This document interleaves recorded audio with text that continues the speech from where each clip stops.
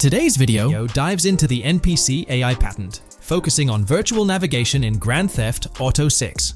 This patent sheds light on the intricacies of in-game traffic, promising a heightened level of realism compared to previous iterations. We'll explore the notable enhancements Rockstar has implemented, creating a more sophisticated system that elevates the gaming experience. By examining various sources, we aim to provide a comprehensive overview of this navigation system, offering insights into what Rockstar has in store for NPC navigation in GTA 6. Let's delve into the details of this intriguing patent. System and method for virtual navigation in a gaming environment. Let's break down this patent for a moment. Essentially, it gives us insight into how non-playable characters operate within the game environment. They explain that NPCs' actions are controlled through artificial intelligence, allowing for real-time decision-making based on preset algorithms. In many systems, this is achieved through nodes and links, where each node contains important data that influences NPC movement. For example, in a game involving vehicles, this data could include factors like vehicle speed, lane width, road type, and number of lanes. Now, these nodes are essentially waypoints that NPCs follow to navigate from one point to another. In simpler sections of the road, these nodes might be connected linearly, guiding NPCs straightforwardly. But in more complex areas, like junctions, the nodes become more intricate. Take a basic intersection, for instance. A vehicle approaching it would have several exit options, leading to a branching network of nodes. In older systems, like the one used in GTA 5, NPCs might make decisions at these junctions based on simple rules, sometimes leading to behaviors that seem a bit random. However, this conventional method has its limitations, especially when it comes to handling various factors like weather conditions, changing lanes, parking cars, or anticipating road exits. In these situations, the old system could falter, as NPCs might not adapt well to the dynamic environment. One downside of the node-based system is its limited capacity to replicate real-life factors that humans naturally consider. Another drawback is its constraint in automating NPCs effectively. Due to memory and processing limitations, only a set number of NPC-controlled cars can be spawned in the game. Naturally, players crave a more immersive experience with a greater number of NPC-controlled cars on the road. Moreover, in conventional systems, NPCs often repeat the same actions, and some may even disappear as players get closer to them. Additionally, in GTA 5, the system relies on local traffic avoidance for NPCs to steer clear of collisions. This means that NPCs continuously scan their immediate surroundings each frame for any obstacles like vehicles, pedestrians, or objects. Using a front-facing polygon, they gather data about the road layout and calculate the optimal steering angle to dodge obstacles or stay on the road. It's worth noting that this process occurs independently for each frame, without any reference to previous frames. This results in slower detection, as the system may not recognize a road blockage promptly. Instead, it interprets the obstruction as something to be avoided, without distinguishing it as a complete road blockage. Recognizing these limitations, Rockstar has engineered an NPC system that addresses these shortcomings of conventional systems.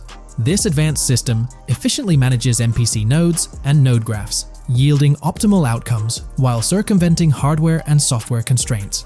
NPCs in this system demonstrate heightened spatial awareness and adaptability, capable of altering routes based on real-time data from the environment. Moreover, this innovative system synergizes with the tagging mechanism discussed in earlier discussions. Through node analysis, the system identifies tags, such as indicating a road leads to a junction unsuitable for large vehicles. Consequently, large vehicles are deterred from entering. Furthermore, NPCs within this system consider various attributes of vehicle types, models, including speed restrictions, acceleration and braking capabilities, top speeds, cornering abilities, and vehicle size. NPCs will consider a plethora of data from their surroundings, leading to heightened situational awareness. Video games are populated by NPCs who are able to make real-time decisions based on their environment. Games use a specific system for NPCs to traverse the game world. However, this system is very limited, and thus the decisions NPCs can make are very limited as well. NPCs in vehicles only consider their close vicinity, but nothing else. Also, to avoid collisions, NPCs only consider the last generated frame and base their reaction on that. No prior frames are considered. Rockstar has invented a new system which aims to fix these issues and make NPCs more intelligent, and thus make the game world feel more realistic. NPCs can now consider factors like traffic, as well as account for changing lanes when parking cars, anticipating a road exit, weather conditions, and the like. There are more than a predetermined number of NPC-controlled cars in the game now for a realistic experience for the player. Vehicles can now plan accordingly in case there is any type of road blockage. This also applies to police cars being able to navigate their way through traffic during a chase. I'd like to highlight another breakdown of the patent, which dates back 3 years ago. Let's delve into it. Takeaway from yesterday's patent post. I've read over the patent post from yesterday, and I noticed a lot of people missed the most exciting information in it. I'll sum it up in non-technical language. It's essentially a method to improve vehicle AL when driving currently. When NPCs drive on the road, they can sense a few cars around them to determine crashes or other things to drive around. Hey there, great news for GTA fans. GTA 6 is making some big changes to the series. We've got a load of interesting info about the game that you should definitely hear about. Just a heads up, the details we've got are from leaked online footage, but sorry, no links or showing it. Still, loads of cool stuff to share, like new animals, AI changes, RPG elements, and more. Let's dive in. Fact 1: interactions with NPCs are getting way cooler. You'll have choices like threatening, robbing, shooting, or restraining them. Some missions will even have gesture-based actions, like Red Dead Redemption 2. Car damage is more realistic, and the insides are crazy detailed, with working dashboards. Fact 2: let's talk weapons. GTA 6 is changing things up, taking a page from Red Dead Redemption 2. Instead of a big weapon wheel, you'll have slots for small firearms, melee weapons, rifles, and shotguns. No unlimited weapons, but you can drop and pick them up as you go. Fact 3: in the developmental phase, there was a sighting of Arthur Morgan's hat, though it's uncertain if this will make it to the final game.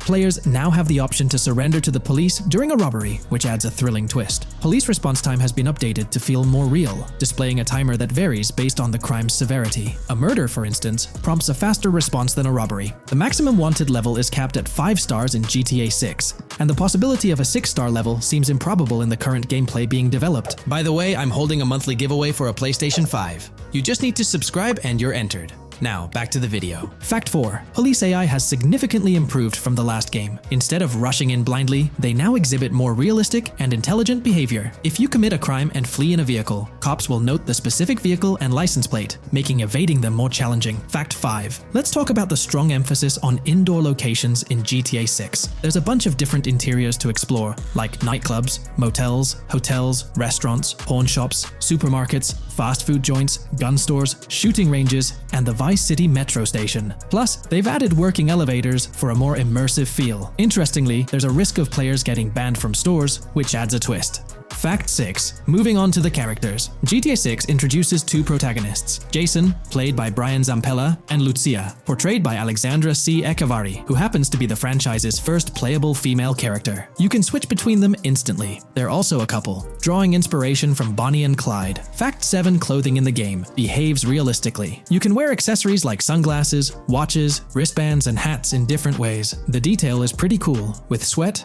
dirt, and wrinkles adding to the realism. Fact 8: GTA 6, internally dubbed Project Americas, had a codename during development, like GTA 5, called Rush, and Red Dead Redemption 2, Bonnier. Originally, the plan was for a bigger map covering North and South America, but changes in Rockstar's approach scaled it down. Still, it's shaping up to be a memorable experience with its features and locations. Fact 9: GTA 6's map is officially bigger than GTA 5. This time, Vice City takes the spotlight, a Miami-inspired area with its surroundings, giving players a vast and diverse landscape. There's even a lake in one of the videos that hints at a significant part of Florida being in the game. Fact 10: hold on to your seats. The jetpack's back. Shooting out of cars is on the cards too, adding more thrill. And get this, GTA 6 introduces 18 brand new vehicles to the franchise. Fact 11: in GTA 6, you'll bump into various events, like random mugger encounters and NPC-hosted yard sales. There are hints at riding events, which could mean horse riding, maybe even involving the Red Dead Redemption 2 team. Fact 12: new firepower alert. The spear gun's making its first appearance, letting players shoot underwater spears at their targets. Plus, there's a bunch of gear you can use, like binoculars,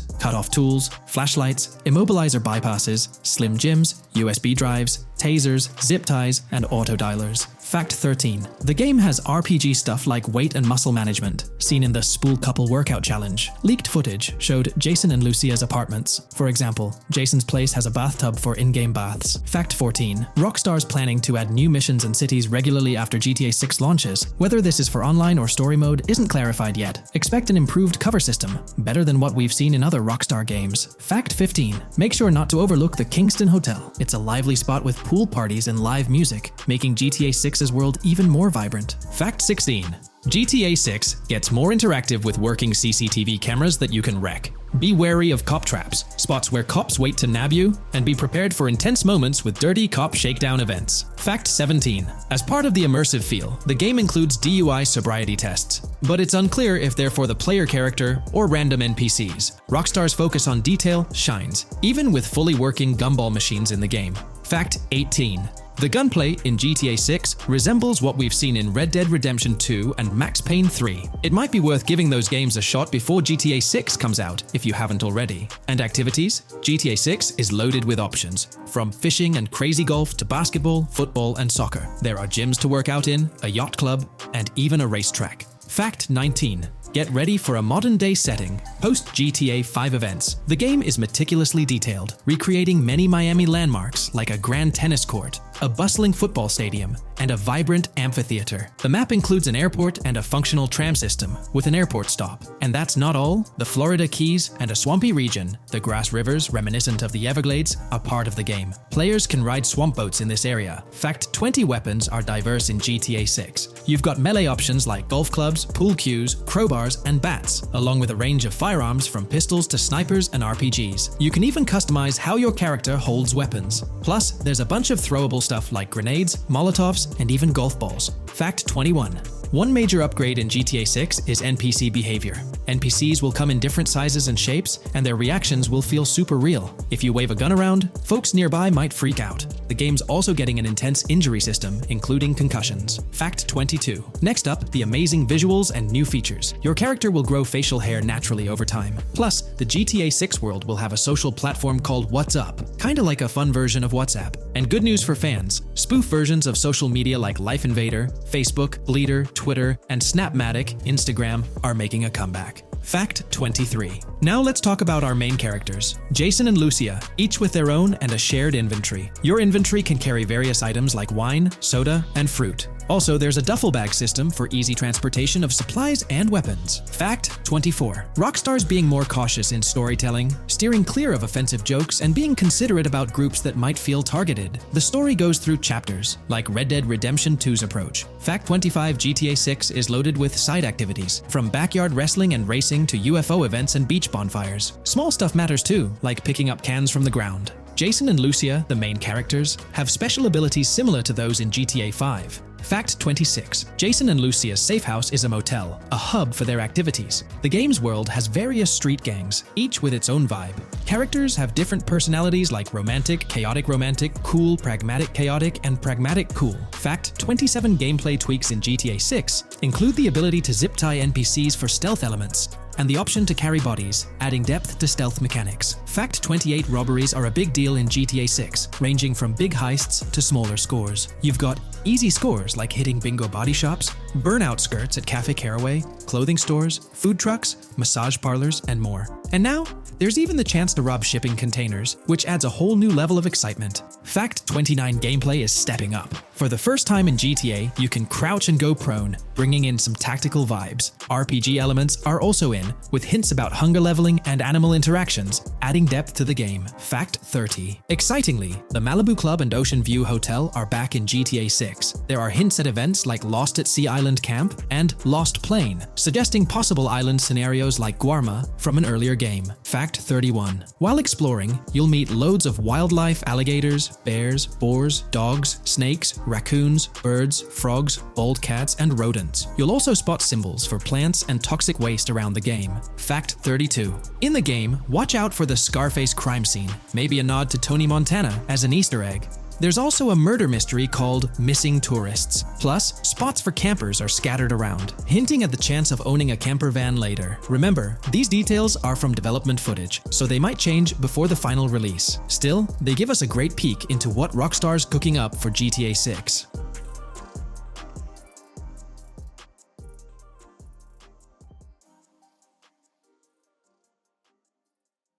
Welcome to this video where we're going to explore 30 confirmed features of GTA 6 that Rockstar Games has officially talked about. But first, a quick heads up. The info we're sharing comes from a security breach and leak of GTA 6 pre-alpha footage. Rockstar Games acknowledged this leak on their official Twitter. Just to be clear, we won't be showing any gameplay footage due to possible copyright issues, but we'll definitely dive into these cool features. Feature 1. Looks aren't just for show. The reactions of non-playable characters, NPCs in GTA 6, are pretty fascinating. How clean your character is, and their overall appearance affect how these in-game characters respond to you. It adds a cool layer to the game, considering how NPCs react differently based on your character's appearance. Feature 2. Let's rev up the excitement with some serious vehicle action. Imagine cruising through the Everglades in a top-notch hovercraft. That's just one of the personal rides available right from the start. And there's more, like taking the wheel of a bold 1970 Ford Ranchero GT in striking red and black, owned by a character named Jason. Feature 3. Here's another level of immersion. Each character has their own stuff, so when you're playing as Jason, you can tap into Lucia's stash and vice versa. Say Jason's low on assault rifle bullets. If you're close to Lucia, you can ask her for some. It opens up a bunch of possibilities for teamwork and sharing resources in the game. Feature 4. For all you die-hard GTA fans, there's a new clothing store in town called Arches. It's got a fresh collection to amp up your character's style. Feature 5. Let's talk graphics. In GTA 6, the clothes are seriously detailed. Wrinkles, dirt marks, and even sweat. Paying so much attention to clothing details makes the characters look super real, adding a ton of authenticity and making the game more immersive. Feature 6. While exploring the vast game world of GTA 6, you'll see a seamless mix of modern vehicles in urban areas and older ones in rural spots like the Everglades. It gives that cool GTA vibe, whether you're cruising in a flashy city car or taking a nostalgic drive in the countryside. GTA 6 has a bunch of wheels to fit whatever mood you're in. Feature 7. During certain heists, there's a timer showing when the cops will show up. Some think it's a developer thing, but it could mean players need to plan their heists well, syncing with the police response for a perfect score. That'd definitely add an exciting twist. Feature 8. I'm buzzing about this one. GTA 6 will feature a massive aquarium. Yes, you heard that right. Players get to explore an aquarium within the game, adding a cool new element to the gameplay. Feature 9. There's a limit on inventory space. Players can't stockpile an endless number of items. A smart move would involve rummaging through crates and storage spots at the docks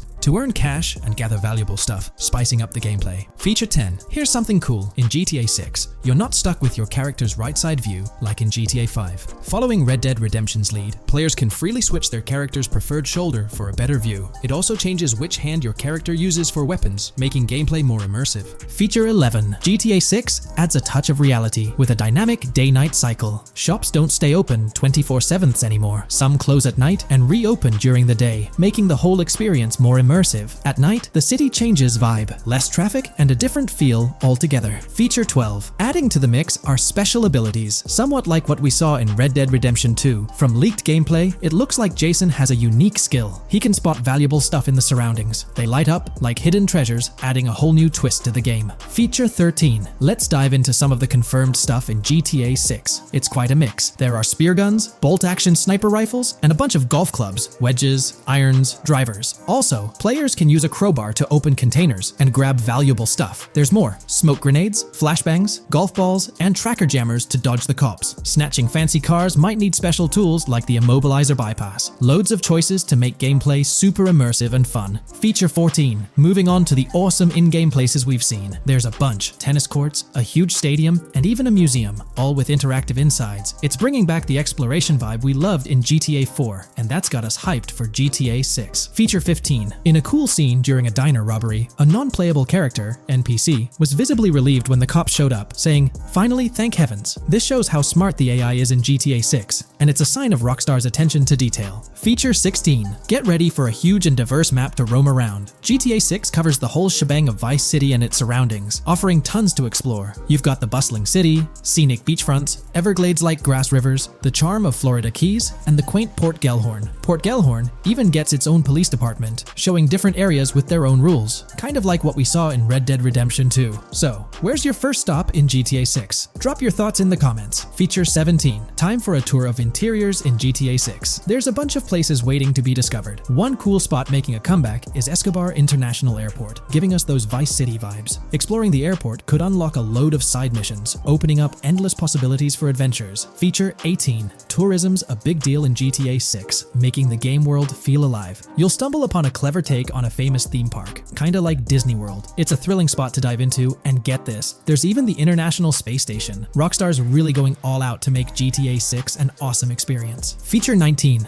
The characters you'll meet in GTA 6 have had some major upgrades. They come in all shapes and sizes, some towering and impressive, others more on the average or smaller side. This variety really brings the in-game city to life, making it feel more realistic. Rockstar's definitely set a high standard in gaming with this, and I can't wait to dive into this amazing world they've created. Feature 20 new gameplay features are here, and one that stands out is using assault rifles while inside a vehicle. It's going to shake up how players handle combat. Feature 21 money in GTA 6 works differently. You don't just magically get more cash in your bank account after robbing a store. Instead, you physically grab the cash from the store counter using a button. It makes the whole experience more real and interactive. Feature 22. Now this is wild. The vehicle customization options in GTA 6 are something else. When you get into a vehicle, hit the left D-pad for the vehicle options menu. You can tweak the seat, fix the steering wheel, and even jazz up the interior. There's talk that this might be limited to developers, but I'm hoping it's for everyone in the final game. Feature 23. There's a ton more to do in GTA 6. The game amps up interaction by letting you handle money, USB drives, weapons, food, and different clothes, giving you more control over the world. Feature 24 hats off to hat customization. In GTA 6, you can style your hat in different ways, showing off your fashion taste. It might seem small, but it makes your character really stand out. Feature 25. Here's a neat twist. When you're on the run and hijack a ride, your criminal description changes a bit, leaving out specific car details. This tricks witnesses and stops them from telling the cops about your getaway car. Smart move to stay hidden and adds a tactical side to the game. Feature 26. The big news? GTA 6 is officially scheduled to hit stores. Feature 27. Something fun and quirky. You can actually interact with gumball machines in the game and snag some gumballs. It's a small thing, but it adds a nice touch of reality to the game. Feature 28. Talking about the cops and what's happening in the game world. During gameplay, I saw the police doing traffic stops, DUI tests, and even searching vehicles. Also, the in-game map shows random NPC AI car accidents, and the cops rush in to handle these, making the virtual world feel genuinely chaotic. Feature 29. Time to talk weapons. GTA 6 brings a massive range of guns, from pistols to heavy artillery. With so many options, the action stays intense, making sure you're armed for any situation. Feature 30. GTA 6 is bringing in an inventory system, like what we saw in Red Dead Redemption 2.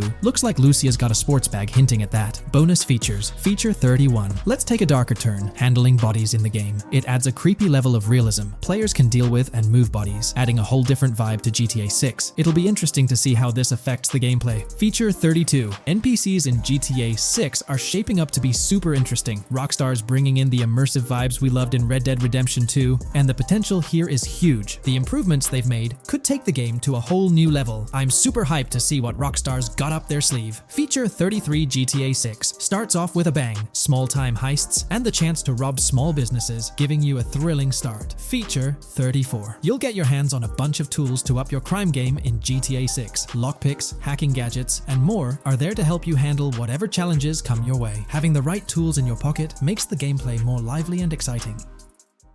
In today's GTA 6 video, we're discussing how much money Rockstar Games has made from the first trailer released back in December. We'll also cover Rockstar's plans for the next trailer and their potential strategies for cross-promoting GTA 6. There's a lot to talk about, so let's get into Rockstar's promotion tactics for GTA 6 and when we might see a second trailer.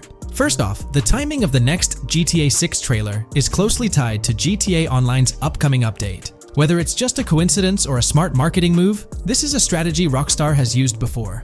For example, they released GTA Online's Winter-December DLC a week after the first GTA 6 trailer. This timing helped make it the most viewed GTA Online trailer ever, even beating out the reveal trailer for Red Dead Redemption 2. If Rockstar decides to use the same approach, we might get some new Grand Theft Auto 6 details next week. This could be a second trailer, some screenshots, or additional information about the game. The timing would line up perfectly with the next big GTA Online update, set to drop on Tuesday, June 25th. This is confirmed because the GTA Plus event period ends the day before. By releasing new GTA 6 content a week before the update, Rockstar could generate more interest in the upcoming DLC. If for some reason we don't get a new trailer or details from Rockstar, I think they might drop more hints in this summer's GTA Online update, just like they did last summer. You might remember a specific t-shirt from that update, which actually hinted at the exact trailer date and time. It had symbols from the Zancudo basement with a cryptic message that translated to, "One day will reveal all." It does make you wonder if Rockstar will include some teases or cross-promotion in this update. Now that GTA 6 is officially announced, they might do something similar to a few years ago with GTA Online and Red Dead Redemption 2, where treasure hunts let you unlock weapons in GTA Online and receive them in Red Dead Redemption 2 when it launched. Speaking of GTA 6 trailers, here's an interesting fact. Rockstar Games has made a ton of money from the trailer on YouTube. We've talked about this in the last couple of videos, how it leaked because someone accessed a YouTube admin panel, but you can actually use public data and analytics to see how much money Rockstar has made from that trailer. It has almost 195 million views, closing in on 200 million, which is absolutely insane. Rockstar Games has made nearly $1 million from that trailer alone.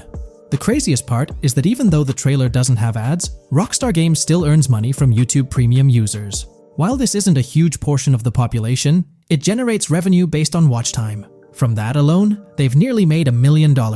Imagine if they had actual ads on the video, they'd be making even more. But $1 million just from premium users watching it is still pretty wild. In the grand scheme, it's a small amount for Rockstar and just a drop in the bucket compared to how much they'll make when GTA 6 actually releases. Still, it's an impressive stat for a trailer that Strauss Zelnick says has repeatedly broken the internet. All this excitement around GTA 6 is also boosting their parent company, Take-Two Interactive, with a substantial jump in stock price. According to Investing.com, an article published a few days ago states, "The hotly anticipated release of the latest installment of Take-Two Interactive's mega-popular Grand Theft Auto franchise should fuel a substantial uptick in bookings and profitability at the video game maker," according to a JP Morgan analyst's note to clients. The analyst added that the gaming sector is increasingly focused on maximizing the success of proven titles, saying, "Consumer engagement and publisher resources have consolidated around the largest gaming franchises." They believe this trend favors the biggest players in the industry, with the biggest hits likely to get bigger and mid-tier games likely to struggle as competition costs increase. For this reason, investor expectations for GTA 6 are high, given the success of prior releases like GTA 5 and Red Dead Redemption 2. Analysts anticipate that GTA 6 will drive a significant increase in bookings and profitability for Take-Two and potentially boost its valuation. They reiterated their overweight rating for Take-Two and raised their December 2024 price target from $180 to $200. All this is great news for the gaming industry. Confidence in Grand Theft Auto 6 and Take-Two Interactive is growing, both among industry insiders and on Wall Street. It's just positive news all around. On another note, I initially thought GTA 6 would dominate the scene in 2025, causing other developers and publishers to steer clear, but that's not the case. Recently, at the Xbox Games Showcase, several amazing titles were announced, some set for 2024 like Call of Duty Black Ops 6 and Assassin's Creed Shadows. Interestingly, many other titles are now slated for 2025, meaning they'll be directly competing with GTA 6. Let's go over some of those anticipated titles. We've got some major hits like Doom, The Dark Ages, Death Stranding 2, Monster Hunter Wilds, Little Nightmares 3, Fable, Judas, the new Switch 2, and its launch games Expedition 33, Ghost of Tsushima 2, Civilization 7, Atom Falls, Spider-Man, Venom, and many more. And we haven't even seen Nintendo's lineup yet, which we'll find out at Nintendo Direct. There could also be surprise contenders like another Naughty Dog game. 2025 is shaping up to be an incredible year for gaming, possibly the best ever. And of course, GTA 6 will be a major highlight if Rockstar sticks to the fall 2025 release date. I'm confident they will, especially after that internal delay. This way, they avoid a public delay, which would have happened if they initially aimed for early 2025 and then had to push it back. One thing I'd love to hear from Rockstar next is when we can pre-order the game and get a more specific release date. I'm really looking forward to when the marketing period kicks off. I'd love to hear your thoughts on everything we discussed today. Do you think we'll get new GTA 6 trailers, info, or details from Rockstar soon? Let me know in the comments below. From 2022 and onward, a group of passionate GTA fans have been diving deep into GTA 6 gameplay leaks, and what they discovered was wild. Their mission? They're trying to map out the entire landscape of GTA 6 before Rockstar Games even releases the official game. And guess what? They're actually making some serious headway. This is all about the ongoing GTA 6 mapping project. So, how did this whole endeavor start anyway? It's an interesting story that not many folks are aware of. You see, there was a similar craze back when GTA 5 was announced. Back in 2011, a group of dedicated fans took it upon themselves to predict and sketch out the layout of GTA 5's terrain. How did they do this? By meticulously analyzing every single trailer that Rockstar Games dropped in the year leading up to the game's eventual release in 2013. The surprising part? When the game finally hit the shelves, a substantial chunk of what these fans had mapped out turned out to be surprisingly accurate. Sure, there were a few locations that were a bit inaccurate, like the military base being off and the dam placed in the wrong spot. Also, there were some variations in the overall shape of San Andreas, but considering they solely relied on Rockstar's official footage and had put in 2 years of work, their accuracy was pretty commendable. Now imagine this, if they could pull off that level of detail with just the trailers, think about what these enthusiasts could achieve with the leaked, under-the-radar stuff that slipped out prematurely.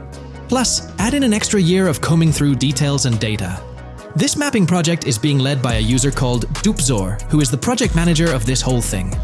On September 18th, 2022, when a massive leak dropped over 90 minutes of GTA 6 footage, the map enthusiasts went into full gear. While I can't exactly showcase the leaked content here, what really sparked the interest of the community were the coordinates embedded within the developer's HUD. These sneaky numbers revealed the exact whereabouts of the player concerning the game map. And let me tell you, GTA 6 fans wasted no time diving into this goldmine of information. With these coordinates in hand, the community went Sherlock Holmes mode, meticulously mapping out the game's terrain and identifying key locations. For instance, in one intriguing clip from the leaks, Lucia and Jason were caught in the act, robbing what seemed to be a Waffle House. This incident was marked by a simple white dot on their evolving map project. But it wasn't just a random dot, it was a significant clue. By cross-referencing the coordinates provided in this clip with other glimpses from the leaked footage, they managed to calculate the spatial relationships between different spots showcased in the leaks. This detective work allowed them to gauge distances and plot out the relative positioning of these places within the game world. However, it didn't stop there. The community didn't solely rely on leaked footage. They combined their detective skills with the official trailer and, using a blend of educated guesses and hard data, endeavored to include every conceivable road, building, and landmark featured in the GTA 6 map. The goal? To create a comprehensive and accurate representation of the game's virtual world based on all available tidbits of information. It's a fascinating process that demonstrates the dedication and passion of gaming communities in piecing together the puzzle of what to expect in GTA 6. Since the leaks hit, the GTA community has been on a mission, working tirelessly to piece together the game's map. Their focus has mainly been on sketching out the main areas, the cities, towns, and key landmarks.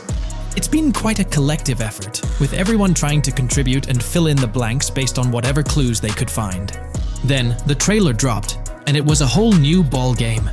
Among all the fast cars and flashy scenes, Rockstar slipped in a subtle surprise for the observant fans. After a few days of dissecting the trailer frame by frame, someone spotted it, a tiny image hidden in the bottom right corner of the ending screen. And guess what? It looked like a map snippet. Naturally, the community went into full detective mode. They put on their magnifying glasses and compared this mysterious map with the one they'd been building from the leaks. There were some similarities, especially with the layout of the right side and the presence of separate islands at the bottom, surrounded by water. But here's the catch.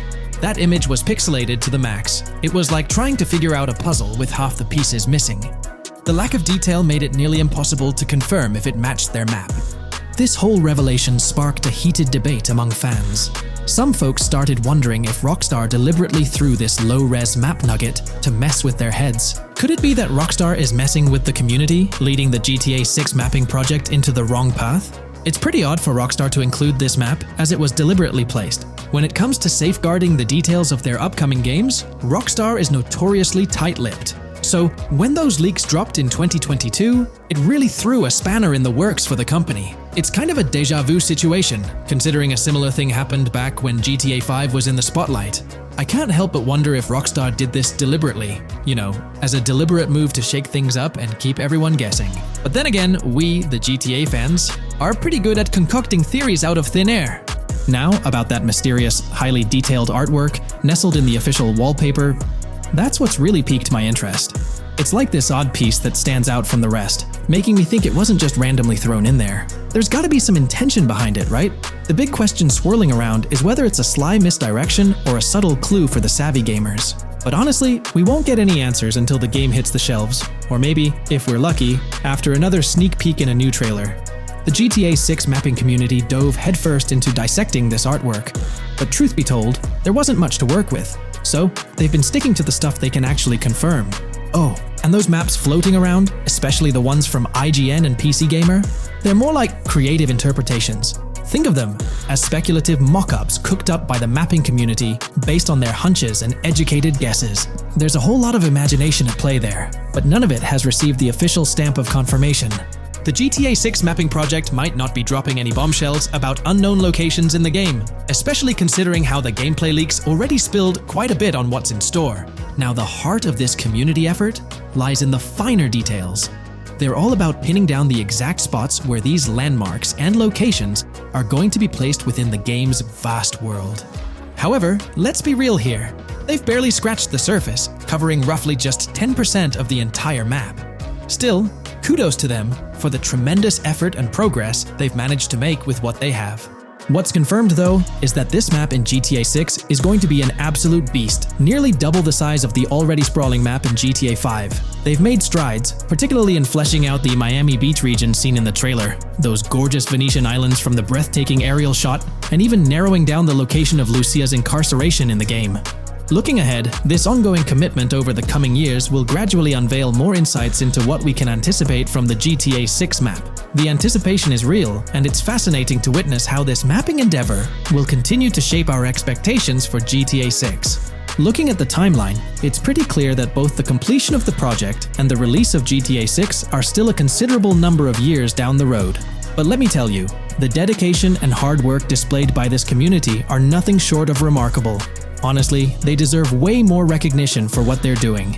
If you're keen on staying updated with the latest progress, or even lending a hand to this endeavor, I strongly recommend hopping onto the GTA 6 mapping community Discord. You'll find the link in the description below. These individuals have a monumental task ahead of them. But you know what? It's an incredibly intriguing project. Back in the days before GTA 5, I didn't even know something like this was happening behind the scenes. But now, as we patiently wait for 2025, every snippet of information or rumor about GTA 6 gets me all excited. And out of everything related to the game, I find the mapping community's tireless efforts the most captivating and commendable. A massive thank you to every single person contributing their time and effort to this project. I genuinely cannot wait to witness the final result of all their hard work.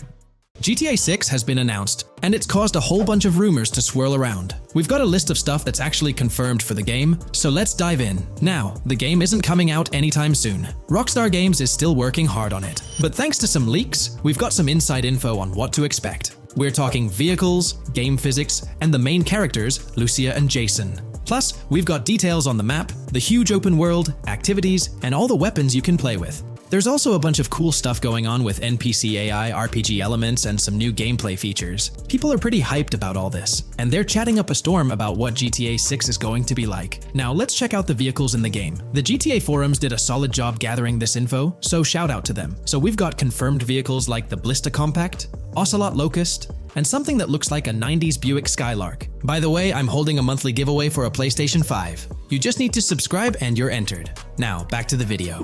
There are a bunch of other cars too, without official names, like a 90s Chevy Caprice, a 2016 present Chevy Malibu, a Chevy Sonic, and a 2018 to 2022 Honda Accord. Rockstar usually gives these cars funny names. Other rides include the Albany Primo, Benefactor Shafter LWB, something that's like a mix of Ford Explorer and Tahoe from the 90s or 2000s, a 2018 Present Toyota RAV4, with Lexus NX vibes and a Mercedes grille, the Pegassi Tauros, a 1980s Jeep CJA Scrambler, a 5th-gen F150, a G20 conversion van, a Brute camper, a Vapid Speedo, HY Mixer, Metro Mover, D-Class Sheriff SUV, Mobatsu Sanchez livery, Nagasaki Street Blazer, a 1970s Ford Ranchero, a 1971 Buick Estate, an Albany Emperor, D-Class Turbo Sabre, Yoga Classic, the Contender, and Sadler. And don't forget the Slam Van pickup, Bobcat XL, an updated Regina, Alpha, Gauntlet Classic, Moonbeam Helion, Boxville Go Postal, an unknown Albany car that's based on a 1959-60 Cadillac, a Rebel, some Asian sedan, Ferrari or Feroci, Baller, Novak, Buffalo STX, Alpha and Feudo, a Benson,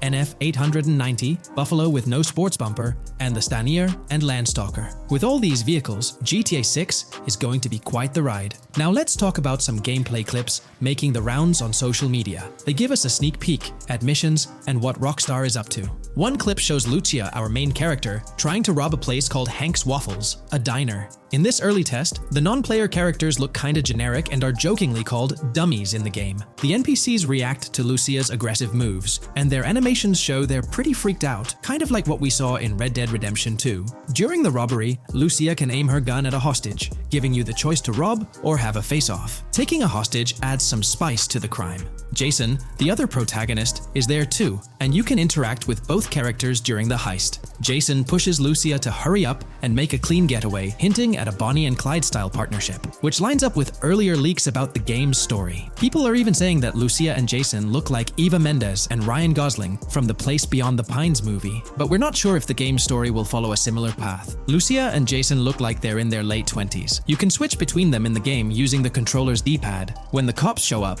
Lucia can threaten another hostage, and it leads to a face-off with the police outside. The outdoor area looks like it's inspired by northern Florida with all the greenery. While trying to escape, Lucia and Jason rack up 2 wanted stars, but instead of a shootout, they skillfully maneuver through parked cars and hijack a police cruiser. You can tell it's an early part of the game from the tutorial-like prompts, including one about the police getting smarter and remembering cars involved in crimes. The clip ends with Lucia driving off in the stolen police car, and Jason assures her they can shake the cops. But their getaway ends with an accidental crash at an old car wash. In the next mission, Jason and Lucia hit up a strip club called Jack of Hearts and run into Dre, who's chatting with another lady. Dre talks about his music dreams and hints at someone named Boopy. During this chat, we get messages from 2 new contacts, Billy and RB Shaw, through a WhatsApp parody. The early footage shows a minimap that looks like the one in GTA 5, with icons that probably stand for missions from characters labeled WM and YJ. As they head up to the VIP second floor,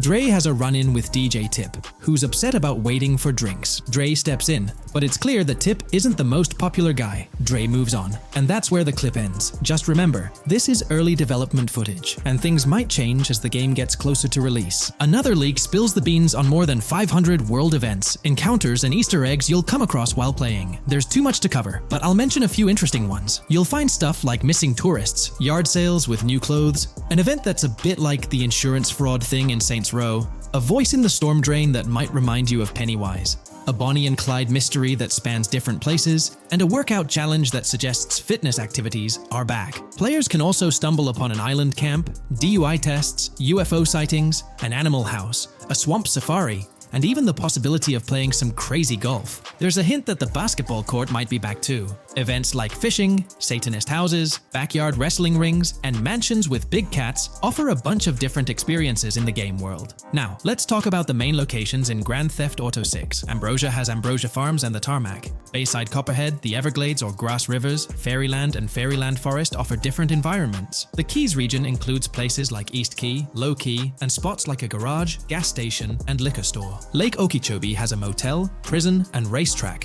while Little Haiti, North Beach, and North Miami come with places like gas stations, hideouts, and liquor stores. Port Gellhorn offers a variety of spots to explore, like an abandoned building, basketball court, beach, bingo hall, bowling alley, car wash, fishing store, fruit stand, gas station, motel, pawn shop, police station, quick shop, raceway, soccer field, and trailer park. Red Hill has a forest, South Beach features a boardwalk, gym, hotel, Ocean Drive and Park. South Miami Sundown includes a beach and tarmac, and Vice Beach covers Vice City suburbs and Washington Beach. There are also other interesting places like an abandoned hotel, observatory, Fountain of Youth, homeless community, Malibu Club, Monument of Leonida, Redneck Yacht Club, Spaceship House, underwater research facility, and Dinosaur World. According to info from the GTA forums, Grand Theft Auto 6's open world is estimated to be at least 2.5 times the size of GTA 5 ES, giving players a massive world to explore. The game seems to take cues from the successful approach in Red Dead Redemption 2,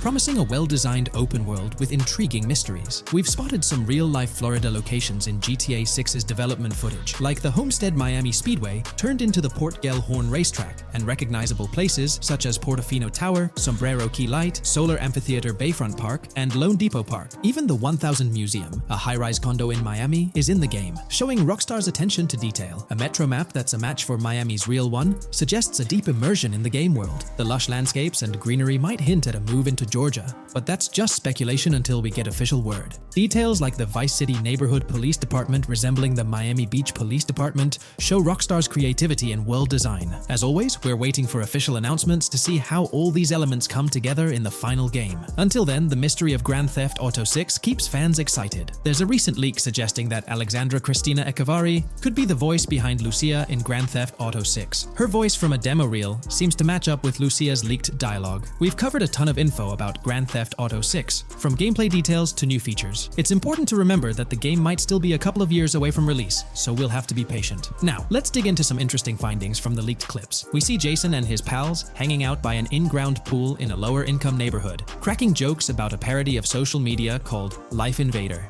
It's all about brain downloading and poking fun at Jay Norris's demise. Classic Grand Theft Auto humor. The leaked clips also give us a peek into early police AI testing, showing NPCs using cover better during gunfights. In one scene, Jason robs a diner worker with an assault rifle, and we see some dialogue options that look like they're from Red Dead Redemption 2, but they might just be placeholders. Jason's new ability to go prone is a fresh addition to the franchise, and a scene in a thrift or antique shop hints at the option for robbery, maybe even a place to sell stolen items, which adds depth to the gameplay. There are animation tests for Lucia and Jason, doing stuff like jogging, stopping, and ducking to avoid gunfire. Rockstar's developers also tested vehicle crashing physics, with a car driving over an overpass. Highway signs mention North Beaches and Lake Leonida on Interstate 97, with the current exit leading to Washington Beach. In another scene, Jason stumbles upon a shipping container full of cash and a motorbike. Various development clips show changes to the inside of a vehicle, suggesting new vehicle designs or customization options for players. Throughout the clips, there are various interactions with NPCs in the open world, like characters taking selfies, which makes the game's world feel more immersive. Another mechanic borrowed from Red Dead Redemption 2 is the ability for characters to pick up and carry bodies, adding depth to the gameplay. We also see other influences from Red Dead Redemption 2 in different aspects of the game. The weapon wheel system is similar to Red Dead Redemption 2 with limited weapons and items you can carry. Lucia has a loot bag that might be used for robberies or stealing stuff from different places. The inventory system lets players hang on to health kits and other items for temporary buffs, and Jason can pick up and drop weapons from his inventory. In one scene, Jason enters a gang member's territory and takes cover behind a truck, and we see unique animations for characters reacting to getting shot. There's a mention of a jetpack that was previously leaked by Tom Henderson, and it's inside the Jack of Hearts Club. The game includes parody logos for social media like Snapchat, Instagram, and Life Invader. Characters have different hairstyles, and there are realistic details, like Lucia's bra showing under her shirt, which adds to the game's realism. A new feature is the ability for players and NPCs to hold their guns sideways, which changes things up in combat. We also see Jason doing some fancy rifle tricks in the air, and another character in a parking lot shoots at him while holding his pistol sideways. The clips mention animations like overdose, which hints at unique actions or events in the game. There are hints of horses and horse riding mechanics, likely inspired by Red Dead Redemption 2. The open world is packed with places to explore, like motels, metro stations, restaurants, pawn shops, and supermarkets. Small details like being able to get a gumball from a quick shop machine add to the overall experience. The game adds RPG elements, like managing food, drinks, sweat, fatigue, and even taming animals, which gives players a deeper gameplay experience. There are references to mountain bike ramps and city bike rentals, promising fun cycling activities. The leaked clips talk about loads of weapons weapons, from regular firearms like pistols, shotguns, and rifles, to unusual ones like golf clubs, baseball bats, and crowbars. Players can also use tools like flashlights, binoculars, and lockpicks. Players can stay in motels and hotels, with the Kington Hotel as one option. There's even a pool party with live music for players to attend. References to the Everglades and wildlife like alligators, snakes, raccoons, and birds hint at diverse and unique environments to explore. A cool addition is the ability to shoot while swimming, which adds a new twist to combat situations. With all these elements, Grand Theft Auto 6 promises to be an immersive and engaging gaming experience. Here's all the information we've managed to gather about Grand Theft Auto 6 so far. Dedicated fans have compiled a 60-page document that meticulously covers every new feature revealed in last year's leaks. These features have been officially confirmed by Rockstar Games, as they originate from the footage Rockstar themselves acknowledged as part of Grand Theft Auto 6. Keep in mind that the game is still in development, so some details might evolve. However, as of now, these are the features you can expect to find in the game. If you're interested in delving into the full document, you can find a link in the description. But bear in mind that it's quite an extensive read, so we'll break it down for you. Let's begin by discussing the game engine. Euphoria physics has undergone adjustments, and improvements have been made to the ragdoll physics and overall game physics compared to GTA 5. Additionally, Grand Theft Auto 6 will incorporate lighting and skybox systems similar to those seen in Red Dead Redemption 2. This means you can anticipate enhancements like volumetric clouds and better lighting, which mark a significant leap forward, even compared to Red Dead 2. One notable detail from the leaks is the presence of heavy fog, a feature not prominently seen in GTA 5, except for snowy conditions. Advanced weather systems will play a more prominent role in GTA 6, adding depth and immersion to the game world. As for characters, we already have insights into several individuals set to appear in the game. While Jason and Lucia are the main protagonists, the leaks have revealed the existence of other characters. These include Dre, not to be confused with Dr. Dre, Sam, a friend of Dre, Kai Wyman, Zach R.B. Shaw, and several others like Vicky, Iris, Shanice, and YJ. It's quite astonishing that we even have details about their heights. Lucia stands at 5 feet 3 inches, while Jason measures 6 feet 1 inch tall. By the way, I'm holding a monthly giveaway for a PlayStation 5.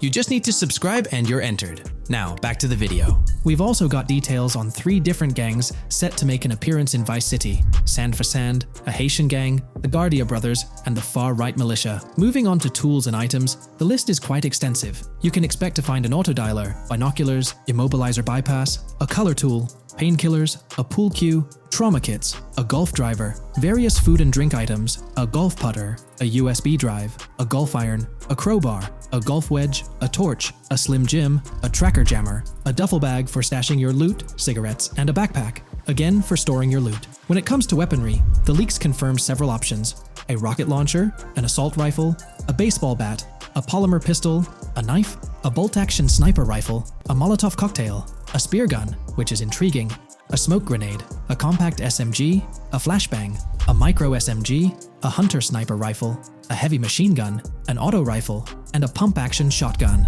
The weapon wheel system will be divided into 3 sections: weapons, equipment, and gear. This setup is reminiscent of Red Dead Redemption 2, where you had access to your weapons, items, and horse all in one interface. Notably, we've seen glimpses of the ability to hold different weapons in each hand, and there's an additional quick item inventory in the bottom left corner of your screen. In a video clip, we observed an NPC firing at Jason, and shortly after, we noticed that Jason's health was low. A tip appeared on the left side of the screen, indicating, "You were injured. Your health will regenerate slowly. Open your weapon wheel and use a recovery item to replenish your health faster." Unlike GTA 5, where your health regenerated only up to 50%, in GTA 6, it seems that you may regenerate to full health naturally, albeit at a sluggish pace. However, if you want to expedite your healing process, you can employ a medical item. We've got confirmation on 7 open-world activities that will be available in the game. Currently, these activities include dice, golf, fishing, and races. Additionally,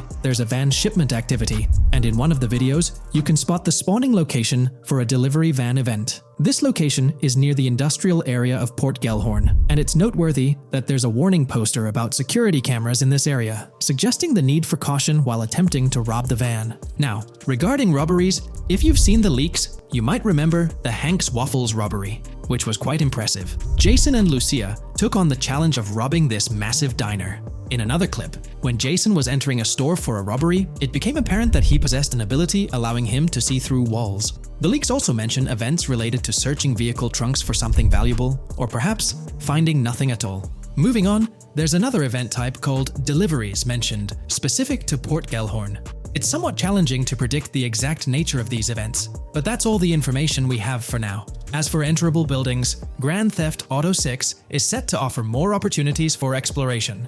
Confirmed locations you can enter include the Malibu Club, a pawn shop, the Jack of Hearts, supermarkets, bars, restaurants, apartments, and laundries.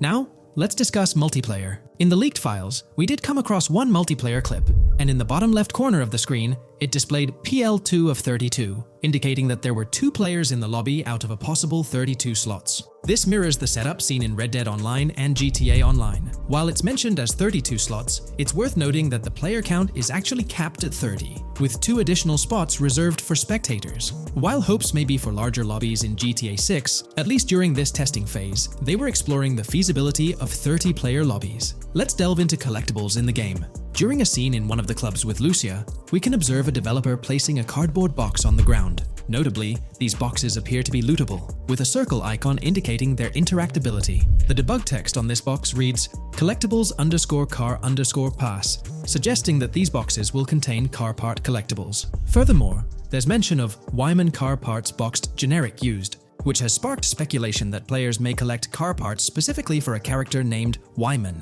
It's inferred that both Jason and Wyman share an interest in classic cars. Moving on, we've got collectible hats. In a video featuring Jason in an apartment, a developer is seen interacting with a hat labeled as an ambient collectible hat in the debug text. This implies that one of the ambient activities in the game will involve gathering various articles of clothing, which adds an intriguing layer to gameplay. Now there's a comprehensive list of brands featured in the game, which I won't read out individually, as many may not be of significant importance to the storyline. Instead, I'll display them on your screen for your reference. Feel free to pause the video if you'd like to take a closer look. Moreover, we have a list of confirmed animals in the game. As of now, the roster includes snakes, seagulls, skunks, raccoons, alligators, boars, wading birds, squirrels, southern leopard frogs, crayfish, lizards, skunk apes, pigeons, opossums, and whales. Keep in mind that this is not an exhaustive list, and there's a good chance we'll encounter even more wildlife when the game officially launches. These are simply the animals we have information on at this point in time. In the ongoing exploration of the forthcoming Grand Theft Auto installment, a plethora of new gameplay mechanics has come to light. These enhancements promise to augment the player experience in a variety of ways, ushering in a fresh layer of dynamism and immersion within the game world. First and foremost, players can now maneuver while ensconced in cover. This feature introduces a newfound level of flexibility during engagements, allowing for more strategic positioning in combat scenarios. Additionally, the ability to assume a prone position, a feature conspicuously absent in previous iterations of the game, adds an exciting dimension to gameplay, affording players the capacity to lie flat on the ground, potentially enhancing stealth and tactical maneuvers. Furthermore, the inclusion of loot bags offers a means to store surplus items, expanding inventory management options. An interesting addition is the capability to both drop and retrieve weapons, affording players greater adaptability in response to evolving circumstances. During intense firefights, a novel under-fire animation engages, wherein the player character instinctively shields their face from incoming projectiles, providing a more immersive combat experience. In the aftermath of enduring a severe blow, players are granted the opportunity to enact self-revival, potentially turning the tide of adversity. In aiming down sights, the option to seamlessly switch shoulders grants players a tactical advantage, facilitating improved positioning and target acquisition. Moreover, hand-to-hand combat now includes the ability to execute grabs, diversifying the melee combat mechanics. A noteworthy addition to the game is the implementation of buddy communication, embodied in the Buddy Comms and Buddy Ping system. Although specific details remain undisclosed, it is plausible that these features will facilitate coordinated actions between the two main characters, Jason and Lucia. Vehicle combat has witnessed a transformation, as shooting from car windows now entails the complete egress of the player character from the window, enabling full 360-degree firing capabilities, thereby revolutionizing vehicular combat dynamics. The intriguing Eagle Eye system, seemingly exclusive to Jason, allows for a form of wall-penetrating vision, although its applicability to Lucia remains uncertain. Enhancements also extend to interactions with in-game elements. Players will find themselves endowed with a broader range of interactions, such as the capacity to carry bodies, engage in robberies, issue threats, and converse with non-playable characters, NPCs, during heists. Moreover, the ability to collect additional items, including beer bottles and cans, enriches the gameplay experience, Shifting the focus to new gameplay systems, one particularly exciting addition is the concept of money laundering. During the Hank's Waffles robbery, an icon associated with the car wash property, a washing machine adorned with a dollar sign, has been identified as indicative of money laundering. This suggests that players may have the opportunity to purchase specific types of businesses with the intent of laundering illicit funds in the single-player mode. Moreover, the inclusion of fences introduces a layer of illegal commerce within the game. These fences serve as intermediaries for players to sell illegal items, providing a means to offload contraband and potentially profit from illicit endeavors. The inclusion of hacking mechanics is confirmed to some extent in the game. Lucia is equipped with a set of intriguing tools, including a tracker jammer, immobilizer bypass, USB drive, and an auto dialer. As of now, it remains unconfirmed whether Jason will also have access to these items. Historical leaks from a few years ago hinted that Lucia would be the designated hacker, so the extent of hacking abilities for each character awaits further clarification. Among the event types within the game, two distinct categories emerge: pragmatic cool and chaotic and romantic cool. While specific details surrounding these events are not fully disclosed, they introduce intriguing possibilities for players to navigate. Furthermore, during robberies, players will have the capacity to issue commands to the other character involved. In a video clip from the leaks depicting a robbery, a tip notification suggests checking in with Jason or holding for more options. This implies that players can give their partner commands during a heist. Notably, prompts to instruct Jason to either surrender or follow indicate a degree of control over both characters simultaneously, simplifying coordination compared to relying solely on AI behavior. The witness system and police recognition within the game hold significant implications. During the Hank's Waffle robbery video, an interesting detail surfaces regarding the Wanted Level Stars interface, which includes the term full description. This strongly suggests that witnesses within the game possess comprehensive knowledge about the player character. Consequently, law enforcement is expected to recognize the player once Lucia enters a police vehicle. Additionally, a transition is observed from no vehicle description to full vehicle description in response to Lucia's actions. This implies that even after losing a wanted level, if the police spot the player in the same vehicle, they will react accordingly, potentially leading to an arrest or hostile encounter. During the robbery sequence, Jason can be seen actively preventing customers marked with yellow icons above their heads from calling the authorities or fleeing the scene. Notably, an NPC within the diner exhibits a yellow icon above her head. Following Lucia's exit from the diner, the icon begins to flicker. Subsequently, as Lucia approaches a police car surrounded by law enforcement, the icon shifts to red. The female NPC then departs from the diner, making eye contact with Lucia before hastening away. These developments underscore the sophistication of NPC interactions, presenting a notable advancement in the game's artificial intelligence systems. The prospect of item sharing between the characters Jason and Lucia is on the horizon. A notable example emerges from a video clip where Jason pilfers items from containers, opting to retain some while distributing others. This cooperative element extends to the unlocking of doors and gates, exemplified in a video featuring Jason within the Sand for Sand area, which, if you recall, is the moniker of a gang in GTA 6. In this particular clip, Jason stealthily maneuvers past a red truck, revealing a door from an import garage building bearing the descriptor "door panel locked" in its debug text. In juxtaposition, a gate within the same clip indicates "door unlocked," signifying the necessity of unlocking specific access points. Subsequently, we delve into an extensive catalog of new features, commencing with an upgraded AI system. In a visual excerpt, the enemy AI exhibits an inclination to open fire upon Lucia when she pivots to face them. This hints at AI entities possessing a heightened acumen for discerning opportune moments to engage in combat. Impressively, AI units adapt their elevation relative to surrounding obstacles, steering clear of potentially disadvantageous head-glitching tactics. Furthermore, a prudent alteration manifests as AI adversaries opting to lower their stance during weapon reloads, a judicious move compared to reloading while exposed in the open. Enhanced AI combat tactics are evident in their lateral strafing maneuvers during shootouts. Notably, NPC behavior has undergone substantial refinement. As discernible in the leaked materials, AI characters no longer traverse the game world in solitary isolation, but now frequently assemble into groups. This intriguing development is reminiscent of a feature previously observed in Red Dead Redemption 2, where NPCs often moved in cohesive units. An illustrative instance materializes in a video where Lucia, carrying a duffel bag, shares the sidewalk with three individuals attired as tourists, who engage in animated conversation while strolling past her. This signifies a notable departure from GTA 5, where pedestrians predominantly ambulated in solitary fashion, contrasting with the forthcoming inclusion of group dynamics, perhaps even encompassing couples or social cliques, enhancing the verisimilitude of the game world. A notable addition to the gameplay dynamics is the option to voluntarily surrender to law enforcement during a robbery. The consequences of such an action remain shrouded in uncertainty, warranting further exploration upon the game's release. Furthermore,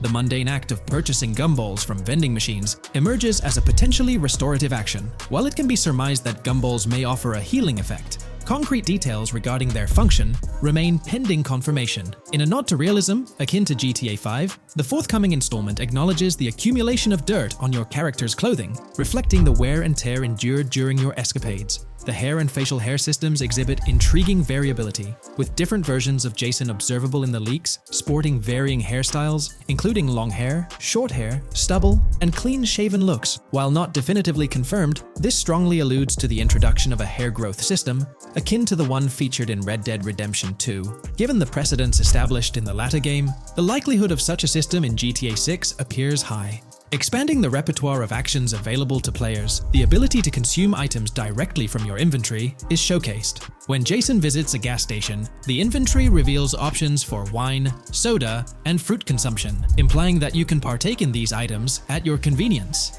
akin to the mechanics present in Red Dead and GTA Online. Introducing a novel event type named Cop Trap, the game incorporates scenarios where law enforcement sets up traps at multiple locations. While the precise details of these traps remain undisclosed, it is apparent that police will employ diverse tactics to ensnare players.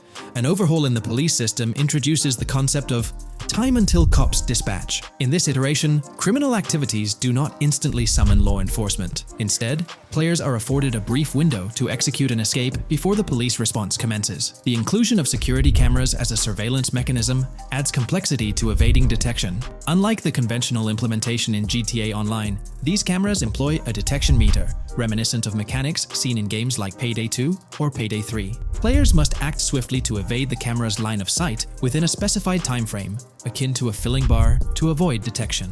This novel approach to security cameras introduces a fresh layer of challenge and strategy to evading law enforcement. Players will have the newfound ability to restrain non-player characters, NPCs. The primary method, as gleaned from the leaks, involves the use of zip ties. This restraint option becomes particularly pertinent during robbery scenarios, where players can employ zip ties to immobilize NPCs. A novel feature that comes to light is the capacity to loot vehicles. A fleeting glimpse in the Hank's Waffles video reveals a button prompt in the bottom right corner of the screen, labeled Examine SUV. This hints at the prospect of inspecting random cars and potentially engaging in vehicular theft. To make car theft more engaging, an advanced hijacking system is on the horizon.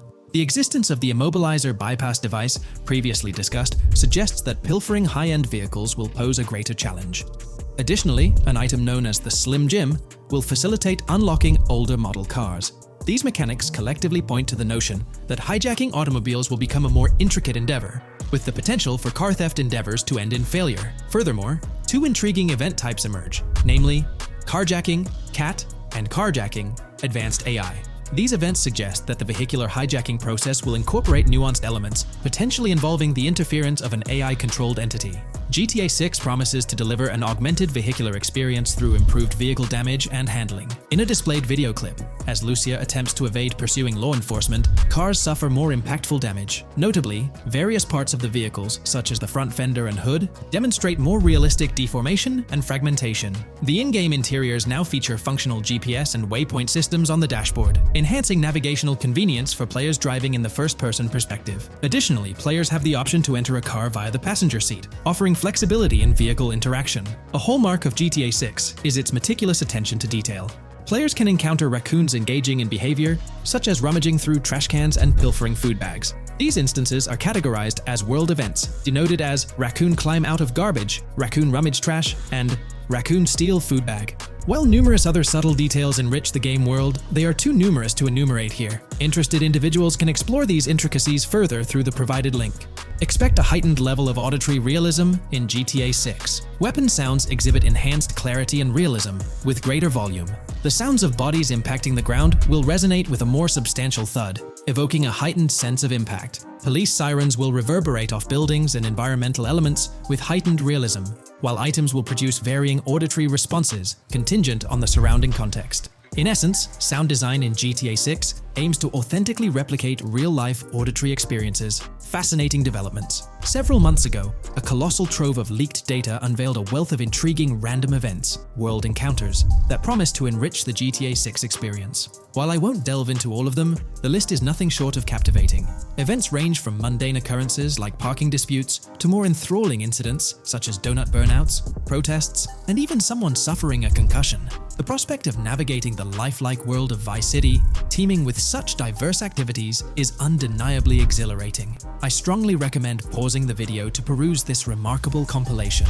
Additionally, we have been privy to an extensive catalog of vehicles slated to appear in GTA 6. These vehicles, gleaned from both in-game leaks and files, I encourage you to peruse this comprehensive list at your leisure. It resides on page 30 of the document. Furthermore, the leaks have divulged a plethora of confirmed locations within Vice City and its environs. Naturally, Vice City itself takes center stage, while several districts and neighborhoods will pepper its landscape.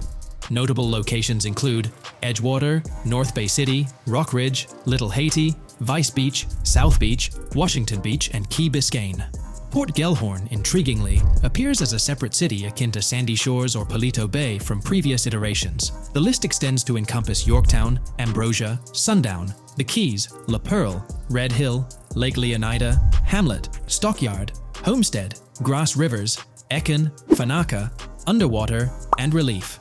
Each of these major locations contains a multitude of sub-locations, a testament to the meticulous world-building evident in the game. As if this weren't enough, the dedicated community has endeavored to construct a speculative map of GTA 6 based on coordinates extracted from the leaks. While the precise layout of the map's northern region remains uncertain, the map preview encapsulates the sprawling Vice City to the south and Port Gellhorn on the left. This visual representation of the game world is undeniably impressive and stokes the anticipation for the immersive adventures that await.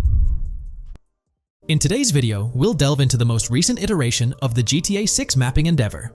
We'll explore the freshest alterations introduced to the map, including newly incorporated locales and adjusted road placements.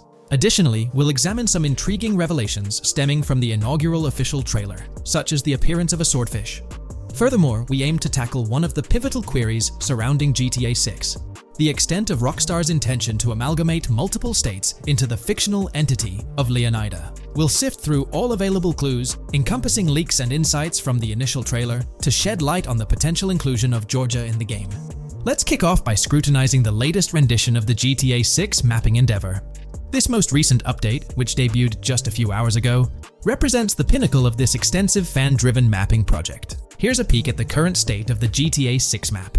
We've got Vice City and Port Gellhorn in the mix, with tweaks made to both cities, along with some other spots on the map. Keep an eye out for changes like the prison from the opening shot and the Gator Keys. To kick things off, there's a fresh addition to Vice City known as Waning Sands. While details about this neighborhood are mostly speculative at this point, it's believed to be the setting for a pivotal scene from the trailer. You know, the one where Jason and Lucia dodge past a few police officers in their getaway vehicle. In this vicinity, you'll find the Evergreen Mall Center, prominently featured at the start of the scene. Keep an eye out for a sign on the right side of the frame, showcasing various stores set to be part of this plaza. In a recent mapping video, there was some speculation about whether this plaza would be fully accessible. While only part of the name MLE is visible at the top of the sign, it seems the mapping community is also leaning towards it being called Evergreen MLE. However, the exact location of the MLE within the plaza is still up for speculation. Notice how the buildings on the map are marked in red? Well, there are a few other speculative additions to Waning Sands. These include a gas station, Sailbolt K condos, and Cricket Club condos. Here's what we're using as a reference. You can catch a glimpse of the gas station roof along with other nearby buildings. In a previous video, we floated the idea that this could be Topgolf in Dalal, Florida. However, it seems unlikely now since the placement doesn't quite line up. But hey, let's hold off judgment until we know more. Now, let's talk about some updates in the positioning of various elements. The placement of several buildings, basements, speculative roads, metro, rail, crosstown, downtown, and Brickell has been tweaked. We're using yellow and purple lines to show the speculative metro and railway in Vice City. The metro system has seen some significant enhancements, especially in its connectivity to Vice City International Airport and the area between Crosstown and Brickell. The buildings in this vicinity have also been reorganized to more closely resemble their real-life counterparts. Speculative roads and highways have been adjusted to better fit the new placements. We've also made slight adjustments to the rotation of the prison from the opening scene with Luke to align with new evidence. Additionally, we've fine-tuned the positions of some trailer markers in the stockyard area, such as those for the car meet in Windwood and the bikers in Little Haiti. In terms of location changes, Leaf Links from the previous map version has been moved to Virginia Key, meaning earlier speculations regarding Leaf Links are no longer applicable. Furthermore, based on new radar map evidence, the shape of Picnic Island has been altered. Heading down south, you'll notice that Hamlet is no longer labeled as such. Instead, it's reverted to its real-life name, Homestead. This change suggests that Hamlet might be situated elsewhere in the game. Now, shifting our focus to Port Gellhorn, the other major city on the map, it's also undergone some updates. We've added more speculative details for the area across the body of water on the other side of Buer Bridge, incorporating new evidence into the mix. So, to sum up, those are the latest updates to the GTA 6 mapping project. Before we wrap up, let's delve into an interesting discovery from the first official trailer. I'm not into fishing, but I noticed this in the trailer, and my first thought was a swordfish, but I could be wrong. Is anyone who knows more about fishing able to confirm? Let me know what you all think this is. Well, that's quite an intriguing find. Personally, it seems like a house decoration to me, but I'm eager to hear your thoughts in the comments below. In the next part of this video, we'll tackle the question about Georgia. On display in the leaks and backed up by inside journalists, the game will feature a plethora of locations that focus on Miami and the surrounding areas. The two main locations of the game are Vice City, based on Miami, and Port Gellhorn, which lifts direct locations from Panama City. As well as this, it seems Rockstar have brought down and featured locations from Georgia, including a prison and mountain ranges not present in real-world Florida. I'm curious, do you think Georgia will make an appearance in GTA 6? Let's examine the evidence we have so far. There have been some recent findings, so let's kick off by checking out this Reddit post. Georgia evidence. In the leaks, there's a mention of canyon etchings, along with the other ambient events, which I thought couldn't be in or based in Florida. The nearest canyon to Florida is Providence Canyon State Park in Georgia, and is only 2.5 hours away from Florida. This also may explain Red Hill Forest and the testing of Scree Hills in the leaks. There's also a couple mountains, or large hills, seen in the trailer. The first looks more like a large hill in North Florida, probably for hill climbing, but the second one at the end of the trailer looks like a Georgia mountain, like the one seen in the leaks. First off, this individual is discussing a clip from the leaks, where a developer is seen firing an assault rifle at a vehicle while Lucia is in the background. They've noted several ramps in the clip, suggesting developers use them to test vehicles on different slopes. The clip also shows various types of ramps listed, including MTB ramps, hill climb, mud drag, Scree Hill, mud drag string, and crash tests, as well as MX tracks. The speculation is that Rockstar might have been testing the Scree Hill due to its resemblance to locations in Georgia. Additionally, two shots from the trailer show hills. One at the 59-second mark where someone jumps on a table, causing it to break, revealing multiple cars ascending a steep hill in the background. And another in the final shot, where Lucia kicks down the door to a convenience store, showing another hill or mountain through the window. Let's delve into the comments and see what the community thinks about these hills. Are there similar hills in Florida? Or has Rockstar taken some creative liberties and introduced hills from Georgia? Ekanfinaka is a place in the game, shown by the leaks. And Ekanfinaka is literally the old name for a swamp in southern Georgia. Not to mention we saw a big hill, small mountain. I've lived in Florida for a long time. There are no hills, anything like that in the state. Northern Florida has some hills, but nothing like that at all. The hill in the leaks resembles the Blue Ridge in northern Georgia. It's a fictional state. It could be a collection of features from 4 or 5 states for all we know. 2 hours outside of Florida is hardly breaking the concept. I'd imagine much of the urban landscape will be much like Florida, with the outskirts being closer to Caribbean, or as you said, Georgia. There's a separate post talking about these mountains in GTA 6. We know GTA 6 is being based in Florida, a relatively flat state, so it'd be obvious to think that the game will stay true to its setting. However, one interesting thing I found in the diner robbery footage from the leaks is that a huge mountain can be seen in the far distance, particularly around the part where Lucia starts approaching the police car from the passenger side. I'm not sure if anyone else has noticed this, but it's interesting to note, considering Florida is the flattest state in the country, LOL. Maybe we can go to other states? The area does resemble rural Georgia. Thoughts? I think it will be more similar to RDR2 than past GTAs where it's only one state. I bet the map will be a hybrid of Georgia and Florida. If not, then Florida and most likely another country like Cuba or some South American country with mountains. Yes, probably we can visit the state of Georgia. A few weeks ago, someone found out that the prison you can see in one clip is from Georgia as well. multiple states in the game. The Florida Scout lady mentioned Rockstar scouting interiors in Florida and other states in the southeast. Hopefully this means we get towns, or maybe cities in these other states, instead of simply hilly terrain. As this individual pointed out, there's a prison visible in one of the leaked clips, and it bears a striking resemblance to Augusta State Medical Prison. Situated in Grovetown on the county lines of Columbia County and Richmond County in Georgia, United States, this facility houses primarily male inmates with occasional female inmates and has a capacity of 1326. Built in 1982 and operational since 1983, it operates as a close-security prison. Augusta State Medical Prison was one of the 7 prisons involved in the 2010 Georgia prison strike. With such solid evidence pointing towards Georgia, or at least a portion of it being featured in the GTA 6 map, it's worth noting that Rockstar has done similar things before. In GTA San Andreas, for instance, they created the state of San Andreas, which is a blend of California and Nevada, with Las Venturas mirroring Las Vegas. Feel free to share your thoughts on everything discussed in today's video in the comments section below. In today's video, we're delving into the character creation aspect of Grand Theft Auto 6 and exploring how in-game NPCs will be generated. We'll take a look at a recent patent filed by T2 Interactive, the parent company of Rockstar Games, which sheds light on the character creation process within the world of GTA 6. The patent reveals details about a new system developed by Rockstar Games, designed to streamline character creation and leverage the capabilities of current generation consoles more effectively. As game worlds grow in size and complexity, filling them with diverse and compelling characters and environments becomes increasingly challenging. Artists are tasked with creating every individual in-game object, from characters to buildings and interiors. As these worlds expand, the computational and design efforts required also increase.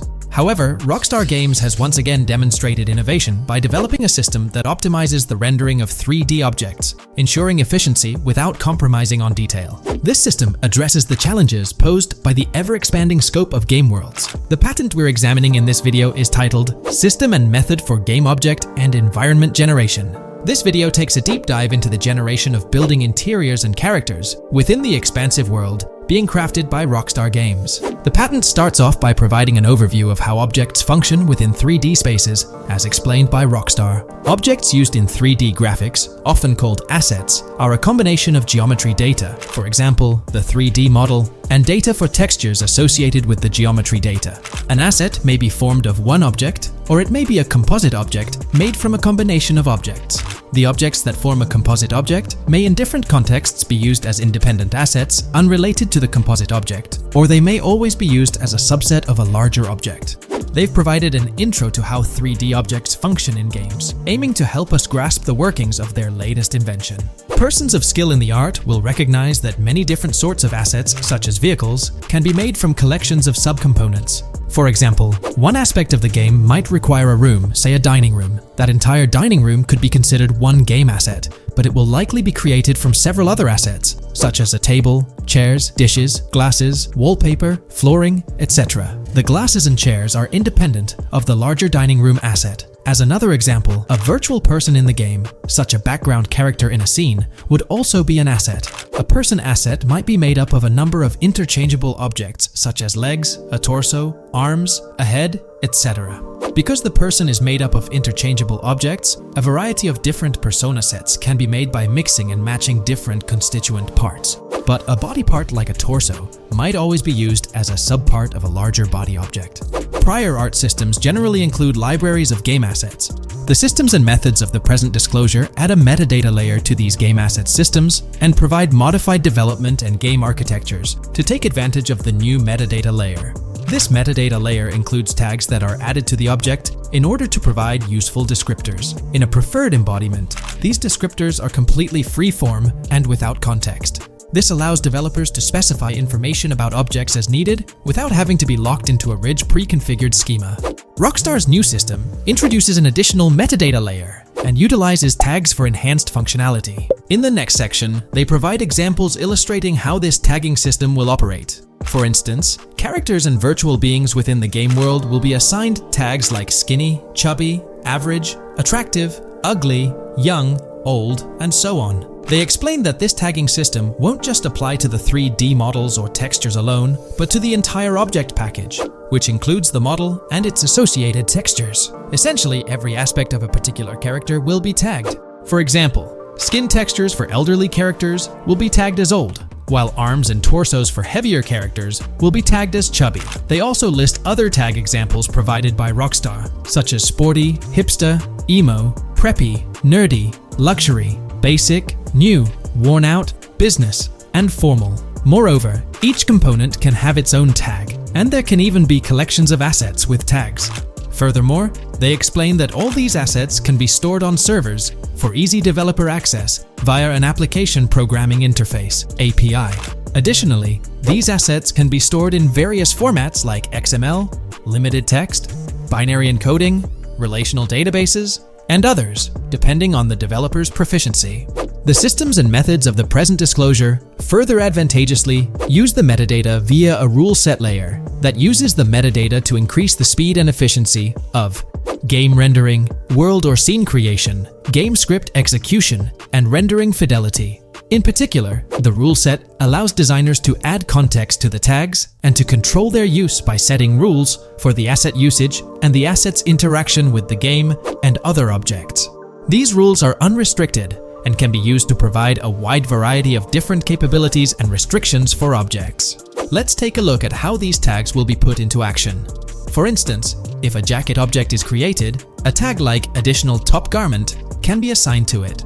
Then, during gameplay, certain rules might search for this specific tag to identify objects like jackets. Furthermore, in a cold setting, the character's health stat may decrease at a slower rate because the character stays warm with the additional top garment. Moreover, the additional top garment tag could enhance rendering efficiency. For instance, if a character wears a shirt underneath a jacket, the shirt occupies memory space. Since the shirt is mostly covered by the jacket, Rockstar plans to replace the full shirt with a smaller texture, only containing the visible parts under the jacket, thus conserving memory. The combination of tags and the rule set can also be used advantageously for procedural generation of game objects and environments. For example, a game scene could be created in a game script by calling assets based on tags, rather than calling the assets explicitly. For example, if the game scene called for virtual characters in a movie theater, the game designer could simply specify a need for predetermined X number of characters with casual dress. If the designer wanted a sci-fi movie playing at the theater, it might also call for a higher percentage than normal of characters tagged nerdy. The metadata rule set interface would interpret these general instructions at game runtime to randomly generate virtual characters fulfilling those needs.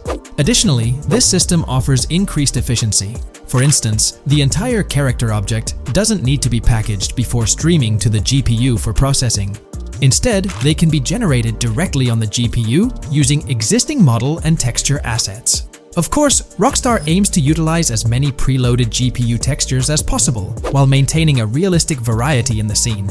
Moreover, this system allows them to control the number of preloaded textures used in a scene. For instance, more textures can be preloaded for complex scenes and fewer for simpler ones. The goal of this video is to provide an overview of the key aspects of this new system, so I won't delve into every example described in the patent. Turning to the details of the specified metadata, in a particularly advantageous embodiment, the following metadata is included for each model and texture: IDs, property tags, match tags, randomization restrictions, expression data, and optimization data. While this selection of metadata has been found advantageous, different groupings and subsets of these tags can be mixed and matched as needed to accomplish particular design goals without departing from the spirit and advantages of the present disclosed inventions. The uses, embodiments, and benefits of each of these fields are described as follows.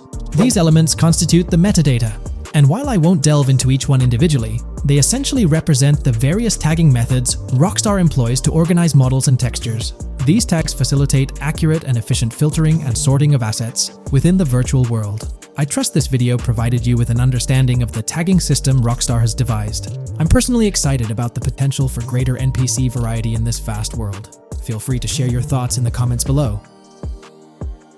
New scoop just dropped. GTA 6 gears up for the last leg of development, with Rockstar calling back its staff to the office full-time. This intel's straight from Bloomberg journalist Jason Schreier, fresh in his latest Bloomberg piece. Today, we're diving deep into what Schreier shared. Known as a trusted voice in the gaming sphere, let's unpack his insights. Let's not waste time any longer, and dive right into Jason Schreier's article. Grand Theft automaker Rockstar Games asks workers to return to office 5 days a week. Rockstar Games, a division of Take-Two Interactive Software, will ask employees to return to the office 5 days a week beginning in April, as the video game maker enters the final stages of development on its next game, the hotly anticipated Grand Theft Auto 6. In an email to staff on Wednesday, reviewed by Bloomberg, Rockstar head of publishing Jen Kolber said the decision was made for productivity and security reasons. The company has faced several security breaches, including a massive dump of early footage from the new Grand Theft Auto and an early trailer that leaked in December. Kolber wrote that the company also found tangible benefits from in-person work. Making these changes now puts us in the best position to deliver the next Grand Theft Auto at the level of quality and polish we know it requires, along with a publishing roadmap that matches the scale and ambition of the game, she wrote. Return to office mandates have been a hot topic across various industries since the pandemic forced myriad employees to work from home. More recently, many employers have asked staff to return to the office for 2 or 3 days a week. A study last month found that remote work did not have an impact on productivity. The issue has been particularly controversial among video game workers, thanks to the volatility of the industry and its lack of a centralized workforce. Many of 2023's biggest video game hits, such as Marvel's Spider-Man 2 from Insomniac Games, were developed remotely. Rockstar's in the final stretch of developing Grand Theft Auto 6, hinting at a possible early 2025 launch. With this, we might anticipate the release of a second trailer, along with screenshots and more teasers in the coming months. While fans rejoice, this could mean extra pressure for Rockstar Games staff. Stay tuned here for updates as Rockstar unveils more details about GTA 6. Are you geared up for the official start of GTA 6 marketing? Drop your thoughts below. There's been quite a buzz about Jason, one of the main leads in the highly anticipated Grand Theft Auto 6. People are spinning theories left, right, and center, suggesting he might be an undercover cop, an agent, an ex-cop, or even someone with a military background. It's been the talk of the town ever since the first official trailer dropped. Now, I've got to warn you, what we're about to discuss might just spoil a bit of the GTA 6 storyline for you. But hey, if you've been keeping tabs on the GTA 6 grapevine, chances are you've already heard murmurs about these theories. Now, I gotta stress, folks, that as exciting as these speculations are, they're just that, speculations. Nothing set in stone. But here's the deal. There are some interesting things in Jason's outfit from certain glimpses in the trailers and Rockstar's promotional stuff that sort of fuel these speculations. They're like breadcrumbs teasing us about Jason's potential undercover identity. So today, I'm here to unravel these clues and take you through the evidence we've got so far. We'll start with the very first trailer of Grand Theft Auto 6. You know, the one that set the internet on fire? We'll dissect it bit by bit and get into the nitty-gritty of this theory that's got the GTA 6 community all hyped up. And it's not just about the trailers, folks.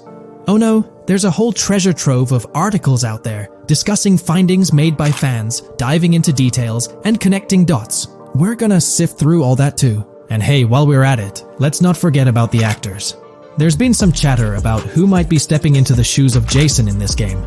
So we'll toss that into the mix as well. There's plenty to unravel, and we're here to explore every nook and cranny of this speculation, piece by piece. So grab your favorite snack, get comfy, because we're about to embark on a journey through the GTA 6 speculations, theories, and rumors about Jason. Let's start off by jumping into this interesting Reddit post. I've seen some speculation that Jason is an undercover cop makes sense since we see first-person gameplay of a police raid. I'm guessing he falls in love with Lucia, and his storm between his duty and his love could be not true, but it seems like it would be a good twist in something Rockstar would do. Okay, let's take a deeper dive into this scene where we encounter these 4 police officers. They're pretty unmistakably cops with that distinct police badge on their body armor. It's crucial to note the small details here, especially regarding their attire, as it might hold some key information. Now, among this squad of officers, there's one guy who stands out from the rest. He's chilling on the far right, sporting a casual white tank top, while the others are all suited up in body armor, their caps turned backward. This difference suggests a hierarchy within the group, making us wonder if this dude's perhaps a higher up or holds a different position within the force. The intriguing part, though, is the context of this scene. It feels like a pivotal moment, almost as if these officers are significant characters in the narrative. But let's pump the brakes a bit. It's all speculation at this point. We can't be certain of their importance or their roles in the storyline just yet. Now, let's loop this back to Jason, the main focus of our attention. There's a striking connection here. The cop on the far right and the one in the middle. both sporting these distinct olive green cargo pants. These pants seem to be a part of their uniform, something that catches the eye. But here's the twist. The same style of cargo pants is seen on Jason in the official Grand Theft Auto 6 artwork released by Rockstar. Coincidence? Maybe, but it feels like too much of a match to ignore. What's up with these pants? Is it a fashion trend among the police force in the GTA 6 universe? Or could it be hinting at a deeper connection between these officers and our protagonist Jason? The plot thickens, and we're left to ponder the significance of these subtle visual cues. Is there a backstory linking these officers to Jason? Or is it merely a design choice by the creators to establish a visual pattern? We're left with questions, my friends. Questions that make us itch to uncover more about this intriguing storyline. So, buckle up as we continue this investigation, piecing together clues and theories, aiming to decipher the enigmatic links between these officers and our mysterious main character, Jason. There's a whole world of possibilities waiting to be explored within the realm of Grand Theft Auto 6. Let's dive into this article by Exputer that further supports this rumor. GTA 6 fans have been busy digging into the lore of both protagonists since the trailer dropped. It appears that users may already have found notable details about Jason. A slew of forums and posts have popped up with speculations with evidence that complies with prior findings. A post by the Redditor, Jack_Torrance80, on the GTA 6 subreddit solidifies the past rumors that clarified that Jason would start the game as a cop. The pants worn by the protagonist in the GTA 6 poster are a part of the official uniform of Miami-Dade Police. The green cargo pants are the same color used by the Miami-Dade Police SWAT team. Additionally, the inclusion of body cam footage in the trailer may also imply his past background as a cop. It is speculated that he was dismissed from the service during the events of the game, having to continue his life as a petty thief. In the side-by-side comparison, you'll notice something intriguing. Those pants on the right in the image are an exact match to the ones worn by those police officers in the trailer clip. The detailing with those black bands and the gun holsters, it's all there. But here's where it gets interesting. Jason, in the official artwork, doesn't seem to have any of those gun holsters. It's as if he decided to part ways with that gear when he left the police force, holding onto only those distinctive pants. Now, about that white tank top he's sporting in the artwork, it bears a striking resemblance to the one worn by the cop, positioned on the far right in that clip. It's these little connections that make you wonder if there's more to it than meets the eye. Could it be a deliberate choice by the creators to hint at Jason's past, subtly linking him to the law enforcement world? Or is it just a coincidence?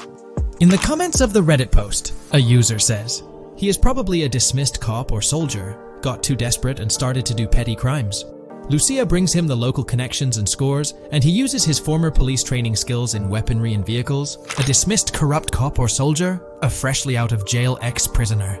Victor Vance and Tommy Vercetti. And there could be more parallels between these two pairs of characters if you think about it. Vic was being betrayed again and again in his storyline. When he finally decided to quit, his brother pushed him to enter another deal with Tommy, which eventually killed him. Tommy, on the other hand, is a more cunning and ambitious person. He promised Rosenberg to leave him a piece of his Vice City empire, but later abandoned him and left him exiled in Las Venturas.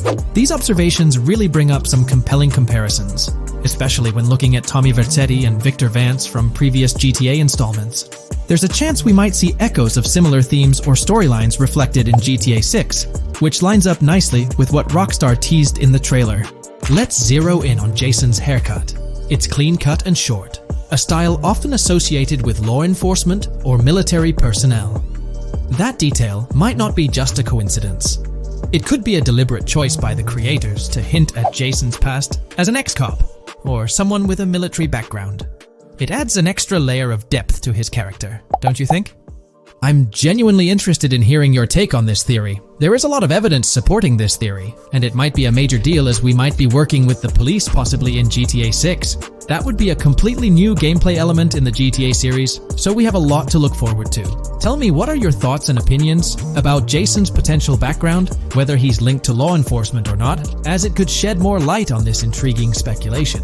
So, please share your thoughts in the comments section below, and let's keep this discussion rolling. This video, we're delving into the most recent iteration of the GTA 6 mapping project. Our focus centers on a comprehensive analysis of the map's latest updates, incorporating newly unveiled areas and event coordinates derived from leaked information. Additionally, we will explore fresh insights from the initial official trailer, including the revelation of an accessible plaza. A noteworthy aspect we'll be dissecting is the potential expansiveness of the map, hinted at by newfound highway evidence in the trailer. Furthermore, we'll examine a conceptual representation illustrating the potential magnitude of the GTA 6 map. The trailer also provides a glimpse of Starfish Island, a detail we'll thoroughly cover in today's session. Let's initiate our examination by diving into the GTA 6 mapping project. For those not aware, this stands as the most extensive and refined community-driven mapping endeavor, aiming to deduce the GTA 6 map with the utmost accuracy. This endeavor leverages evidence from leaks and the primary official trailer. In our previous map analysis, we scrutinized significant alterations in the Bordgorn and Grass Rivers areas, expanding the map to an impressive 18 by 8 kilometers. However, today's exploration will predominantly focus on alterations in the Vice City region. Rumors suggest that the GTA 6 map will encompass 3 major cities, with Vice City and Portgorn being the identified urban centers so far. Vice City, drawing inspiration from Miami, and Portgorn, a fusion of Gulf cities in Florida. The speculated third city could possibly be modeled after Orlando or Tampa. Earlier rumors hinted at Yorktown being the third city, approximately aligning with Tampa's location. However, intriguingly, structures observed in leaked material from Portgorn were reminiscent of Panama City. Rockstar appears to amalgamate elements from distinct cities to craft a unique virtual landscape. Turning our attention specifically to Vice City, notable modifications are discernible in the Stockyard and Crosstown area. While these alterations may not be immediately apparent, a thorough comparison with the prior map iteration reveals notable changes in street layouts for improved connectivity, building positions, including the relocation of the Jack of Hearts nightclub, featured in leaks and the trailer, signify significant shifts. Adjacent structures visible in the trailer's music video shoot scene have undergone subtle rearrangements. A noteworthy addition to the GTA 6 mapping project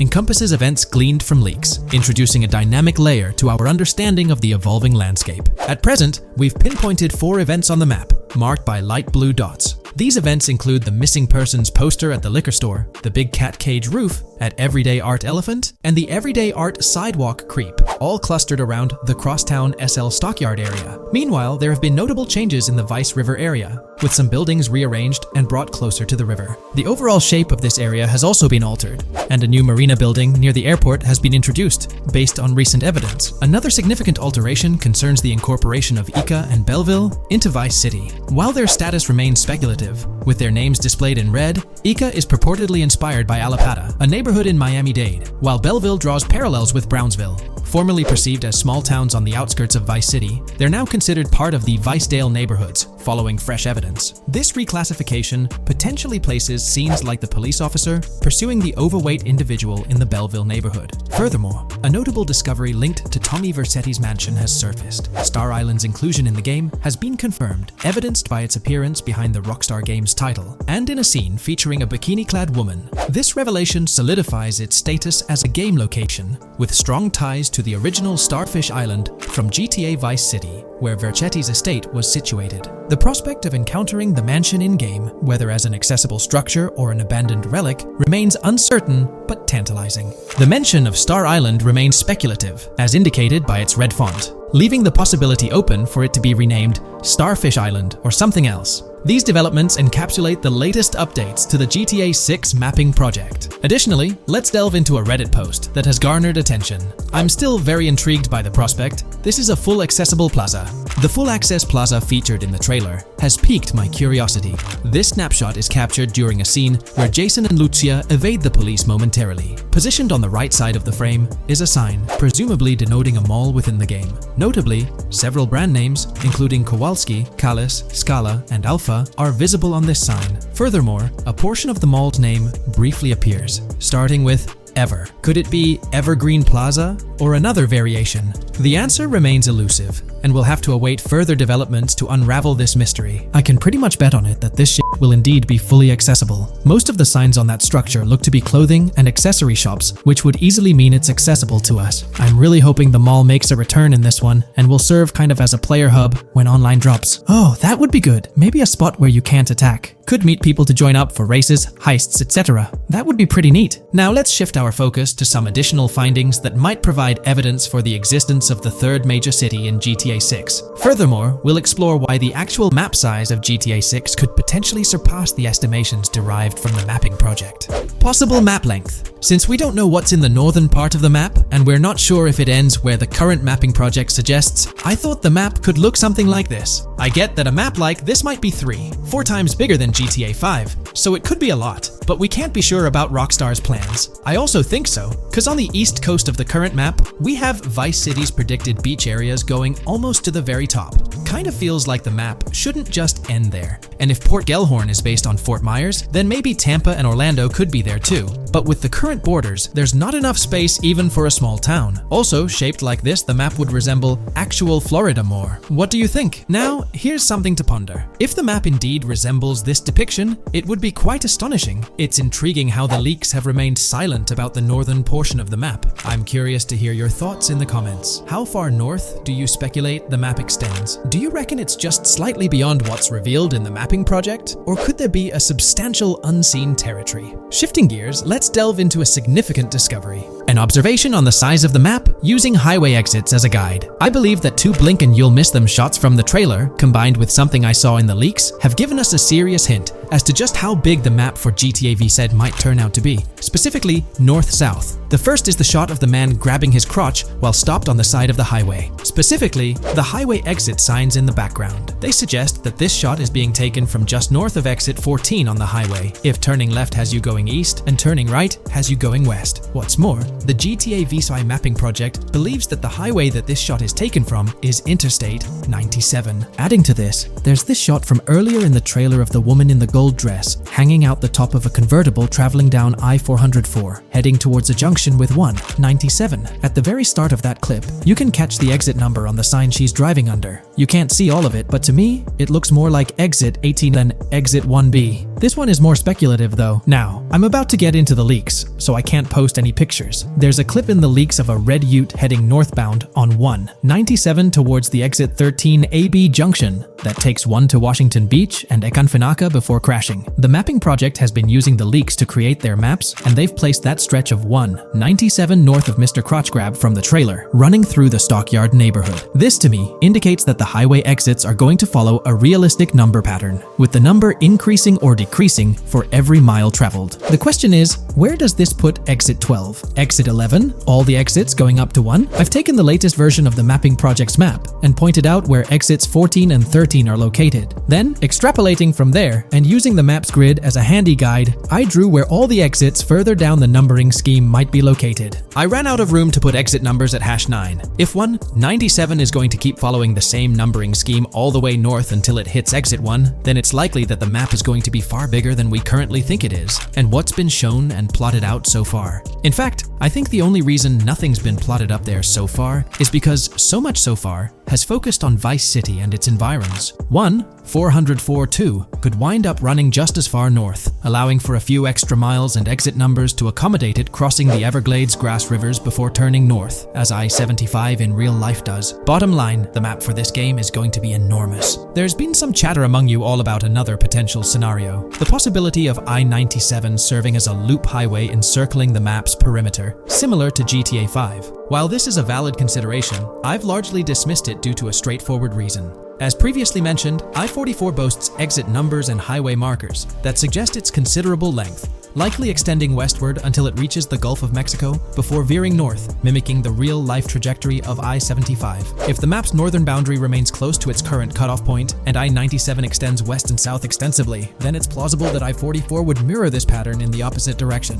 While the notion of 2 loop highways isn't entirely implausible, it could potentially introduce redundancy. Additionally, in GTA 5, the loop highway wasn't simply labeled under one name. The segment along the coast was dubbed the Great Ocean Highway, while the inland stretch traversing the desert was referred to as the Sonora Freeway. Moreover, within Los Santos, various freeways possess distinct names and numbers, even when merging seamlessly, such as the Del Perro, La Puerta, and La Mesa freeways. My hypothesis currently is that there is a loop highway, But that one, 97 and I-404, are two halves of it. They both start in Vice City and intersect in Crosstown. 97 runs up the Atlantic coast. 404 runs west through the Grass Rivers, and then turns north to run up the Gulf Coast, and they both meet at a point further north. Whether that point is a city, a smaller town, or something else, that is still unknown. Feel free to drop your thoughts in the comments regarding everything covered in today's video, particularly this astonishing discovery. There's substantial evidence hinting at a larger map size, but I'm eager to hear your input, so don't hesitate to leave a comment below.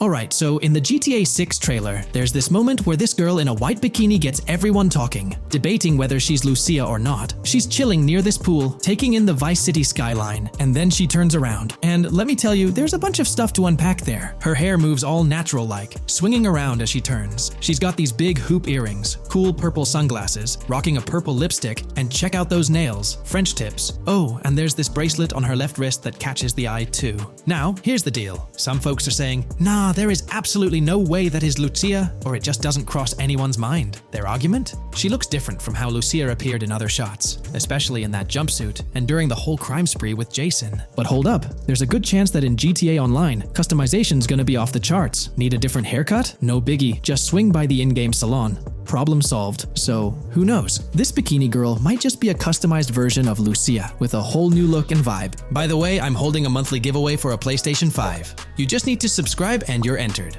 Now, back to the video. You know, I'm pretty confident that it won't cause much trouble, just like in GTA 5 or Red Dead Redemption 2. It feels like they'll let us switch up our characters' hairstyles again, which is pretty cool. Now, about this scene, it looks like it's happening at a totally different stage of the game. At the start, Lucia's all locked up in jail, doing those petty crimes and all. But in this snippet, she's looking like she's hit the jackpot. Loads of success and riches. There's more to this in the trailer, giving us a peek into what a thriving Lucia might look like. She's sporting a different hairstyle, dressed to the nines, hanging out in a fancy car with Jason behind the wheel. And to top it off, the girl's getting her photos taken by the paparazzi. Some folks out there are betting that this bikini girl is going to be the face of Rockstar's marketing strategy. You know, just like how they've always had that iconic female figure in their marketing since the good old days of GTA 3. So, putting it all together, it really seems like this bikini girl is Lucia. From the style to the little details like the various hairstyles, everything seems to point in that direction. It's exciting to get these glimpses of what Lucia's different phases might look like in the game. Rockstar's been doing this thing with the promo girls for ages, from the early days of GTA 3 to the more recent GTA 5. You might remember them. The girl in the bikini holding the martini glass, or the San Andreas girl leaning over at the Vinewood sign with those shades. They've always had these distinctive figures for their marketing. A bunch of people are pointing fingers at this bikini girl, saying she's the new Rockstar promo face. But I've got my money on Lucia. Take a look at those birthmarks and accessories, those little marks on her face and arm. They're pretty similar to what the bikini girl's got. Sure, some aren't super clear, but makeup or sun exposure could easily cover them up. And those earrings and bracelets, they match up pretty well with all the girls who look like Lucia. Even if some shots might leave room for doubt, like the one where she's driving that fancy car. I'm pretty convinced it's Lucia. Jason's checking her out. The accessories are a close match, and her facial structure lines up. Not to mention, her body shape, facial features, skin tone, hair length, and color, pretty much all of it lines up perfectly. In that scene, the way the bikini girl moves seems a bit forced, like she's intentionally flipping her hair or something. So maybe it's part of a mission, Lucia trying to blend in at some event to gather info, or pull off a heist. Or perhaps it's one of those moments where she's at the top of her game, all successful and loaded. Oh, and that bikini she's wearing? It's from the Santino brand, which first showed up in GTA 5. So, in GTA Online, we've got this whole range of clothing options, right? There are jackets, shoes, and some of them even parody luxury brands like Louis Vuitton, which is a real high-end clothing and accessories label. Now, some people are throwing around this theory that the bikini girl might be a returning character from the old GTA Vice City like Mercedes Cortez. But honestly, that's way off. Vice City was set in the 80s, and GTA 6 is gonna be in the present, like probably around 2023. So the timelines just don't add up. Even though this bikini girl looks a bit different and acts a bit like an influencer, I'm pretty convinced she's Lucia. She's got those same body features and face structure as Lucia, and Lucia's a game changer as the first leading lady in modern Rockstar games. Before her, female characters mostly played supporting roles or were just NPCs in GTA games, never the main focus. Rockstar tends to put a lot of effort into their main characters. The little differences like the sunglasses or lipstick don't bother me much. We know there'll be in-game in-game stuff you can buy, like accessories. And hey, being able to change hairstyles was a big deal in games like Red Dead Redemption 2 and GTA 5. So I'm pretty confident that the girl in that white bikini on that Vice City rooftop is Lucia. But yeah, I get it, there's gonna be a lot of chatter and debate. Remember the crazy theories from past GTA trailers? Like people saying the homeless guy was Nico Bellic, or that Michael was an older Tommy Vercetti? It's always possible I might be wrong. But to me, it all seems to point to Lucia here. Let me know what you think about Lucia in the comments below. Is she really the white bikini girl or not? I'd love to hear your thoughts down there. If you enjoyed this video, a thumbs up would be cool. And hey, if you're new here and want to stay updated on all things GTA and Rockstar games, consider hitting the subscribe button. Also, click that notification bell, because sometimes YouTube acts up, and the bell helps you stay in the loop with new videos. Anyway, thanks for watching, folks. Take care and catch you in the next video. When we talk about the positive aspects of this partnership, it's essential to highlight the potential benefits that can emerge from Rockstar's newfound support for the modding community. One of the significant upsides is the acknowledgement of the brilliant and skilled developers behind the modding scene. For years, these developers have worked tirelessly to create unique and engaging experiences within the GTA universe. With Rockstar stepping into a collaborative space with CFX, there's an opportunity for a more symbiotic relationship. The infusion of official support could mean more resources, tools, and encouragement for modders to continue pushing the boundaries of what's possible within the GTA ecosystem. This collaboration might lead to innovative gameplay features, improved server stability, and an overall better experience for both players and content creators. Moreover, the recognition from a gaming giant like Rockstar could open doors for these modders in the industry. It may pave the way for potential collaborations, official partnerships, or even job opportunities within the gaming development sphere. This, in turn, could elevate the modding community to a more prominent and respected position within the gaming landscape. However, it's crucial to approach these potential benefits with cautious optimism. While the partnership appears promising on the surface, the reality lies in how Rockstar manages the delicate balance between maintaining control over its intellectual property and allowing creative freedom for the modding community. The outcome will heavily depend on Rockstar's willingness to foster collaboration, rather than imposing strict regulations. As GTA 6 draws closer, the impact of this collaboration will become more apparent. Whether it becomes a model for future partnerships between game developers and modders, or encounters challenges that hinder its success remains to be seen. The dynamics between Rockstar and the modding community could shape the future landscape of custom servers, roleplay experiences, and the overall modding scene in the gaming world. Stay tuned as we continue to explore and analyze the evolving relationship between Rockstar and the modding community. On the positive side, there's a glimmer of hope that Rockstar's acknowledgement of mods enhancing the player experience could pave the way for more modding support in GTA 6. This shift in perspective might lead to a more collaborative environment, where modders can contribute to the game's richness without fear of stringent restrictions. With Rockstar officially and financially supporting FiveM, the CFX team gains more resources to elevate the GTA 6 server. This could mean a server even more impressive than the ones they currently run. The fact that FiveM is now a Rockstar Games product suggests a vested interest in its success, promising additional funding and manpower to ensure its flourishing. An intriguing prospect emerges concerning the accessibility of custom servers. Currently limited to PC players, there's speculation that GTA 6 might integrate dedicated servers within the game itself, eliminating the need for external programs like FiveM. If this unfolds, it opens the door for console players to join the custom server experience, broadening the player base and community. Moreover, Rockstar seems to be attuned to fan desires. Despite a larger audience watching RP compared to those actively playing it, Rockstar appears committed to making improvements. Their intent to let custom servers thrive suggests a more fan-centric approach, acknowledging and catering to the desires of the gaming community. However, there are potential pitfalls to consider. The most glaring concern is Rockstar's inclination to monetize these servers. While the specifics remain uncertain, it's almost certain that some form of monetization, be it through custom server shark cards or a pay-to-play system, will be implemented. This could introduce a paywall, affecting the accessibility and enjoyment of custom servers for certain players. As we navigate through this evolving landscape of Rockstar's partnership with FiveM, the delicate balance between fostering creativity and implementing monetization strategies will determine the ultimate impact on the gaming community. Stay tuned as we continue to unravel the complexities of this collaboration and its implications for GTA 6 and the modding community. Let's unpack this a bit more. The whole monetization story got its moment in the spotlight during an earnings report where Take-Two CEO Strauss Zelnick spilled the beans. He essentially said, "If folks are messing around with our intellectual property, why not make a buck or two?" It's a straightforward business move, really. Taking a page from the unprecedented success of GTA Online, it seems like Rockstar caught a glimpse of how these free servers could turn into a money-making machine. Now, the potential downside of this situation lies in the realm of competition. Rockstar's got its A-team working on the custom servers gig. That means anyone outside the Rockstar circle trying to whip up something akin to FiveM is practically painting a target on themselves for a cease and desist. Let's face it, Rockstar might have eyed this strategic move with FiveM from the get-go.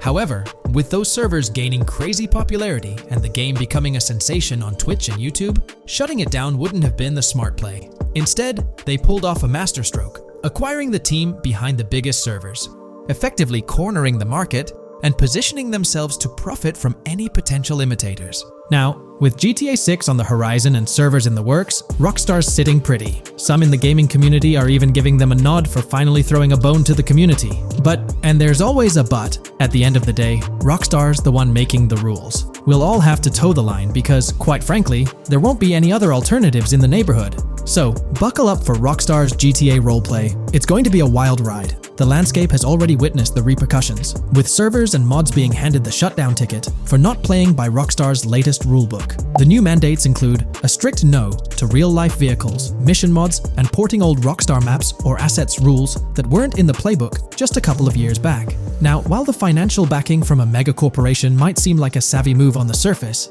there's a lingering skepticism about whether it'll blossom into the fairy tale ending we've all been envisioning. It's a bit premature to slap a final verdict on the fate of FiveM once GTA 6 hits the stage. Now, let's consider the potential repercussions for the vibrant RP community.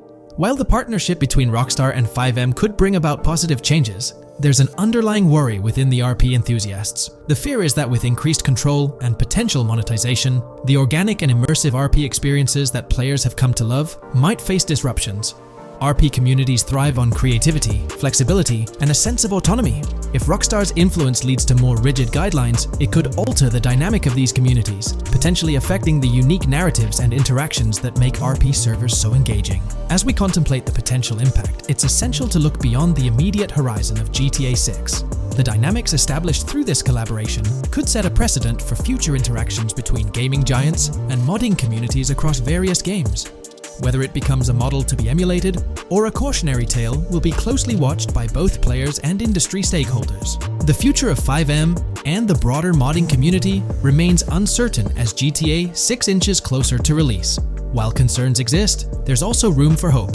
The collaboration might lead to a harmonious blend of official support and community-driven creativity, enhancing the gaming experience for everyone involved. As players, content creators, and modders navigate this uncharted territory, the one constant is the love for the game and the shared hope for a positive evolution in the gaming landscape. Taking a stroll down memory lane, Rockstar's track record with monetization doesn't exactly calm the nerves. Add to that the current scenario where they're laying down the law for the CFX team, dictating what's permissible and what's not. This conjures up a cloud of uncertainty regarding the future of both FiveM servers and the broader modding community. Personally, I'm a big fan of RP servers and that immersive content. It's my cup of tea. The idea that the same company that set the stage with GTA 5 might potentially tarnish FiveM, turning it into a monetized maze with no alternatives, that's a bit of a buzzkill. Yet here we are in the waiting room until GTA 6 steps into the limelight. Looks like YouTube is gearing up to investigate the leaked GTA 6 trailer. We're going to dive into all of that and more in this video. For those who might not remember or didn't catch it, Rockstar had a special plan for unveiling the first official GTA 6 trailer. It started with an announcement from Sam Houser, the president of Rockstar Games.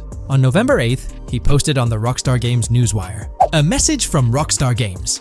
Next month marks the 25th anniversary of Rockstar Games. Thanks to the incredible support of our players worldwide, we've had the chance to create games we're truly passionate about. Without you, none of this would be possible, and we are so grateful for you joining us on this journey." In 1998, Rockstar Games was founded on the idea that video games could become as essential to culture as any other form of entertainment. We hope that we have made games you love and that we're part of that evolution.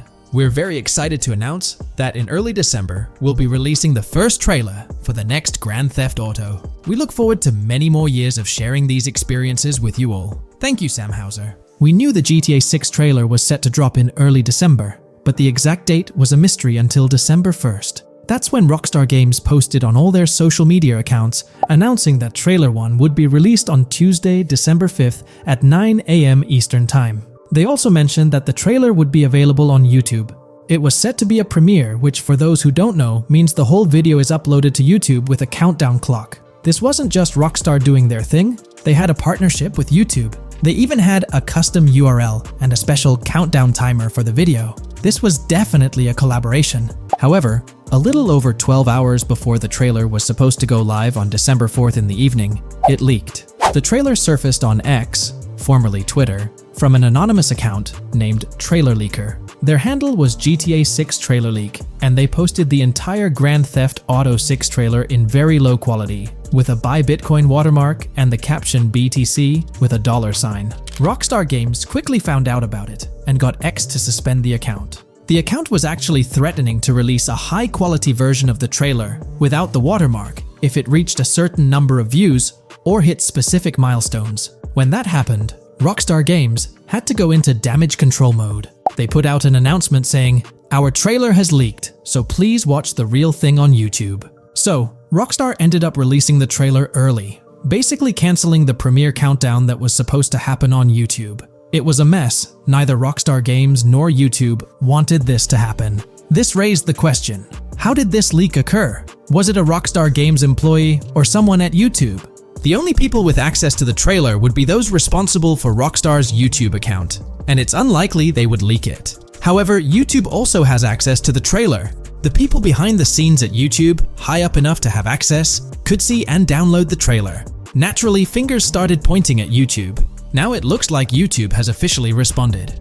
According to Tom Henderson over at Insider Gaming, from what I can gather, YouTube has investigated employees breaching their contractual agreements on 2 different occasions in the past 18 months due to employees accessing content on the back end. Following today, which unfortunately had some leaks surrounding Sony's State of Play, we can presumably expect a 3rd investigation fairly soon.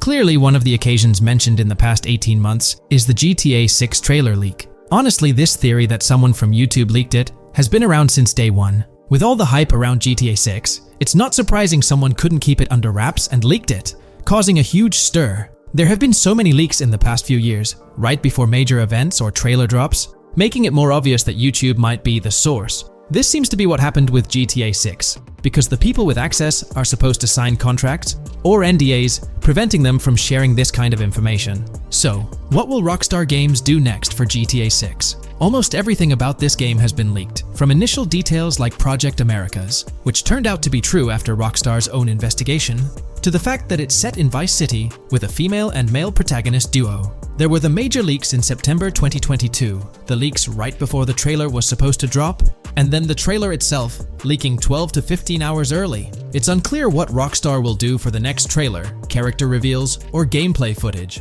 Will they risk uploading it to YouTube again after this disaster? Or will they stick to their newswire, despite insiders and data miners being able to access and share that information? Rockstar is definitely in a tricky situation. At least it's good news that YouTube is trying to crack down on this. They might be doing this because they could face massive lawsuits.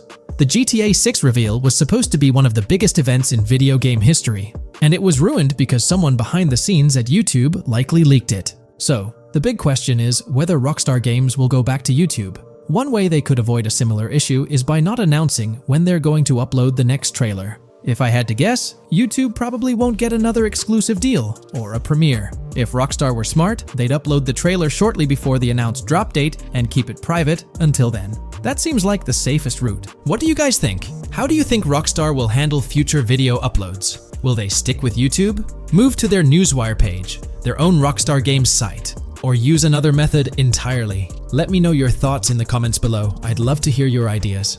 There's been a lot of talk since GTA 6 was announced, with rumors flying all over. But hey, here's a rundown of confirmed stuff like vehicles, items, weapons, and features for the game. Now, the official release of the game is still a good few years away. Rockstar Games is really putting in the work to make this game top-notch. But thanks to a leak, we've got some inside info. We're talking cars, new physics, main characters like Lucia and Jason, map locations, a massive open world, tons of stuff to do in-game, and a bunch of weapons you'll get to use. We've also learned about better AI for non-player characters, some RPG elements, and cool new gameplay features. All this has got the gaming community buzzing about what GTA 6 will bring when it finally drops. Let's dive into the primary video clips making rounds on social platforms, showcasing mission gameplay, and offering insights into Rockstar Games' vision for GTA 6. Among the widely shared footage is a mission featuring Lucia, the game's playable character, and a Latina protagonist attempting to rob Hank's Waffles, a diner. During this early test phase, the non-player characters lack distinct facial features and bear a dummy-like appearance, humorously dubbed in-game as such. By the way, I'm holding a monthly giveaway for a PlayStation 5.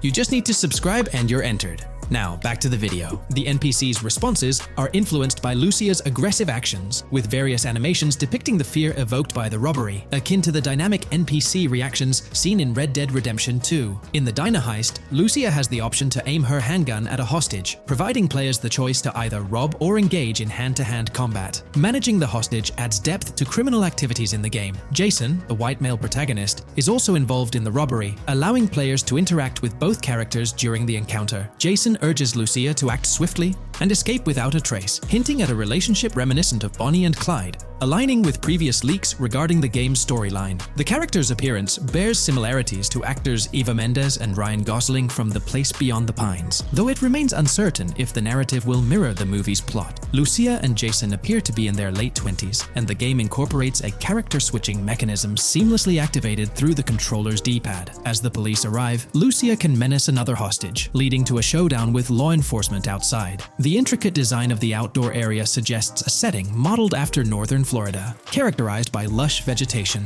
As Lucia and Jason make their getaway, they rack up 2 wanted stars but avoid a shootout, deftly maneuvering around parked cars before commandeering a police cruiser. This early mission stage is apparent with tutorial-like cues, one highlighting improvements in police AI, where law enforcement remembers vehicles linked to illegal actions. The scene wraps up with Lucia driving the police car, Jason reassuring her of their ability to shake off the cops. However, their escape comes to an abrupt halt, with an unintended collision at an outdated car wash. The early footage reveals a minimap reminiscent of Grand Theft Auto 5, with icons possibly denoting missions from unfamiliar characters labeled WM and YJ. As they ascend to the VIP second floor, Dre interacts with DJ Tip, who appears irked by drink delays. A brief spat implies Tip's unpopular status. Dre moves on, and the clip ends. It's important to note that these clips depict early development stages, subject to changes throughout the game's progress. Another intriguing leak spills details on over 500 in-game events, encounters, and Easter eggs. While we can't cover them all, here are a few highlights. Various events like fishing, Satanist houses, backyard wrestling rings, and big cat mansions offer diverse experiences within the game's universe. There's talk of missing tourists, yard sales offering new clothes, an event resembling insurance fraud from Saints Row, a mysterious voice in a storm drain, potentially a nod to Pennywise, a multi-location Bonnie and Clyde mystery, and a workout challenge hinting at the return of fitness activities. Additionally, within Grand Theft Auto 6, players can stumble upon an island camp, DUI tests, UFO sightings, an animal house, a swamp safari, and the prospect of crazy golf gameplay. Based on insights gathered from the GTA forums, GTA 6's open world is estimated to be at least 2.5 times larger than GTA 5, providing players with a vast and immersive environment to explore. The game draws inspiration from the successful approach seen in Red Dead Redemption 2, promising a meticulously crafted open world with captivating mysteries that elevate the gaming experience. GTA 6's development footage showcases recognizable real-life locations from Florida, such as the Homestead Miami Speedway, reimagined as the Port Gel-Horn Racetrack, along with places like Portofino Tower, Sombrero Key Light, Solar Amphitheater Bayfront Park, and Lone Depot Park. Moreover, the inclusion of the 1000 Museum, a high-rise residential condominium in Miami, demonstrates Rockstar's dedication to detail. A metro map mirroring Miami's real version adds to the immersive nature of the game world. The presence of lush grasslands and vegetation hints at potential expansion into Georgia, although this aspect remains speculative until officially confirmed. The Miami Beach Police Department's resemblance to the Vice City Neighborhood Police Station shows how Rockstar brings creativity into their world designs. Of course, with any early info, we're waiting for official confirmations to see how how these elements fit into the final game. Until then, the mystery around Grand Theft Auto 6 will definitely keep fans excited for its release. Now, let's take a look at the primary locations featured in GTA 6. Ambrosia comprises Ambrosia Farms and the Tarmac. Bayside Copperhead, the Everglades or Grass Rivers, Fairyland, and Fairyland Forest offer distinct settings. The Keys region includes East Key, Low Key, and additional spots like a garage, gas station, and liquor store. Lake Okeechobee encompasses a motel, prison, and racetrack, while Little Haiti, North Beach, and North Miami feature establishments such as gas stations, hideouts, and liquor stores. Port Gellhorn distinguishes itself with detailed spots like an abandoned building, basketball court, beach, bingo hall, bowling alley, car wash, fishing store, fruit stand, gas station,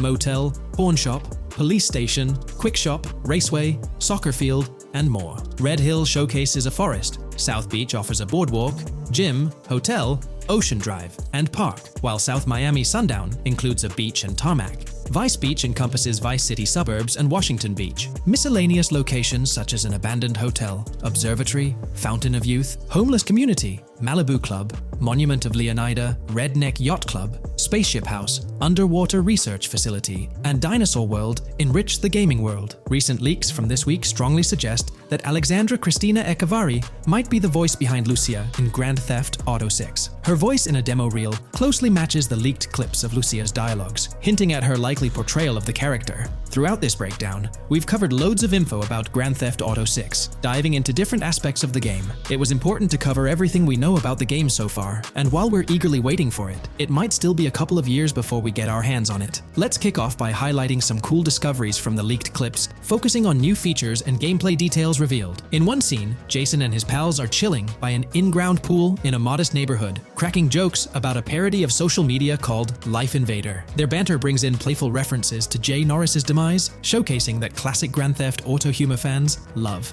Lucia and Jason are shown in animation tests doing different actions like jogging, stopping, and ducking to avoid gunfire. Rockstar's developers also tested vehicle crash physics on an overpass. The highway signs on Interstate 97 mention North Beaches and Lake Leonida, with the current exit leading to Washington Beach. In another interesting scene, Jason finds a shipping container filled with stacks of cash and a motorbike. Various development clips reveal tweaks being made to a vehicle's interior, hinting at potential new designs or customization options for players. Throughout the clips, interactions with NPCs in the open world are demonstrated, including characters taking selfies, which adds depth to the game's environment and immersion. There's a moment where Jason enters a gang member's territory and takes cover behind a truck, showcasing unique animations for characters reacting to being shot. A notable find in the clips is a jetpack, previously leaked by Tom Henderson, which is seen inside the Jack of Hearts Club. The game features parody social media logos like Snapchat, Instagram, and Life Invader. Characters also sport different hairstyles, with details like Lucia's visible bra under her shirt, adding realism. A new feature is the ability for players and NPCs to hold their guns sideways during combat, adding a different dimension to fights. Additionally, Jason is seen twirling his rifle in the air, while another character in a parking lot shoots at him with their pistol held sideways. The leaked clips also reveal early police AI testing, with NPCs showing better cover usage in shootouts. There's a scene where Jason holds up a diner worker with an assault rifle, and while there are dialogue options similar to Red Dead Redemption 2, they seem placeholder for now. Also, Jason's new ability to go prone is a fresh addition to the series. There's a scene in a thrift or antique shop that allows for robbery, potentially serving as a spot to sell stolen items, adding depth to the gameplay. Another feature borrowed from Red Dead Redemption 2 is the ability to pick up and carry bodies, which adds complexity to gameplay. Red Dead Redemption 2's influence can be seen in several other aspects of this game too. The game brings in several RPG elements, like managing food, drinks, sweat, fatigue, and even taming animals, giving players a deeper gameplay experience. References to mountain bike ramps and city bike rentals promise enjoyable cycling activities. The leaked clips mention a bunch of weapons, from firearms like pistols, shotguns, and rifles, to unusual ones like golf clubs, baseball bats, and crowbars. Players can also use equipment such as flashlights, binoculars, lockpicks, and more. Additionally, players can stay in motels and hotels, with the Kington Hotel being one of the options. There's even a pool party with live music for players to check out. References to the Everglades and wildlife like alligators, snakes, raccoons, and birds suggest diverse environments to explore. The weapon wheel system, similar to Red Dead Redemption 2, limits the number of weapons and items players can carry. Lucia can carry a loot bag, possibly used for robberies or stealing from different places. The inventory system allows players to carry health kits and other items for temporary boosts. and Jason can pick up and drop weapons from his inventory. The clips hint at animations like overdose, suggesting unique actions or events in the game. There are indications of horses and horse riding mechanics, possibly inspired by Red Dead Redemption 2. The open world is full of accessible places, including motels, metro stations, restaurants, pawn shops, and supermarkets. Little details like grabbing a gumball from a quick shop machine add to the overall vibe. A cool feature is the ability to shoot while swimming, adding a new layer to combat situations. All these diverse and interesting elements together promise an immersive and fun gaming experience in Grand Theft Auto 6. Let's dive into the cars of GTA 6. Shout out to the GTA forums for putting together this info. You can find links below to join the discussions. There's a bunch of confirmed vehicles. We're talking the Blista Compact, Ocelot Locust, and a car that looks like an early 90s Buick Skylark. Then there are some new cars without official names, like a 90s Chevy Caprice, a Chevy Malibu from 2016 onwards, a Chevy Sonic, and a Honda Accord from 2018 to 2022. And you know how Rockstar rolls, they'll give these cars their own funny names like they always do. There's more on the list too. Albany Primo, Benefactor Shafter LWB, a mix of Ford Explorer and Tahoe from the 90s or 2000s, a Toyota RAV4 from 2018 onwards with a mix of Lexus NX style, and a Mercedes Grill, Pegassi Tauros, a 1980s Jeep CJA Scrambler, a 5th-gen F-150, a G20 conversion van, a Brute Camper, Vapid Speedo, HV Mixer, Metro Mover, D-Class Sheriff SUV, Mobatsu Sanchez Livery, Nagasaki Street Blazer, a 1970s Ford Ranchero, a 1971 Buick Estate, an Albany Emperor, D-Class Turbo Sabre, Yoga Classic, the Contender, and Sadler. Moreover, gamers can anticipate a range of vehicles in Grand Theft Auto 6, including the Slam Van pickup, Bobcat XL, an updated Regina, Alpha, Gauntlet Classic, Moonbeam Helion, Boxville Go Postal, an unidentified Albany vehicle drawing inspiration from a 1959-60 Cadillac, a Rebel, an unknown Asian sedan, a Ferrazzi or Feroci, Baller, Novak, Buffalo STX, Alpha and Feudo, a Benson NF 890, Buffalo without a sports bumper, and the Stanier and Landstalker. This extensive lineup promises an immersive and varied driving experience for players within the game. What's got you hyped about this game? Share your thoughts in the comments below.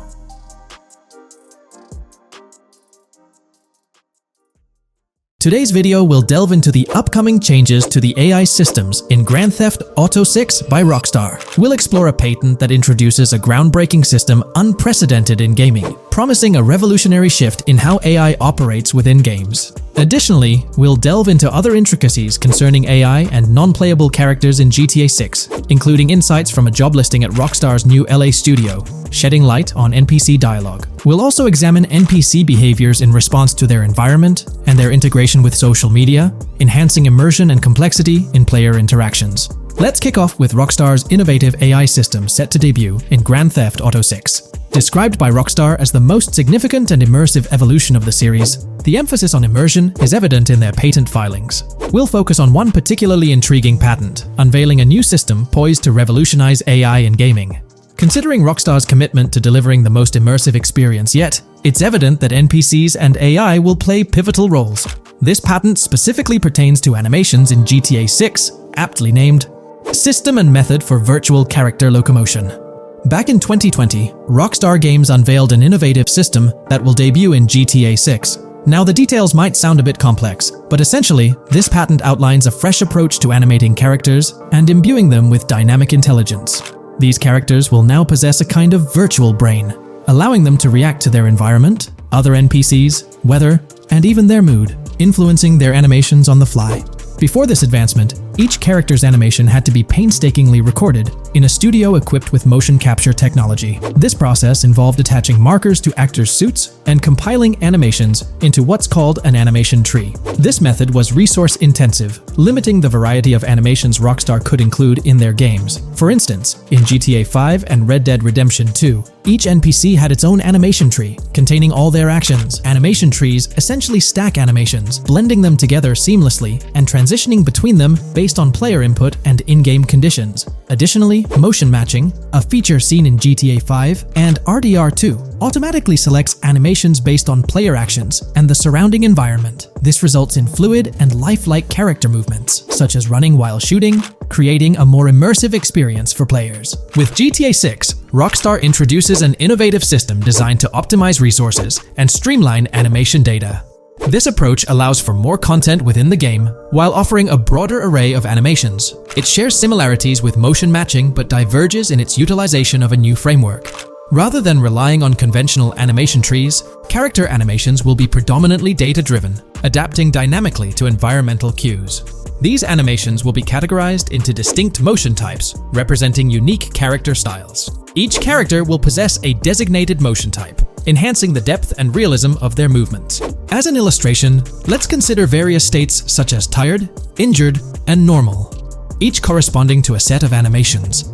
Additionally, every character will possess their own blackboard, a virtual representation of their current state and surroundings. This blackboard stores crucial data including the character's condition, location, weather, temperature, and more. Utilizing this information, the game's code dynamically selects appropriate animations or styles for the character, enhancing their responsiveness to the virtual world. For instance, in the Ocean Drive scene from the trailer, we observe a character seated on the sidewalk. As a group of NPCs pass by, he attentively observes them, reacting accordingly to their presence. With this system, the gameplay experience is poised to become even more immersive. It will prioritize environmental data, including the presence of other NPCs and vehicles, alongside factors influencing the character's mood. Consequently, NPCs will exhibit previously unseen levels of reactivity, shifting focus to a noteworthy job listing from Rockstar's recruitment opportunities. Last year, Rockstar opened a new studio in Los Angeles. From what we know, it's purely a new motion capture studio, so they have another one besides the one in New York, mainly to record NPC dialogue probably. This discovery confirms that. I checked Rockstar's careers page just now, and there's a job offer at Rockstar LA for Associate Writer Pedestrian and Ambient Dialogue. This could indicate that they are still writing and recording GTA 6 NPC dialogue right now. This suggests that the development team is currently engaged in scripting and recording NPC dialogue for GTA 6. You can find the specific responsibilities outlined in the job description provided. It says, write funny, character-driven, and unique dialogue for our ambient population. Work with key stakeholders to understand and support the technical requirements for player-led, dialogue-based interactions with our ambient population. Provide exciting dialogue that works within the strict constraints of a complex game system.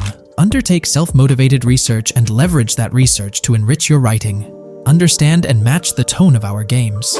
This underscores the commitment of Rockstar to ensuring that GTA 6 remains true to its franchise roots.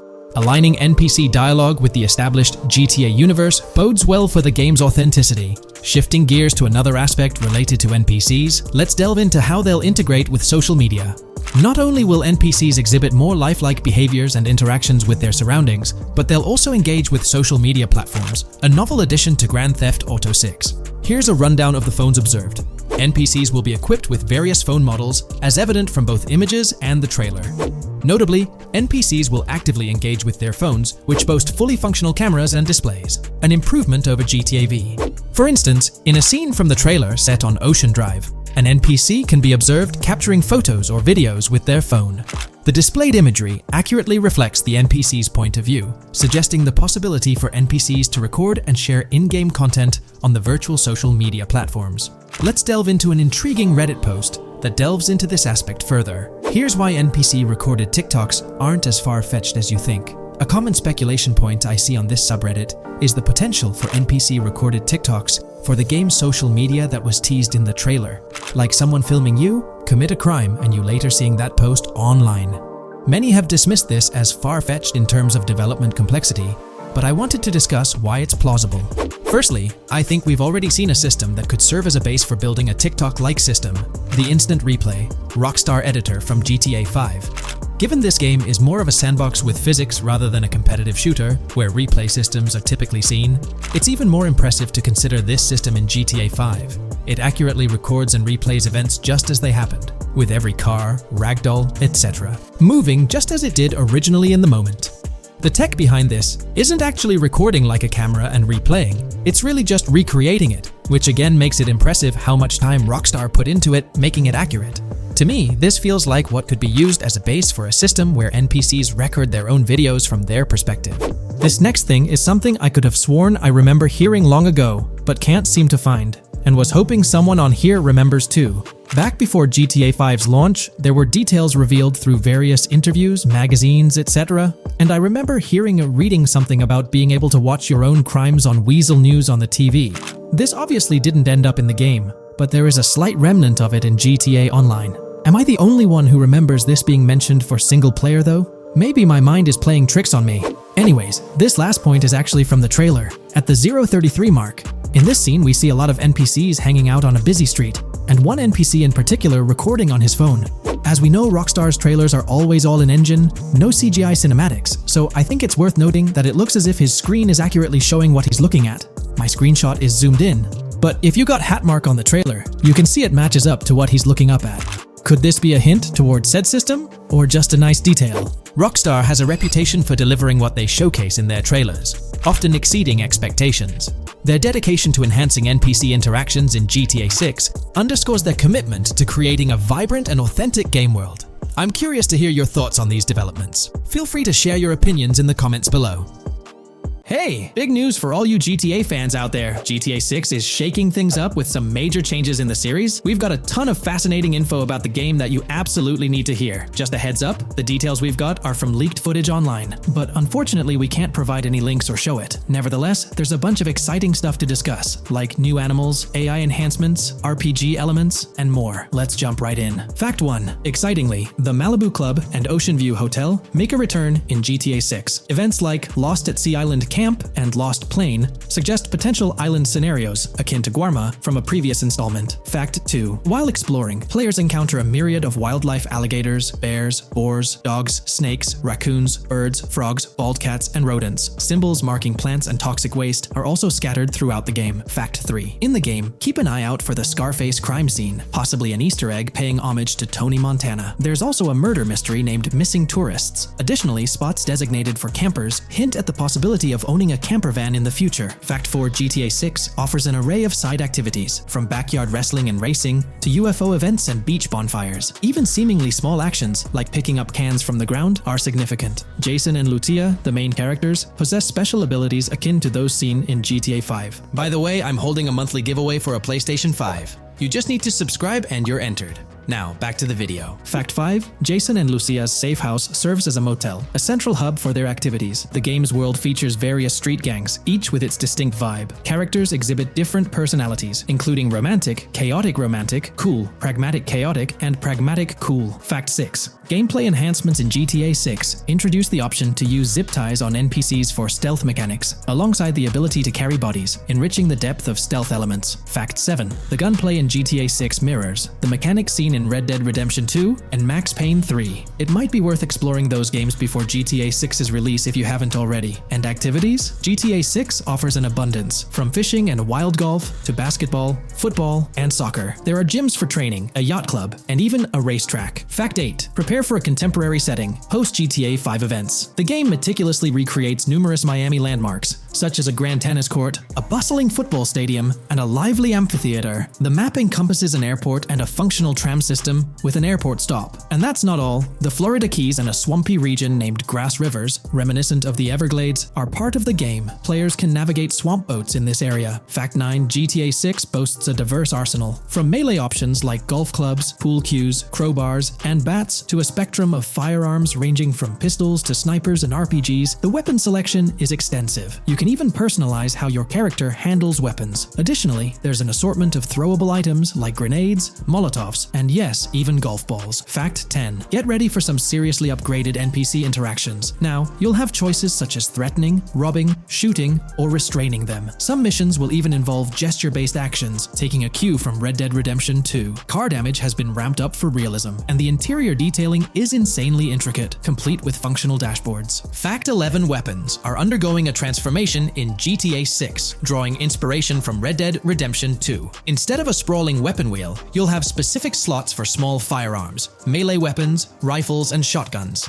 No more unlimited weapons. but you can drop and pick them up along the way. Fact 12. During development, there was a glimpse of Arthur Morgan's hat, although its inclusion in the final game remains uncertain. Players now have the option to surrender to the police during a heist, introducing a thrilling twist. Police response time has been revamped to feel more authentic, featuring a timer that varies based on the severity of the crime. Murder gets a quicker response than robbery. GTA 6 caps the maximum wanted level at 5 stars, and a 6-star level seems highly unlikely in the current gameplay. Fact 13. Let's focus on the characters. GTA 6 introduces us to two main protagonists, Jason, portrayed by Brian Zampella, and Lucia, played by Alexandra C. Echevarri, marking the franchise's first playable female character. You can seamlessly switch between them, and they also happen to be a couple, drawing inspiration from the legendary duo Bonnie and Clyde. Fact 14. Clothing in the game behaves in a remarkably realistic manner. You can accessorize with items like sunglasses, watches, wristbands, and hats, each with various wear styles. The attention to detail is impressive, with sweat, dirt, and wrinkles adding to the overall realism. Fact 15. Internally referred to as Project Americas, GTA 6 had a codename during its development, akin to GTA 5, Rush, and Red Dead Redemption 2, Bonnier. Originally, the plan was for a larger map encompassing North and South America, but Rockstar's approach changes scaled it down. Nonetheless, the game promises to deliver a memorable experience with its features and diverse locations. Fact 16. The game incorporates RPG elements like weight and muscle management, highlighted in the Spool Couple Workout Challenge. Leaked footage revealed Jason and Lucia's apartments. For instance, Jason's place includes a bathtub for in-game baths. Fact 17.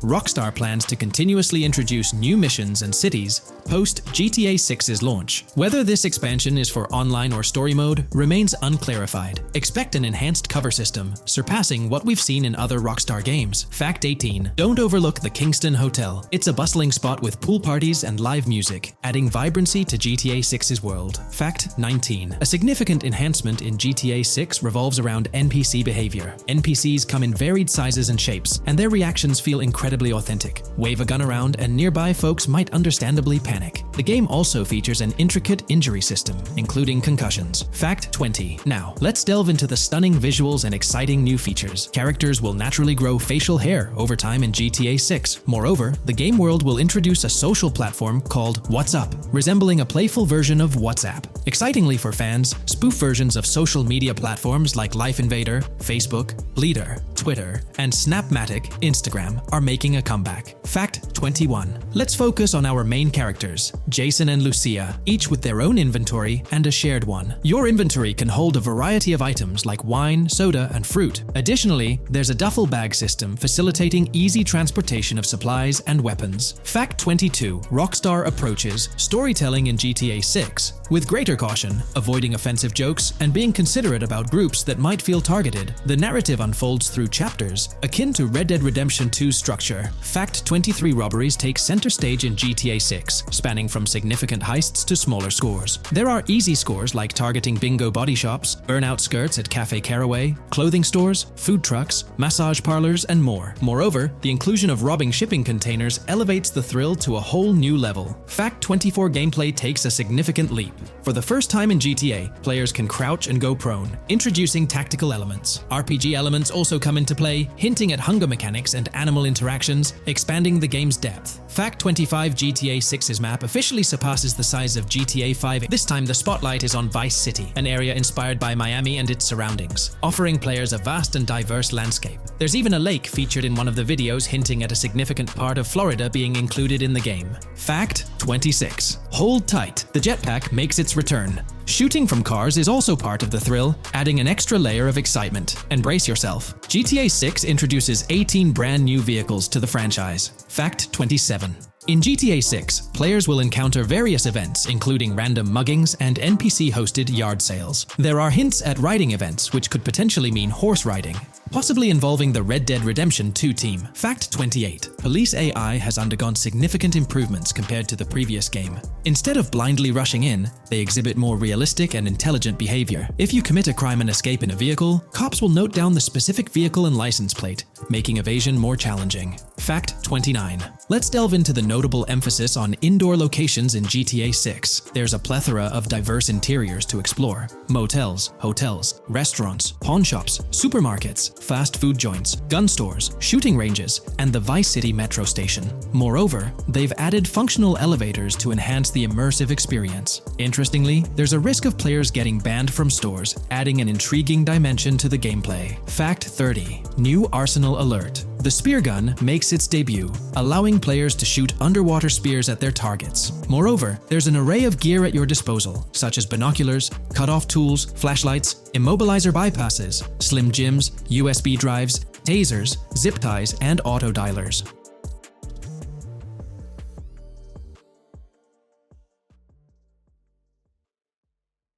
Today, we're delving into the realm of GTA 6 Online, the upcoming multiplayer aspect of Rockstar Games' Grand Theft Auto 6. We'll dissect all the insights gathered from leaks back in 2022, alongside an intriguing anti-cheat patent filed by Rockstar's parent company, Take-Two Interactive. This patent offers a glimpse into how the forthcoming online experience aims to ensure a safer environment compared to the current GTA Online. Furthermore, we'll explore a novel method Rockstar plans to implement in GTA 6 for managing online sessions. This innovation promises to infuse the expansive world of GTA 6 with a livelier atmosphere, enriching the player's immersion in its intricacies. Undoubtedly, GTA Online stands as a titan in the realm of multiplayer gaming. Its enduring popularity has significantly contributed to the ongoing success of GTA 5 over the past 11 years. This success owes much to Rockstar's astute strategy, crafting a robust core game with GTA 5 and then supplementing it with regular content updates for the online segment. By continually introducing new weapons, vehicles, and attire, Rockstar keeps players engaged and motivated to accumulate in-game currency. As we eagerly anticipate the official unveiling of GTA 6, players are hopeful that it will address prevalent issues plaguing the current iteration. Chief among these concerns is the rampant presence of modders and cheaters, whose actions not only disrupt gameplay, but also pose security risks by unlawfully accessing personal data. To tackle this issue, Rockstar has devised a fresh approach set to debut in GTA 6. This method aims to bolster the game's security measures. The patent responsible for this enhancement is titled Method and Apparatus for Preventing Cheating in a Video Game Environment by Providing Obfuscated Game Variables. Filed by Take-Two Interactive, Rockstar's parent company, in 2019, this patent outlines a system and method aimed at curbing cheating within video game environments. By disguising game variables in memory, the patent seeks to thwart attempts by players to monitor and manipulate values such as health, ammunition, and in-game currency for unfair advantages. Traditionally, developers combat such exploits by encrypting, coding, or obfuscating the location of these values, alongside implementing integrity checks to detect unauthorized modifications. However, these methods have drawbacks, as they often impact game performance and inadvertently expose variable locations to savvy attackers. Rockstar's innovation lies in masking the whereabouts of these variables, offering a more robust defense against cheating in GTA 6's online. I won't delve into the technical intricacies, but essentially, Rockstar employs a clever and seemingly straightforward technique to conceal these values. This makes it considerably tougher for attackers to pinpoint their locations. While the concept of masking values may seem straightforward, its effectiveness in bolstering stability and enhancing security for the future online segment is paramount. Moving forward, let's turn our attention to the next patent, titled System and Method for Session Management in a Multiplayer Network Gaming Environment. Filed by T2 Interactive in 2021, this patent addresses disclosed are systems and methods for session management. The disclosed system allows for seamless merging and splitting of network sessions in a multiplayer network gaming environment. Seamless session management allows dynamic movement of players in a virtual world during gameplay without unnecessary loading and/or stalling. As the players in the virtual world move around, the management of active game sessions can be improved to affect a more realistic perceived population. In this patent, Rockstar highlights the crucial role of online components in the success of many games, citing GTA Online as an example. They emphasize the challenges of managing network technology and resources to create a vibrant virtual world. Traditional MMO games often face limitations in session management, with some opting for single sessions that may restrict the depth of content due to increasing player counts. Others utilize multiple sessions, which can hinder feasibility, especially in peer-to-peer exchanges like in GTA Online. To address these issues, Rockstar has developed a pioneering system for seamless session management. This innovative approach enables fluid splitting and merging of network sessions, allowing for a more immersive virtual world free from hardware and software constraints. Allowing players from different sessions, but in the same virtual area of the map, for example, to be merged into a single session. This allows players from previously different sessions to come across one another, thereby making the virtual world seem more populated. As an additional advantage, seamless session merging handles many network failures silently. In prior art systems, a player who loses network connectivity can be kicked out of a session and may not be able to rejoin because they are in a session by themselves. However, the Session Management System 100 allows for a disconnected player to exist in a session by themselves for a predetermined period before they are reconnected to the remaining players in the session or can be joined with another session. The method begins with monitoring a triggering event. In some embodiments, the triggering event defines when to merge two sessions or split a single session. For example, when the object, virtual players, are in the same session, move physically apart from another, the object by a predetermined virtual distance, this triggers the session management system to split the session into two different sessions. Likewise, if objects from two different sessions are within a predetermined virtual distance from one another, the session management system and merge the sessions to allow interaction between objects of the respective sessions. Other instances of monitored triggering events encompass various player and object actions, including changes in position or visibility, player entries and exits from the virtual world, and game-related activities like mission completions or tutorial beginnings. Rockstar's solution ensures seamless management of these events, preventing inconsistencies such as duplicated objects during session transitions. This approach accounts for factors like virtual geography, team management, networking resources, and social relationships to maintain continuity across sessions. For example, once a session is split, there can be two sessions, each with their own distinct copy of an object. Avoiding this split can avoid players that intentionally duplicate valuable objects to exploit virtual game economics. If these two sessions were to later merge, there can then be two identical objects in the same session. In this manner, the session management system advantageously avoids object duplication when two players are merged following a split. I trust that I've conveyed this information clearly. The implementation of this new system in GTA 6 promises to enhance the game's atmosphere, ensuring a more bustling world while maintaining a high level of detail throughout. Now, let's delve into what we've learned about GTA Online from the leaks of 2022. Multiplayer. In the bottom left in one of the clips, one can see there are two players in a 30-player lobby. This is because there are two slots for spectators, similar to GTA Online and Red Dead Online. There is also a reference to the script host. After that, there is a code which is either the session host or game master. Based on the information gathered, it seems probable that peer-to-peer connections and 30-player lobbies will make a comeback in GTA 6 Online. However, there's a twist in how sessions will operate, allowing for seamless transitions between them. Feel free to share your thoughts in the comment section about everything we covered in today's video regarding GTA 6 Online. The GTA 6 community has just found some major clues left by Rockstar Games, and it was under our nose the whole time. GTA 6's Trailer 1 revealed a ton of new things about the game off the bat, but recently, there's been even more developments that show off the GTA 6 main character story, Lucia. We learn a bunch of new things about her background, so if you're not interested in potential spoilers, this may not be the video for you. This information is directly from Rockstar Games, so this is the real deal. So getting into the details of Lucia's jail cell, let's focus on those newspaper clippings. I'll do my best to zoom in and enhance the image, but there are two distinct white clippings with black text. One of them appears to have a portrait, and I can only speculate that it might resemble a modern-day wanted poster. This could be showcasing the story of Lucia's alleged crime, accompanied by an image like a visual representation of what she's accused of. It's almost akin to a wanted picture that you'd find in a newspaper. This phenomenon isn't unheard of in real life. When people do something noteworthy or newsworthy, it's not uncommon for them to keep a record of it, like an article, and put it up on their wall as a sort of memento. It's like a snapshot of a moment in their life, even if it involves legal trouble. So Lucia might be preserving this particular newspaper clipping as a piece of her history, whether it's for sentimental reasons or perhaps as a reminder of the circumstances that led to her incarceration. Now let's broaden the scope a bit and draw comparisons to previous GTA protagonists. Take Michael DeSanta, for instance. His mansion has family photos on the walls. Franklin Clinton's house features similar personal touches. Even Trevor Phillips, in his trailer, has pictures that tell a story about his life.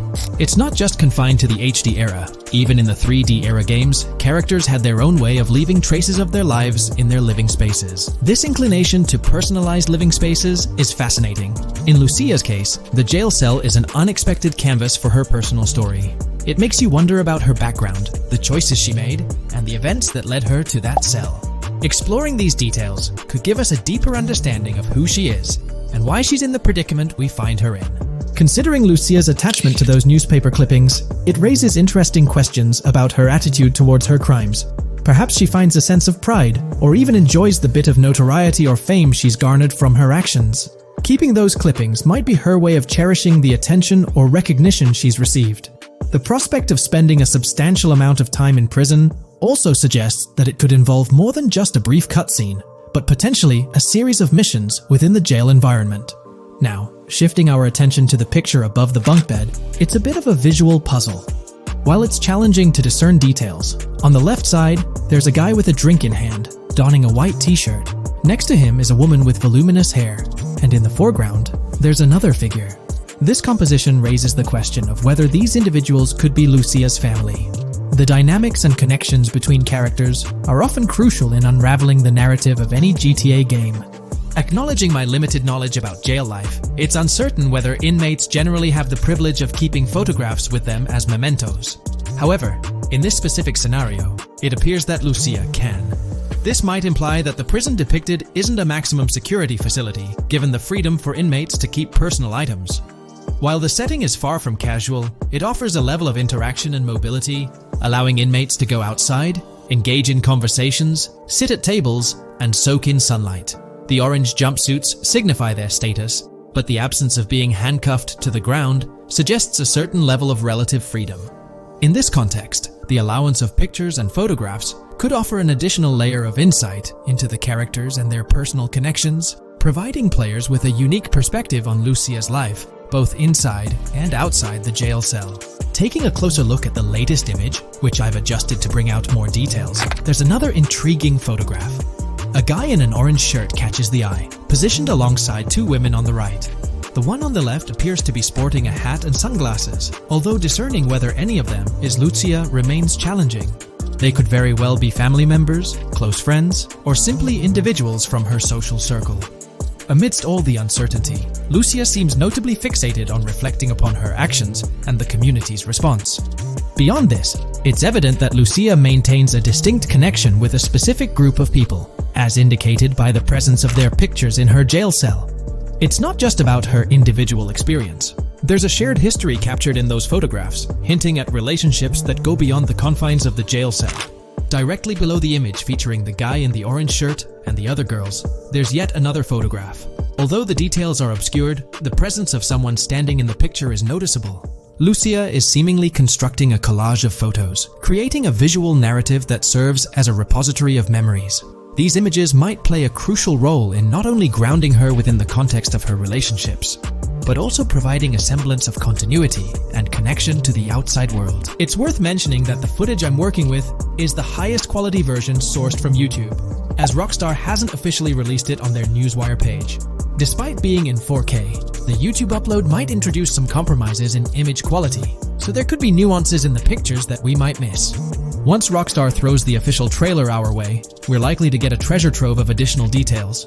But for now, let's roll up our sleeves and dissect the snapshots from Lucia's jail cell. Apart from Jason, there's another player in Lucia's story. Stephanie, the Leonid Department of Corrections representative. Picture a different scene though. Lucia's cell is a far cry from Stephanie's office. In this particular shot, Stephanie's unmistakably holding down the fort in a black dress, center stage on the right. Flip to the left frame, and there she is again, donning a red dress on the right side. Behind her, there's a framed message teasing with "if you miss," but the rest remains a mystery due to some pesky screen glare. Now let's make a full turn and voila, another Stephanie pic in the bottom right corner. This time, the backdrop suggests a domestic scene, perhaps with a partner. She's got on some bluish shades, slightly different from what we catch a glimpse of later. The background paints a more vivid picture, a collection of books, pamphlets, a conspicuous high-visibility vest, and yet another potential newspaper clipping. Whether it's a routine thing or an anomaly, the jury's still out. So, what's the inside scoop on Lucia's backstory gleaned from her jail cell environment? Well, the state of the jail suggests it's seen better days. Peeling bits off the windows hint at a place with some history. That initial shot with the barbed wire strongly implies it's not a newly minted spot. It's got the wear and tear of time etched into its surroundings. As we immerse ourselves in the intricacies of Lucia's life within the jail cell, the narrative unfolds as a captivating tapestry, each element contributing to the rich story. The subtleties, from the cryptic newspaper clippings shedding light on her alleged crimes to the carefully chosen photographs depicting relationships with family and friends, create a vivid and compelling portrait of Lucia's existence, both within and beyond the jail confines. The personal touches within her confined space evoke a rawness that harks back to the legacy of previous GTA protagonists. Lucia's jail cell, unexpectedly, becomes a canvas revealing a story that transcends the conventional GTA narrative. It prompts curiosity about her past, the decisions that led her to incarceration, and the intricate web of relationships that define her. The permission granted for personal items like photographs in the jail cell adds an intriguing layer to the storytelling, suggesting a nuanced sense of freedom within the constraints of imprisonment. Lucia's attachment to these items, whether they be newspaper clippings or family snapshots, beckons players to ponder her perspective on her own actions and the recognition she may have garnered. While we eagerly await the official trailer release from Rockstar, it is clear that Lucia's story is woven with complexities and mysteries that leave us yearning for more. The weathered appearance of the jail environment, with peeling bits off the windows and subtle signs of aging, hints at a setting steeped in history, amplifying the anticipation for the unfolding narrative. Thus, with these glimpses into Lucia's world, we find ourselves surrounded by a plethora of unanswered questions. When did she find herself behind bars, and what duration does her stay entail? Your insights are eagerly awaited in the comment section. If this exploration into Lucia's jail cell has piqued your interest, a thumbs up would be much appreciated. Comment down below what you believe caused Lucia to go to jail. And did you spot these hidden Easter eggs in the trailer on your first watch? I'm interested to hear back from you guys. Thank you for watching. If you would like to support our analysis content on GTA 6, make sure to subscribe and leave a like. Is there a chance we'll see a remaster, or even just a port of GTA 4 hit the shelves this year? It's quite likely, though I'm leaning towards it being more of a port, but let's dive into the details. Back in July 2022, TezFuns2 made it known on Twitter that, as per a reliable source with clear accuracy on Rockstar plans, remasters of GTA 4 and RDR1 were on the table a few years ago, but Rockstar chose not to proceed with the project in mind. The poor reception of the Trilogy Definitive Edition might be a reason behind that decision. After that post surfaced, the topic went quiet for quite a few months, over a year in fact. Then, out of the blue last year, Rockstar Games dropped the bombshell and revealed a fresh project in the Red Dead Redemption universe. Although there hasn't been an official announcement regarding the GTA 4 remaster, there are indications pointing towards the existence of such a project, with a potential release date as early as March 2024. Take-Two, the parent company of Rockstar Games, had previously hinted at having 2 re-releases in the pipeline, set to launch by that specific month. The original Red Dead Redemption was among the 2 games mentioned, leaving room for speculation that the other could potentially be GTA 4, while it's also plausible that this could be an entirely different project unrelated to the Grand Theft Auto franchise. It's worth considering. This isn't the first time there have been murmurs about a GTA 4 re-release or remaster. Returning to the Red Dead Redemption 1 port, unfortunately, it wasn't the news fans were hoping for. Instead of a full remake or remaster, the developer revealed a port with no new content.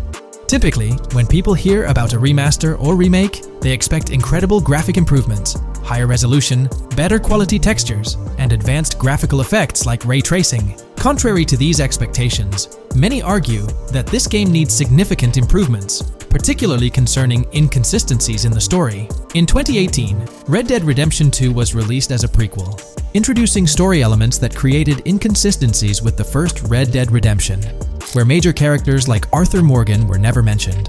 When Rockstar opted for a port instead of improving the game, which was already 13 years old, disappointment arose. The desire for a remaster or remake persisted, fueled by rumors since 2021. These speculations continued until the summer of 2023.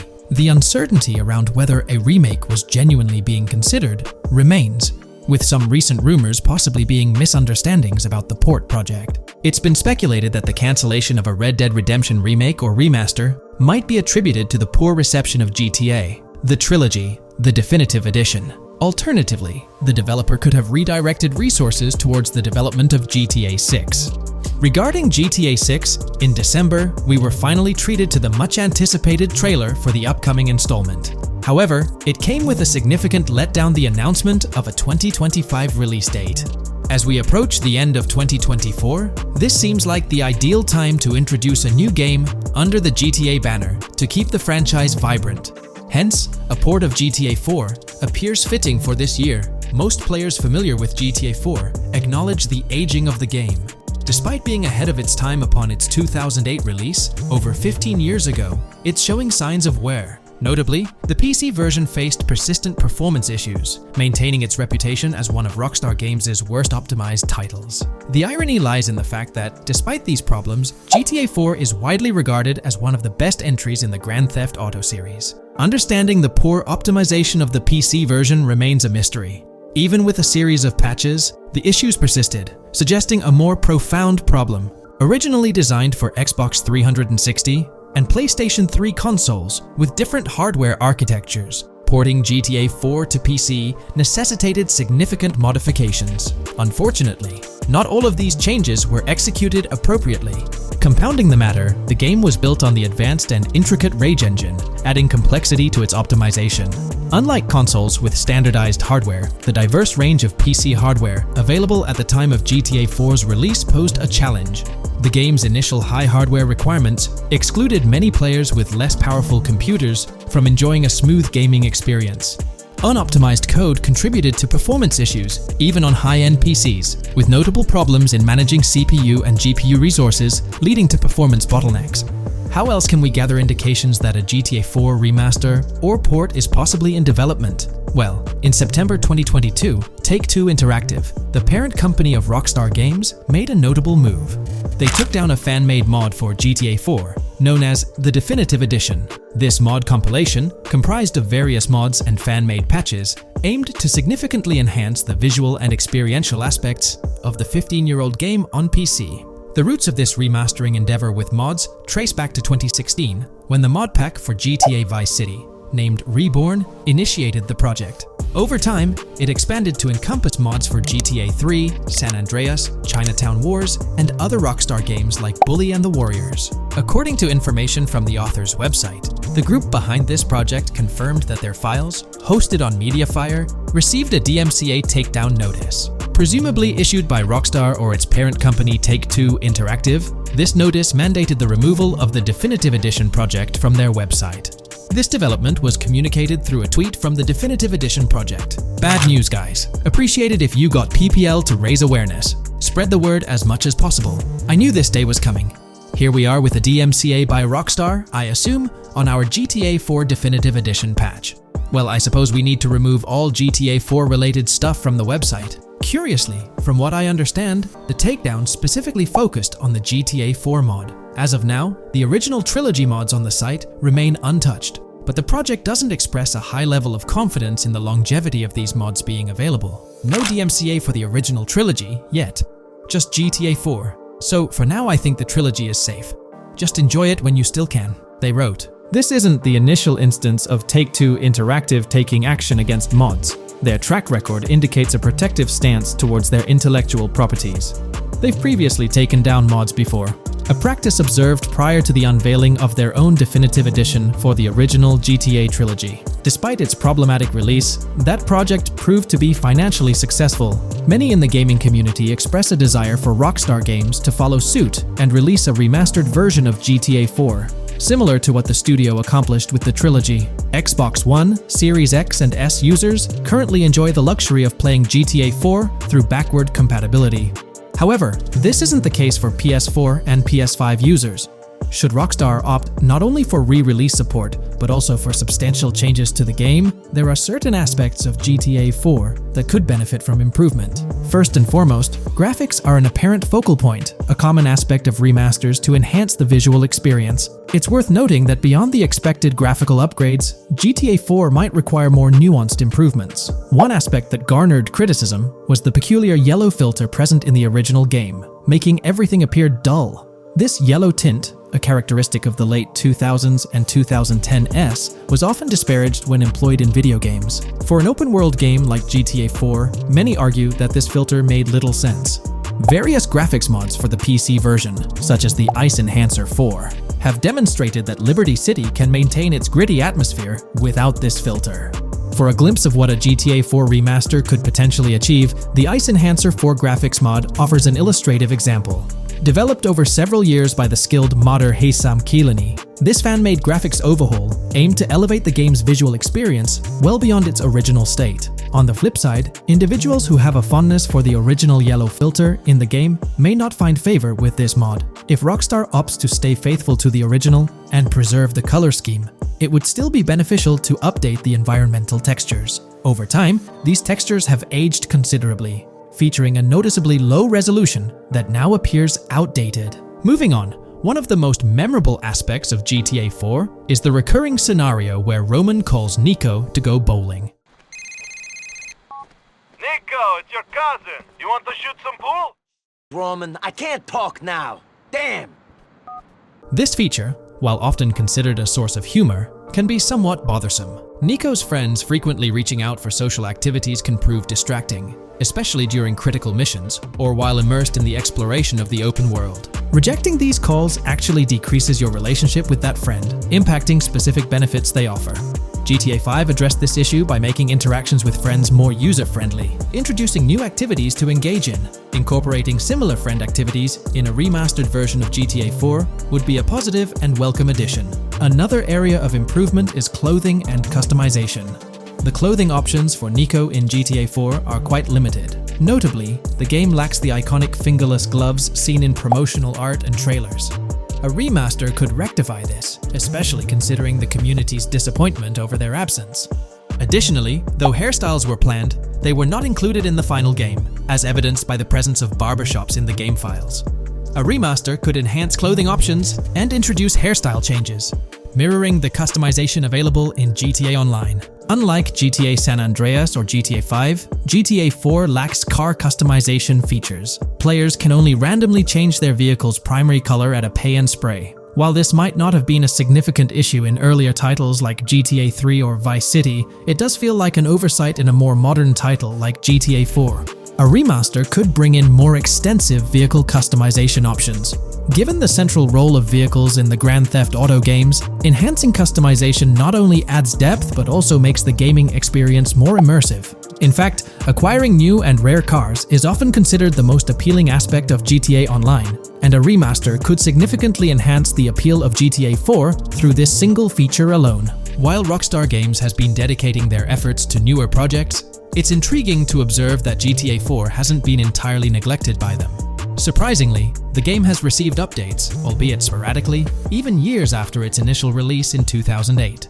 A notable recent update, released in 2023, caught many fans off guard. This update primarily focused on security, aiming to safeguard the game's source code from potential leaks. It's interesting to reflect on the context surrounding this security update. Since Rockstar Games removed the multiplayer aspects of the GTA 4 Complete Edition on Steam and their launcher in March 2020, the need for such security measures raises questions. Without active official multiplayer components, this move appears to be a proactive response to a prior security breach. In that incident, a hacker infiltrated Rockstar's security system, leaking pre-alpha version footage of the highly anticipated GTA 6. While Rockstar's immediate focus is on bringing GTA 6 to fruition, the possibility of a GTA 4 remaster isn't entirely dismissed. There's a genuine belief that something related to GTA 4 is in the works this year. If not, the prospect remains open for the future, potentially after the release of GTA 6. The year 2028 marks the 20th anniversary of GTA 4, presenting a considerable time frame. Although it involves patience, the wait could be worthwhile if Rockstar decides to give GTA 4 the remaster treatment it deserves.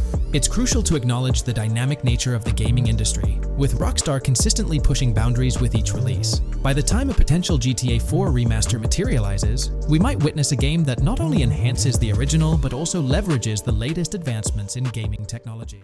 In today's video, we're about to explore the intricacies of the Vice City mapping project, unraveling the mysteries of the latest map iteration. Join us as we meticulously analyze the details and draw insightful comparisons between the expansive GTA 6 map and its predecessors within the series. Our adventure doesn't stop there. We'll be immersing ourselves in the leaked information from 2022, unveiling a treasure trove of open-world activities. Brace yourselves for a comprehensive list featuring every nook and cranny on the GTA 6 map, showcasing not only new additions, but also the anticipated return of beloved locations from the iconic GTA Vice City, as hinted in the leaks. Let's kick off this exploration by delving into the heart of the GTA 6 mapping project. For those familiar with it, this official endeavor aims to provide a scale-accurate representation of what players can expect in the actual game. The map sprawls across two major cities, Vice City and Fort Gorn, and every detail is meticulously curated from leaks and the official trailer. Now, for those wondering about the seemingly expansive green spaces on the map,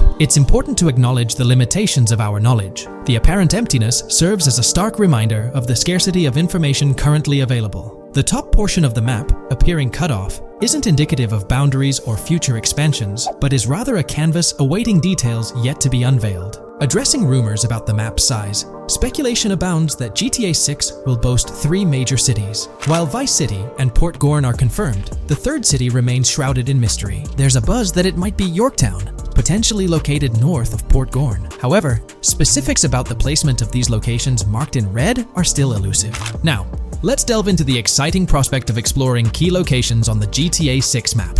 These names, extracted from the official trailer and leaks, offer a tantalizing glimpse into the rich and diverse world awaiting players. Get ready to traverse the landscapes of Yorktown Red Hill Fairyland Forest, near Berryland, a whimsical Disneyland parody, Ambrosia Lake, Leonida, Lore North, Beaches Belleville, Ica, Vice City, Hamlet, Grass Rivers, and the enigmatic Gator Keys. As our journey unfolds, stay tuned for more updates, insights, and speculations surrounding the continually expanding universe of GTA 6. The road ahead promises thrilling surprises, and we're here to navigate it together. Now, let's delve deeper into the intriguing details surrounding Port Gellhorn. The bustling streets and structures around Hank's Waffles Diner, a focal point for a heist according to the leaks, spark anticipation for dynamic in-game events. The meticulous rendering of these locales not only captures the essence of the city, but also invites players to immerse themselves in the narrative-driven experiences that Rockstar Games is known for. Examining the speculative changes in Port Gellhorn, the notable relocation of the Port Gellhorn airfield suggests a strategic reimagining of the city's layout. This shift, coupled with the adjustment of the Port Gellhorn Raceway, hints at a carefully planned urban evolution, potentially altering the dynamics of the airport's placement within the city. The industrial sector of Port Gellhorn provides a gritty backdrop, with the iconic United States Prison maintaining its imposing presence. The inclusion of the pawn shop, prominently featured in the trailer, underscores the developer's commitment to integrating real-world elements seamlessly into the game environment. Venturing southward, areas like Second Fina and Belleville remain enigmatic, their constant relocation adding an element of unpredictability to their final positioning on the map. Ambrosia La Pearl, steeped in mystery, teases players with its undisclosed location, heightening the sense of intrigue surrounding these diverse neighborhoods. Our exploration now takes us into the heart of Vice City, where a substantial chunk of the urban landscape unfolds before us. While speculation abounds regarding the placement of red buildings and names, the gray structures, sourced from both the trailer and leaks, serve as tangible landmarks, anchoring our understanding of the evolving cityscape. Vice Beach emerges as a vibrant district, adorned with numerous hotels that were meticulously analyzed in previous videos, providing a tangible link between the virtual world and its real-life counterparts. Washington Beach, with its diverse skyline, beckons players with promises of new adventures, enhanced by the improved streets of Stockyard, Little Haiti, Rock Ridge, and Crosstown, as showcased in the trailer footage. Descending further into the enchanting realm of Grass Rivers, we come across the enigmatic district of Hamlet, speculated to mirror the charm of Homestead. Yet, the persistent red designation leaves us tantalizingly in the dark about its precise location. This region reveals fascinating landmarks, including a power plant nestled at Turkey Point and a sewage treatment plant, painting a vivid picture of the industrial landscape.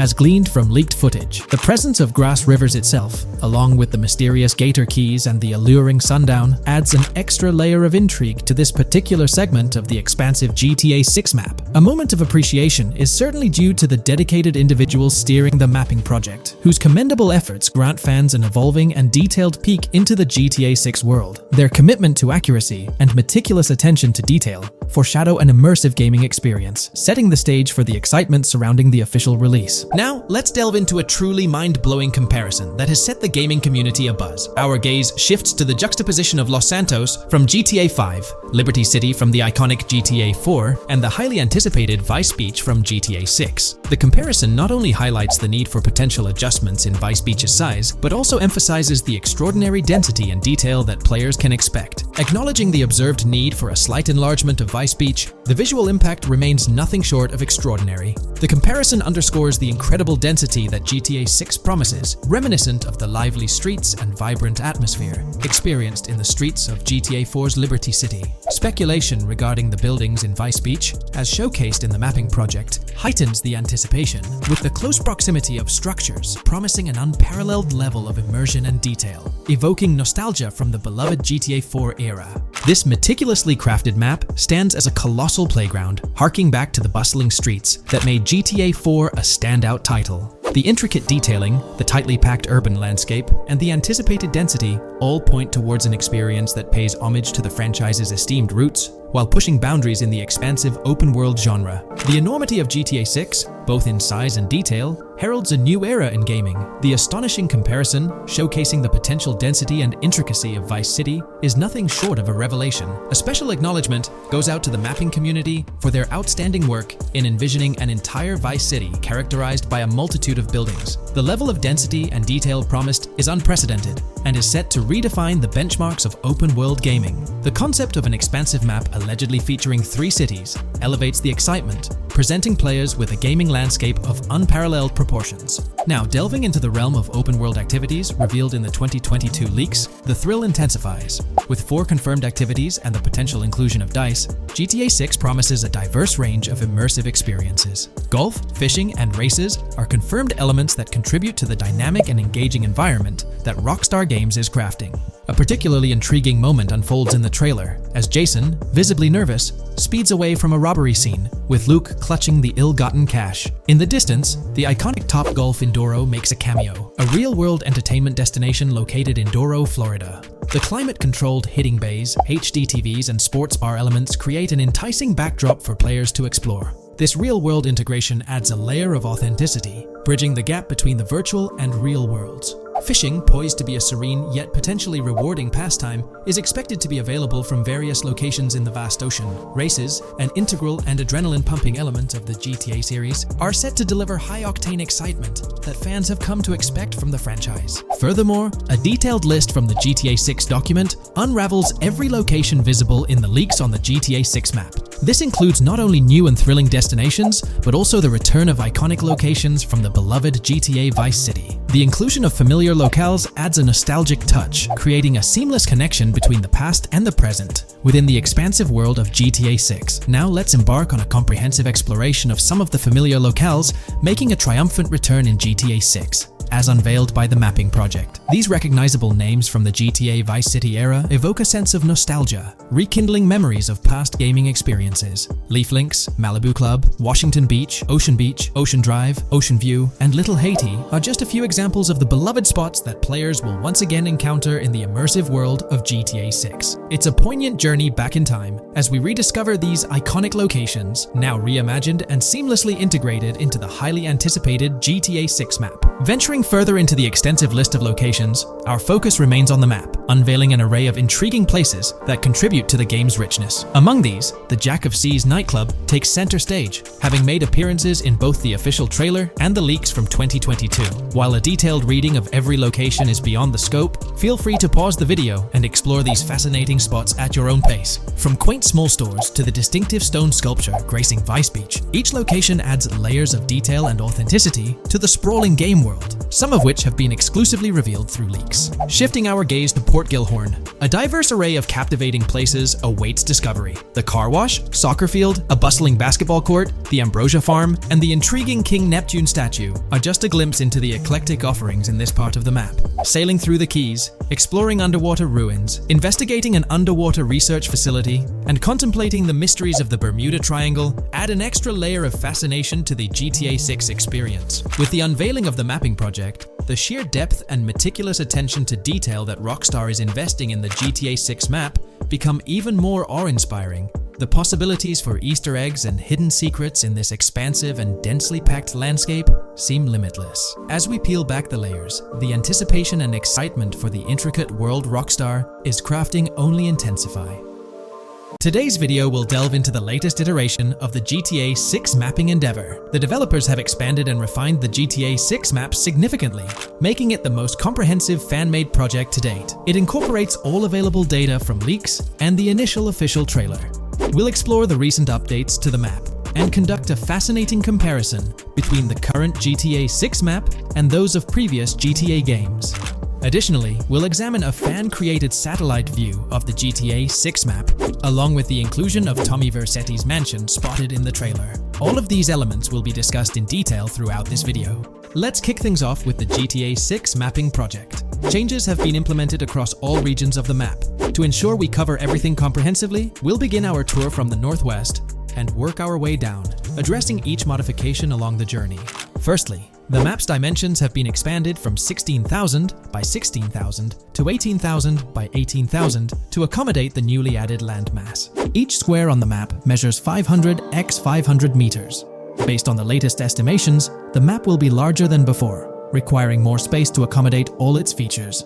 Currently, the northern portion of the map remains unknown, which contributes to its perceived size. Hence, the map extends beyond what's visible on the screen. According to rumors, the GTA 6 map is speculated to encompass 3 major cities. Presently, we're aware of 2. Vice City, the largest city, and Port Gorn, which has undergone further expansion in the latest map update. The third location, Yorktown, is anticipated to be modeled after Tampa.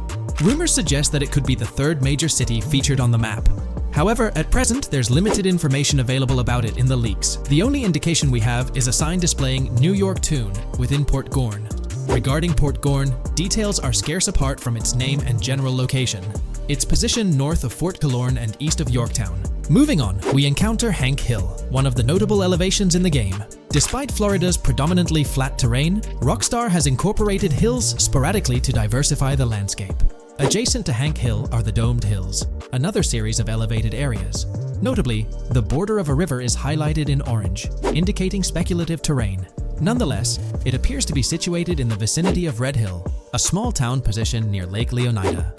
The largest body of water, Lake Leonida, sits approximately at the map's midpoint, drawing parallels to Lake Okeechobee in real life. To the north of Lake Leonida lies Fairyland Forest, a wooded area neighboring Fairyland, a playful nod to Disney World. To the east of Lake Leonida, you'll find Ambrosia and Laurel, 2 additional small towns, along with North Beaches. Heading south from Yorktown, we reach Port Gorn, which has undergone expansion westward. The buildings and roads depicted in black and grey correspond to those visible in leaked footage and the trailer. Roads highlighted in red, along with orange borders, remain speculative. However, the port area shows 2 speculative buildings and a portion of the border that's confirmed. The Bay Area has seen overall enlargement, including modifications to the speculative islands near Port Gorn. Additionally, a newly added section featuring small islands and a confirmed border indicates further expansion. With these developments, Port Gorn's size may rival that of Vice City. It might not match Vice City's scale, but it could rival, if not surpass, GTA 5's Los Santos, which is remarkable, considering it's our second city on the map. Additionally, the confirmed borders of Port Goro have been adjusted based on new evidence. The remaining areas in Port Goro largely remain unchanged. We still have Han Waffles Diner, surrounded by its buildings and structures, along with Port Gorn Motel, Gorn Bluff, the Pawn Shop, Port Gorn Raceway, Port Gorn Airfield, and the United State Prison. Belleville and Econfina remain situated near Vice City. Now, focusing on Vice City itself, much of it retains its layout from the previous map update. We observed the increasing density of the map, particularly with the Stockyard and Crossdown area now filled in, along with the hotels in the Vice Beach area. The proximity of the buildings to one another is quite striking. Additionally, the buildings on Pelican Harbor Island remain consistent with the previous update. However, there's been a recent discovery. I'd appreciate your thoughts on this matter in the comments below, as it could potentially be significant if confirmed. According to this viewer, they claim to have identified Tommy Vercetti's mansion in the trailer. They're referring to this specific mansion situated on the middle island, directly behind the enormous yacht. It bears a striking resemblance to his iconic abode, raising the possibility that it could indeed be the one. However, it's challenging to make a definitive judgment, since it's nighttime in the footage. It could simply resemble it, but it's difficult to confirm. Nevertheless, it would be fantastic if it indeed makes a return in the game.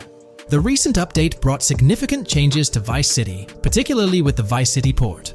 This is where the scene featuring the bolt shot from the trailer takes place. Now, we have a clearer understanding of its entire border, with some buildings identified. There are 2 speculative buildings, along with some confirmed ones. The bridges have been updated, and there have been adjustments to the speculated Raya Way. Furthermore, the FLP Solar Amphitheater has been relocated northward based on new evidence.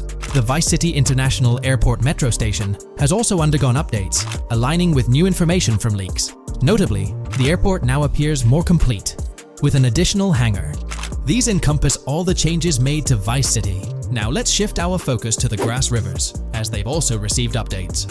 The speculative landmass along the west coast has been adjusted to accommodate the map expansion. Notably, the Lake SLW waterway now connects to the Grass Rivers, providing insight into the potential appearance of this swampy region on the map. A scene from the trailer showcased the Airbolt, a vehicle likely used for traversing these areas. Hamlet remains in its original position, serving as a parody of Homestead. It's interesting to note the location of the Shaka Shed, situated in the middle of the Grass Rivers, reminiscent of the shacks seen in Lemoyne in Red Dead Redemption 2.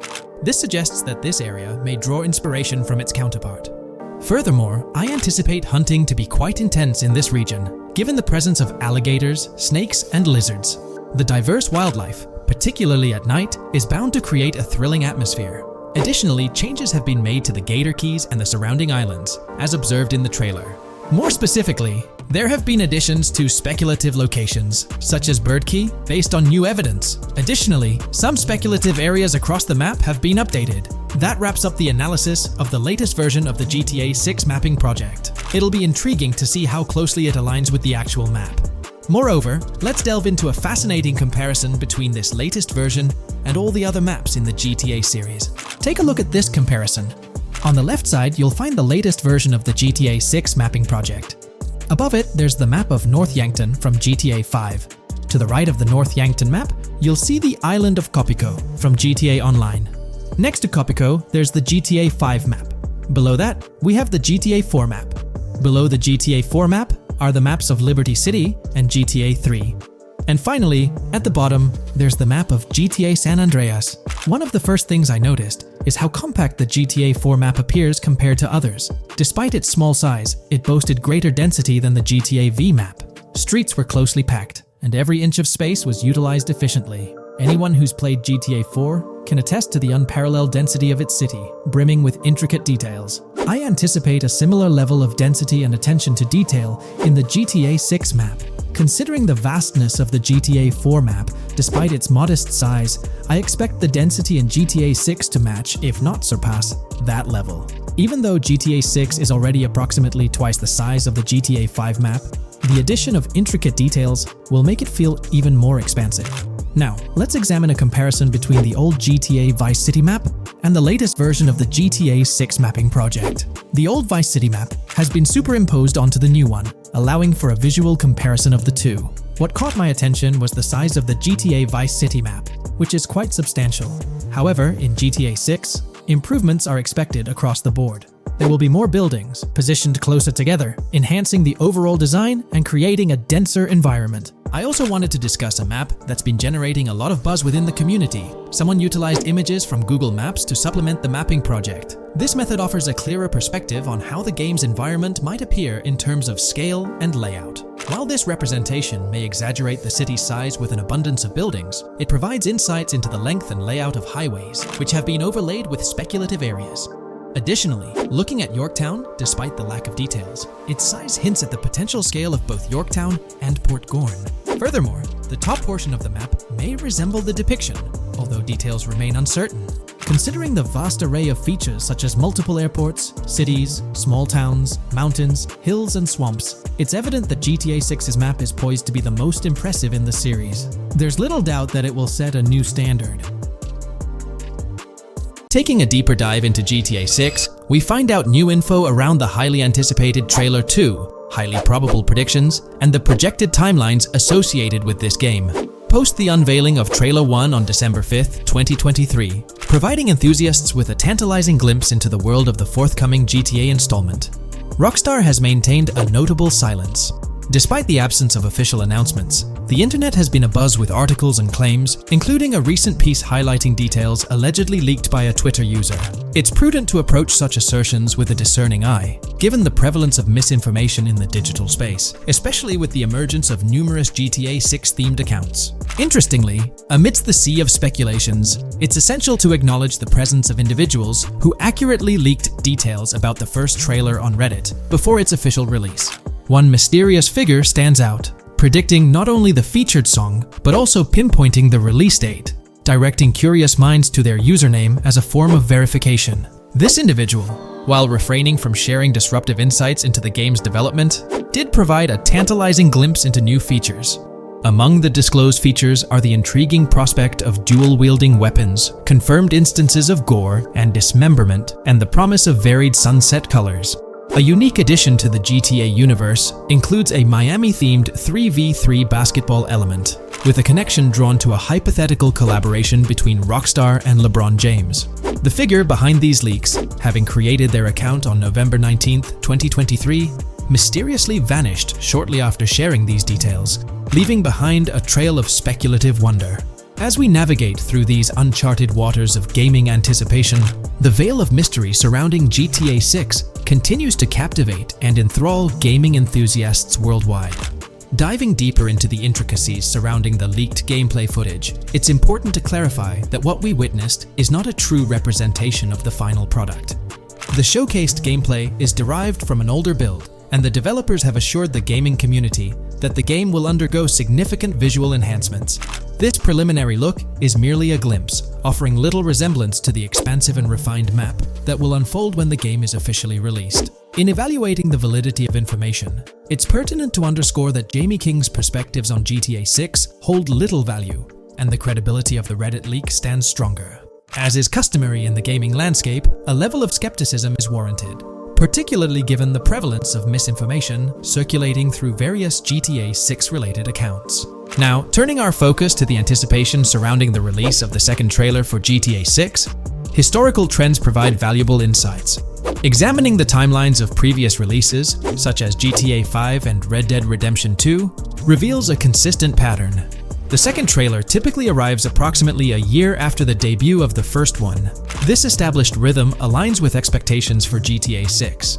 Considering the guidance from Rockstar and its parent company, Take-Two Interactive, which envisions the game's release in fiscal year 2025, ending on March 31st, the stage is set for an eagerly awaited gaming experience. The projected revenue of $8 billion underscores the ambitious plans to deliver groundbreaking titles, with GTA 6 at the forefront. The confirmation of the 2025 release through the first official trailer adds another layer of certainty to the equation.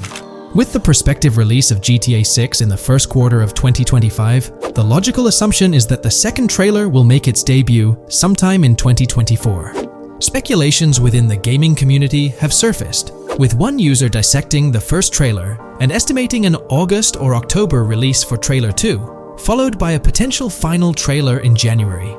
The sentiment resonates with the idea of maintaining momentum and sustaining excitement among fans. An intriguing twist enters the narrative with the potential release of the PS5 Pro in November, suggesting a strategic move to reduce the waiting time for additional information. As the community engages in this dynamic dance of anticipation, excitement mounts for the next trailer, where glimpses of actual gameplay are eagerly awaited. Venturing deeper into the realm of anticipation surrounding GTA 6, comparisons with Red Dead Redemption 2, which boasted 6 trailers, underscore the immense budget and expansive scope that the upcoming installment is set to showcase. Expectations are set for a dynamic marketing approach with 2 trailers, each dedicated to unraveling the story of a protagonist. This anticipation is further fueled by the likelihood of a dedicated gameplay trailer, shedding light on the mechanics and features, as well as a comprehensive trailer providing insights into the vastness of the game's map. Additionally, there's a tantalizing prospect of a trailer focusing on the diverse groups and gangs that inhabit distinct zones within the game. This comprehensive promotional strategy is indicative of a monumental project that promises to redefine the gaming landscape. Now, let's unravel the rationale behind the assertion that GTA 6 is poised for a late 2025 release. Examining the historical trajectory of game releases, particularly the 2-year gap between the initial trailer and the game hitting the shelves, aligns seamlessly with fiscal reports. This alignment serves as a solid foundation for confidence in predicting the game's availability by the end of 2025. Pondering the intriguing possibility that GTA 6's launch timeline might mirror that of its predecessor, GTA 5, sparks curiosity. Noting the first teaser trailer's debut on November 2nd, 2011, and comparing it with GTA 5's unveiling on December 5th, 2023, there's a parallelism that invites speculation. Expanding this analogy to include the release of the first 2 screenshots for GTA 5 on July 12, 2012, suggests a timeline for potential content drops for GTA 6. If we entertain the notion of a 1-year gap between the first and second trailers, mirroring historical patterns, and factor in Rockstar's potential aim for a fall release, an intricate timeline unfolds. Of course, acknowledging the industry's unpredictability, potential delays could sway this projection. Encouraging the community to share their insights, the script opens a channel for predictions regarding the release of GTA 6 Trailer 2. For those intrigued by a personal timeline, a meticulous projection is presented. The anticipation of Trailer 2 making its debut around April or May 2024, strategically ahead of the summer, is poised to keep the gaming community buzzing. Subsequent to this, the prediction of a third trailer, potentially a gameplay trailer, surfacing around October or November of the same year, with the possibility of extending into December, adds to the excitement. Early 2025 is earmarked for another critical trailer, presumably a launch trailer, complemented by TV spots to amplify the buzz. During the interim periods, additional content drops are anticipated, featuring new screenshots, short-form videos, and artworks, ensuring a sustained engagement with the gaming audience.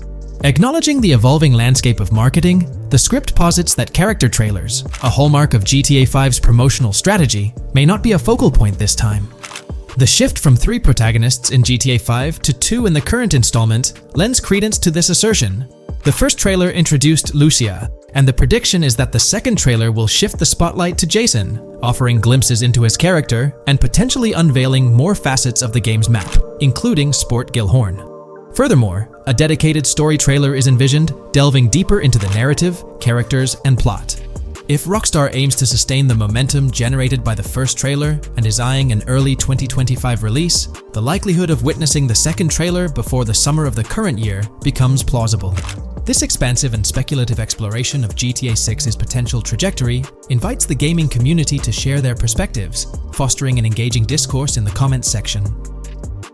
Hey there! In this video, we're diving into an upcoming terrain system in GTA 6 brought to you by Rockstar Games. Additionally, we'll explore some cool graphics enhancements like ambient occlusion, global illumination, and material tinting slated for the next GTA. The scoop comes straight from an official patent filed by Take-Two Interactive, Rockstar's parent company. So let's kick things off by checking out the patent titled Method and Apparatus for Enhanced Graphics Rendering in a Video Game Environment. According to Rockstar Games, the rendering of real-time graphics usually happens in a pipeline setup like this one. At the core of it, the process kicks off by handling 3D vertex information, moving on to render pixel-level details like light color and shadows. In the current systems, one or more shaders are employed for this pixel-level rendering. These shaders are essentially programs that operate on the GPU. The challenge in rendering lies in finding the right balance between realism and detail, while ensuring smooth performance, aiming for that higher frame rate. For example, a virtual world should illustrate various terrains that mirror a number of lifelike geographical areas. Each of these terrains can provide unique interactions with a virtual character in the video game. By way of example, a virtual player traveling through sand or snow should leave footprints that are different than the virtual player walking down a concrete sidewalk.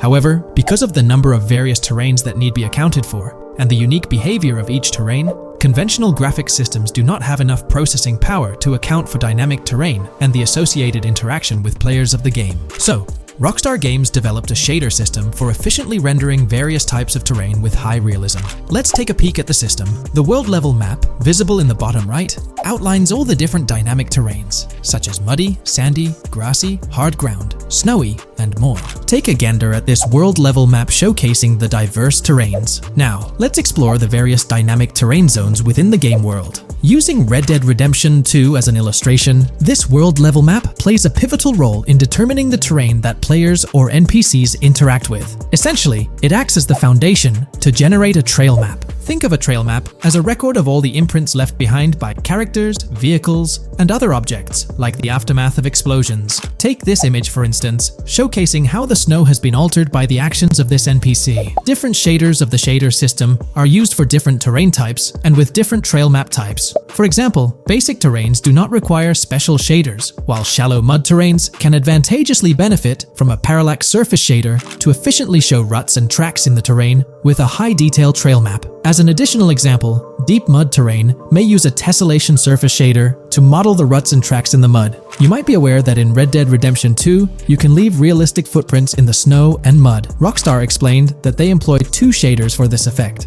parallax maps and desolation. These shaders create a convincing illusion of high-level deformation, where footprints appear on the terrain's surface. In reality, the surface is warped but not physically deformed, ensuring a smooth and polished movement experience. In GTA 6, they're applying the same technique to bring an extra layer of realism. This will be particularly noticeable with explosions, firing RPGs at the ground, walking through mud, or driving vehicles through it, each leaving distinct tracks based on the terrain. RPGs, for instance, will create craters on the ground. This adds a significant level of interactivity, making it feel like you're genuinely impacting the game world in real time. Despite it being an illusion, the result will be remarkably realistic, akin to the snow in Red Dead Redemption 2. To sum it up, this graphics rendering patent encompasses the dynamic terrain, ambient occlusion, global illumination, and material tinting, all exciting new features making their way to GTA 6. Rockstar has invented and patented new graphics rendering systems, which aims to fix some of the problems of traditional graphics rendering systems to make graphics rendering more efficient, thus improving performance and allowing for better,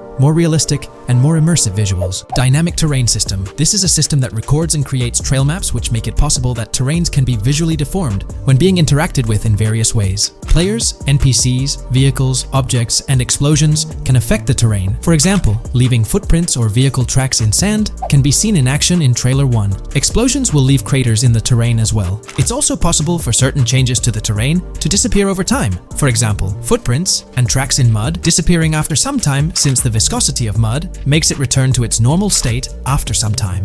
There are different types of terrains, for example, muddy, sandy, hard ground, grassy, or snowy terrain. Each type of terrain will react differently. A sandy terrain will be more easily deformed than a grassy terrain, for example. In the initial part of our video, we delved into the rendering pipeline, which also incorporates a lighting stage. While conventional systems often utilize cube maps for pre-rendering lighting, it's worth noting that this is mainly for static elements. When it comes to dynamic characters, pre-computed lighting falls short in accommodating changes from objects within the scene. Although ambient occlusion can be pre-baked, it lacks the capability to update dynamically. Realism takes a hit due to this. Conventional systems often incorporate static lights to mimic reflected light, like sunlight bouncing off the ground and under a table. However, this static approach fails to update with changes in the light source. To address these challenges, Rockstar has patented new systems. Ambient occlusion. This is a graphics technique that can be utilized in multiple forms to determine how light and shading are displayed on an object. It can lead to darkened areas,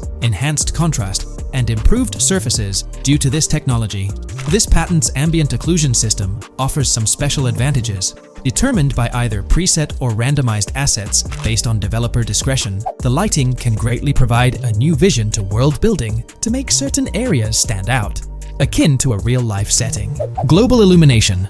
Global illumination is a graphics rendering technique that models how light is bounced off of surfaces onto other surfaces in direct light, rather than being limited to just the light that hits a surface directly from a light source, direct light. Rockstar's system detailed in this patent uses a bounce map that is projected in a top-down fashion to determine reflected light off of the ground. This bounce map is then converted into a texture that provides an approximation for the expected bounce back of light. This simulates the effect that would be achieved rendering the multiple passes of lighting to account for the natural bounce reflections. The bounce map can then be integrated into the lighting pipeline. During this, a technique is used to determine the area that needs this extra pass for each frame. This way, only the visible and required area is rendered with this technique, thus making it very efficient and less performance intensive. Overall, this provides many of the benefits of ray tracing without the computational expense. Ray-traced global illumination will probably still be in the game. For example, Lucia prison clip in Trailer 1. This special system is just a way to render large-scale global illumination efficiently. Now, let's touch on the final problem that Rockstar has addressed through this patent with conventional systems. Finally, as another example, to develop a rich and engaging game world, it is advantageous to populate the world with variations of similar objects. In other words, you do not want every simulated person, cow, gun, car, cart, ship, or animal generated in the game to look the same. Because the 3D model for many of these objects would be identical, variation was traditionally accomplished by creating different texture files to paint a different look on the object. For example, two variants of a cow model could be created, one with a texture to create a brown cow, and the other with a texture to create a black cow. These prior art systems created the desired variety at the cost of artist time, computer memory, and resources to maintain a multitude of different hand-authored variants for each in-game object. To combat this, Rockstar is introducing material tinting. RDR2 had a system that could tint the color of clothes to create far more variations on NPCs. This new patent is an evolution of that system and allows for creating of several in-game object variants from a single model. It can not only modify an object's colors, but other material properties, such as metalness and lighting parameters, or add additional layers to it, such as mud, snow, or dust as well. Envision the extent of customization that awaits in this game. Summing up the official patent for graphics rendering, it's evident that Rockstar has elevated numerous systems from Red Dead Redemption 2. Share your thoughts on everything covered in today's video in the comments below. In today's video, I'll be discussing the recent developments in the GTA 6 mapping project. We'll delve into the latest additions, including new locations featured in Trailer 1, adjustments to existing locations, refinements in certain areas, and exciting discoveries from the latest trailer, such as the yacht interior, surfboards, Princess Robot Bubblegum, and more. Let's start by examining the mapping project itself. It's been some time since our last update on this front, and there have been notable changes to the map since then. This iteration represents the most recent version of the GTA 6 mapping project, spearheaded by Dupees Zero R. Below, you'll find a roster of individuals who have contributed to this endeavor, and it's worth noting that this list has been recently updated. This project stands as the largest and most comprehensive effort within the fan community, with the goal of predicting the map of GTA 6 as accurately as possible prior to its official unveiling. DuPZ0R mentioned that there's still an extensive list of elements to incorporate and modify, but for now, this update suffices. Anticipate further alterations to the map in subsequent updates. This iteration represents the latest version of the GTA 6 mapping project. Notable adjustments have been made to the legend and the manner in which various elements are annotated on the map. All markers now include viewing cones to indicate their general viewing direction. However, it's important to note that the angle of these cones is merely symbolic. Additionally, speculative location markers have been updated with red outlines to differentiate them from non-location markers. Furthermore, coordinate markers now display their corresponding clip names for easier identification. Changes have also been made to the naming conventions in the key section. For instance, you'll notice that the markers now include the names of the clips they are derived from. Let's delve into the alterations specific to Vice City. The angles of Rock Ridge and Stockyard have been tweaked to align with calculations/evidence and to better match the coordinates. By observing the outlines, you can see that both the Rock Ridge and Stockyard areas have been subtly adjusted, ensuring a more cohesive layout. There's a noticeable improvement in alignment. A notable update to the map is this section here.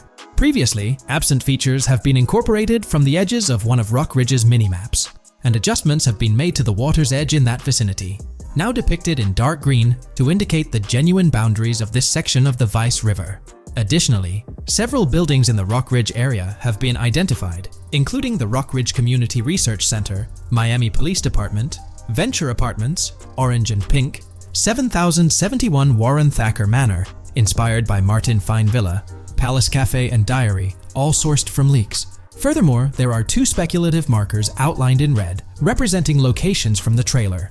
One in Rockridge is speculated to be the Hammer Hamlet Ladies location, while the other marks the high roller scene from the trailer. You can find the timestamps for both scenes on the map.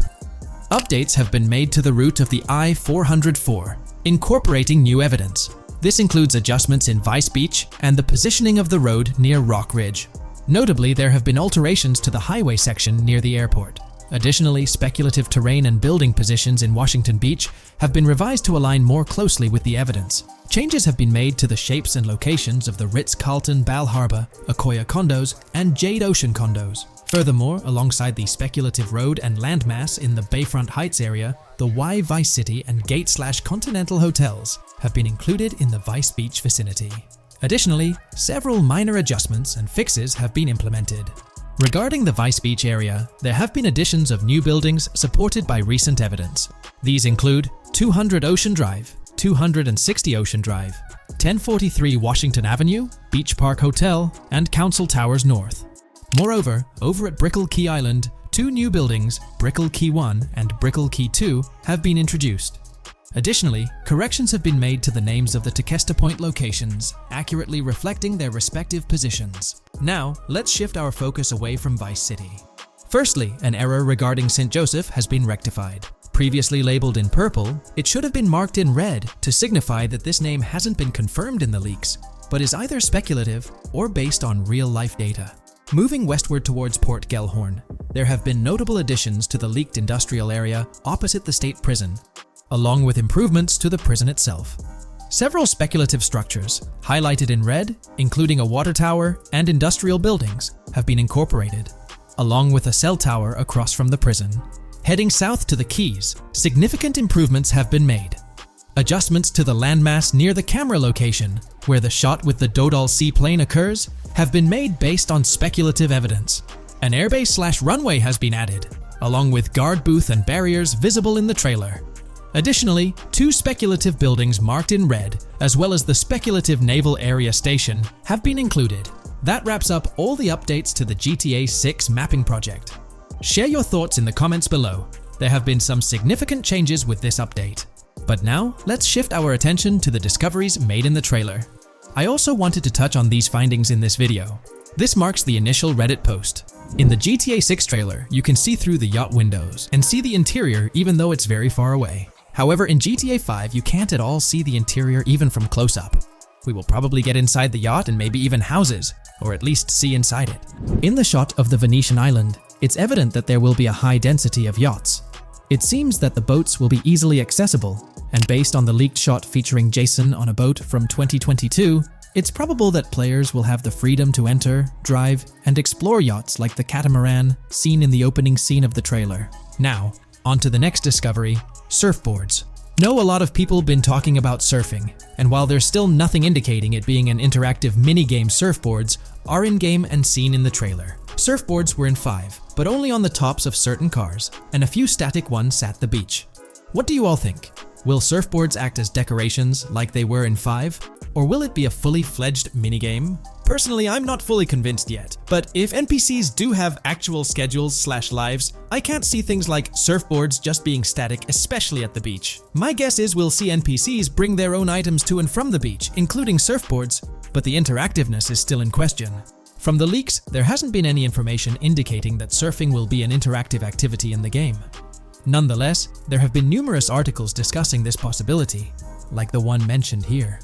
Major GTA 6 leak allegedly hints at surfing to debut in series. The upcoming GTA 6, officially untitled, leaks are becoming more frequent and interesting, with a recent one revealing that the upcoming title will include new water sports, such as surfing.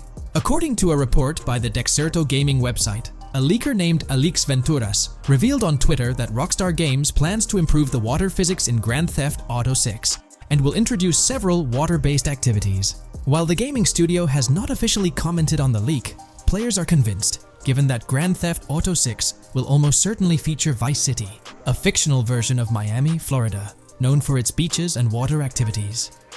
However, it's important to note that these rumors haven't been confirmed by either the official leaks or the trailer.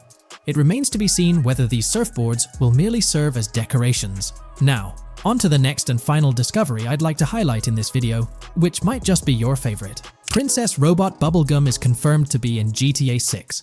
Just like the Righteous Slaughter game series, Princess Robot Bubblegum is seen on a shirt, and will most likely return with more episodes. The series originally appeared in The Ballad of Gay Tony, and again with more episodes in GTA 5, making this the third appearance. If you haven't been following the latest news on GTA 6 over the past year, you might be surprised by how much information has emerged. Here's a comprehensive update on everything we currently know about GTA 6. We have details about a wide array of items and tools featured in GTA 6. These include the auto dialer, binoculars, immobilizer bypass, cutoff tool, painkillers, pool cue, trauma kits, golf driver, food and drink, golf putter, USB drive, golf iron, crowbar, golf wedge, torch, jammer, duffel bag for looting, cigarettes, and a loot backpack. Let's discuss the game engine. Developers have made significant enhancements to the Euphoria physics engine, improving ragdoll physics and overall game mechanics compared to GTA 5. Now let's discuss the multiplayer aspect. In a leaked clip from GTA 6, we observed a multiplayer session with a player count. This suggests there were 2 players present in the lobby, out of a maximum capacity of 32 slots. This mirrors the setup seen in Red Dead Online and GTA Online, where the capacity is stated as 32, but practically accommodates 30 players plus 2 spots reserved for spectators. While hopes for larger lobbies persist, it appears the testing phase involves 30-player lobbies. Leaks also suggest advanced weather systems, including heavy fog, a feature that was less common in GTA 5. Moving on to collectibles, there's mention of Wyman car parts. In a clip featuring Lucia, a developer is seen placing a cardboard box with a circular icon, indicating it as lootable.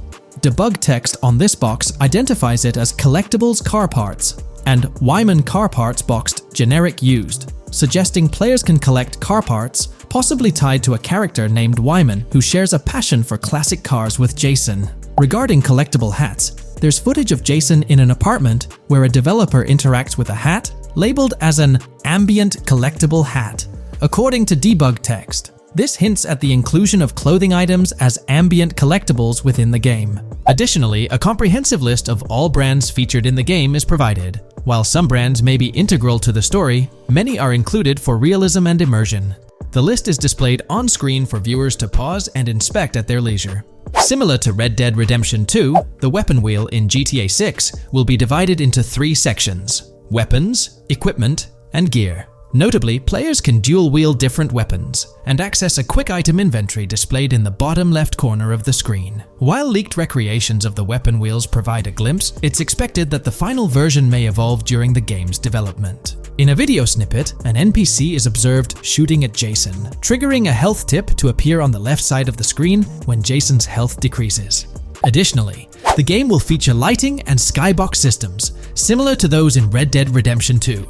Promising improvements such as volumetric clouds and better lighting effects. Speaking of criminal activities, noteworthy events include the Hank's Waffles heist, where Jason and Lucia pull off a daring robbery. Other clips suggest Jason possesses an ability to perceive through walls. Additionally, there are events focused on searching vehicle trunks, which may yield valuable items or nothing at all. Lastly, delivery and pickup warehouse events are mentioned for Port Gellhorn, though specific details are still unclear. When it comes to accessible buildings, GTA 6 offers a wide range, including the Malibu Club, a pawn shop, Jack of Hearts Club, supermarkets, bars, restaurants, apartments, and laundromats, all enriching the immersive experience. Players will also have the ability to command the other character during a robbery. In leaked footage, a prompt advises players to either check in with Jason or hold for more options, indicating the potential to issue commands to your partner during a heist.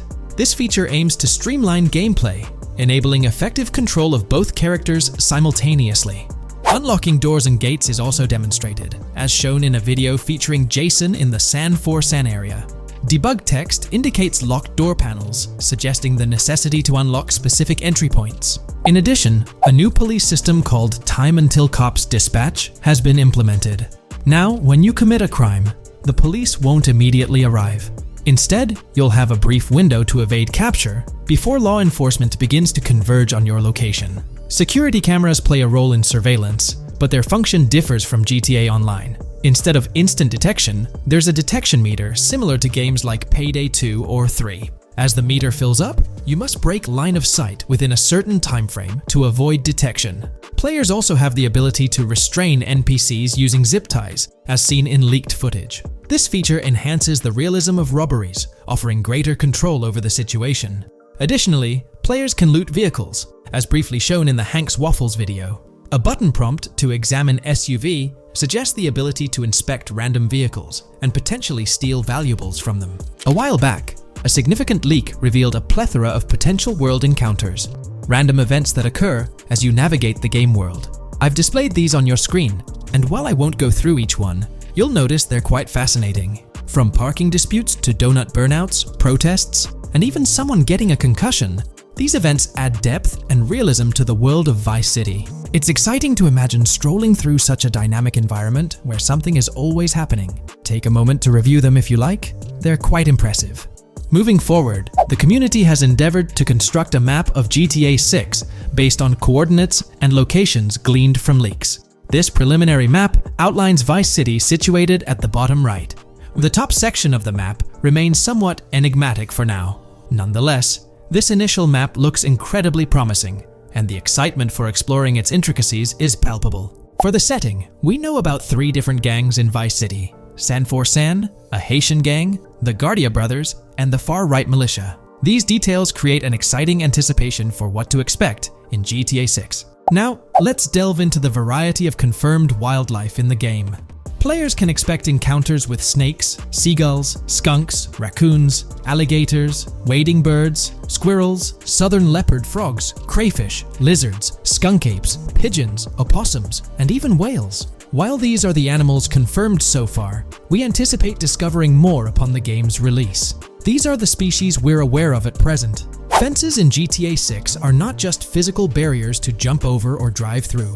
They are individuals involved in illegal transactions within the game. Acting as middlemen, these characters buy illegal items from players to resell them to others. Now, let's explore the AI witness system and police recognition feature, which are notably significant.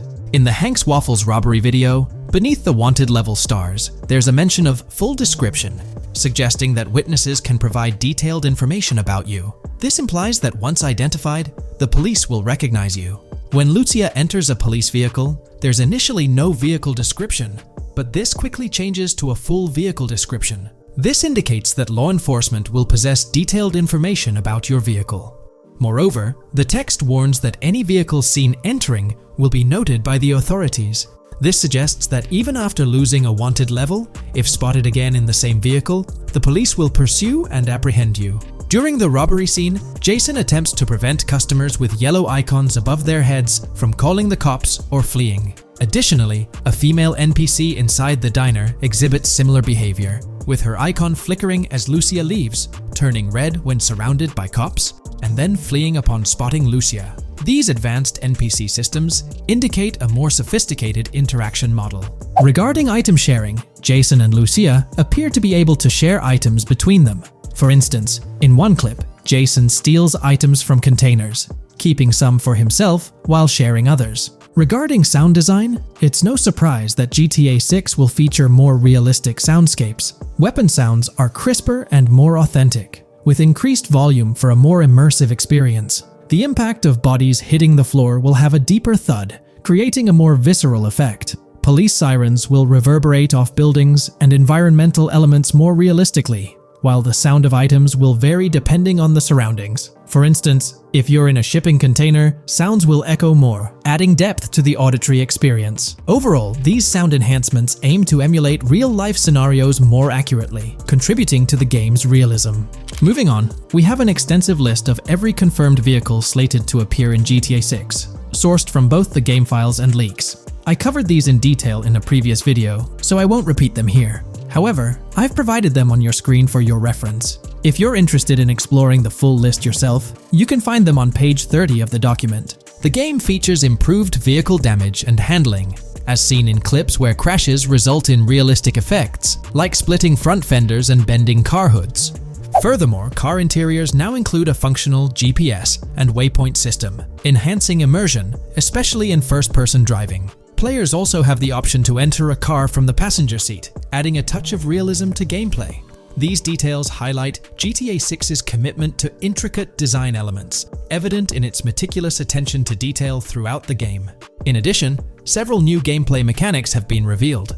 Players will now have the ability to walk while in cover, a long-awaited feature that introduces prone movement for the first time in GTA gameplay. Loot bags will allow for storing additional items, and players can now drop and pick up weapons. A new under fire animation has been introduced where characters cover their faces during combat, and players can opt to self-revive after sustaining heavy damage. Other significant mechanics include the ability to switch shoulders while aiming down sights, grappling during hand-to-hand combat, and the introduction of buddy communications and a buddy ping system. This system, likely shared between protagonists Jason and Lucia, remains intriguing, with its full functionality yet to be revealed. Additionally, a new cover mode has been introduced, altering the way shooting from car windows is executed.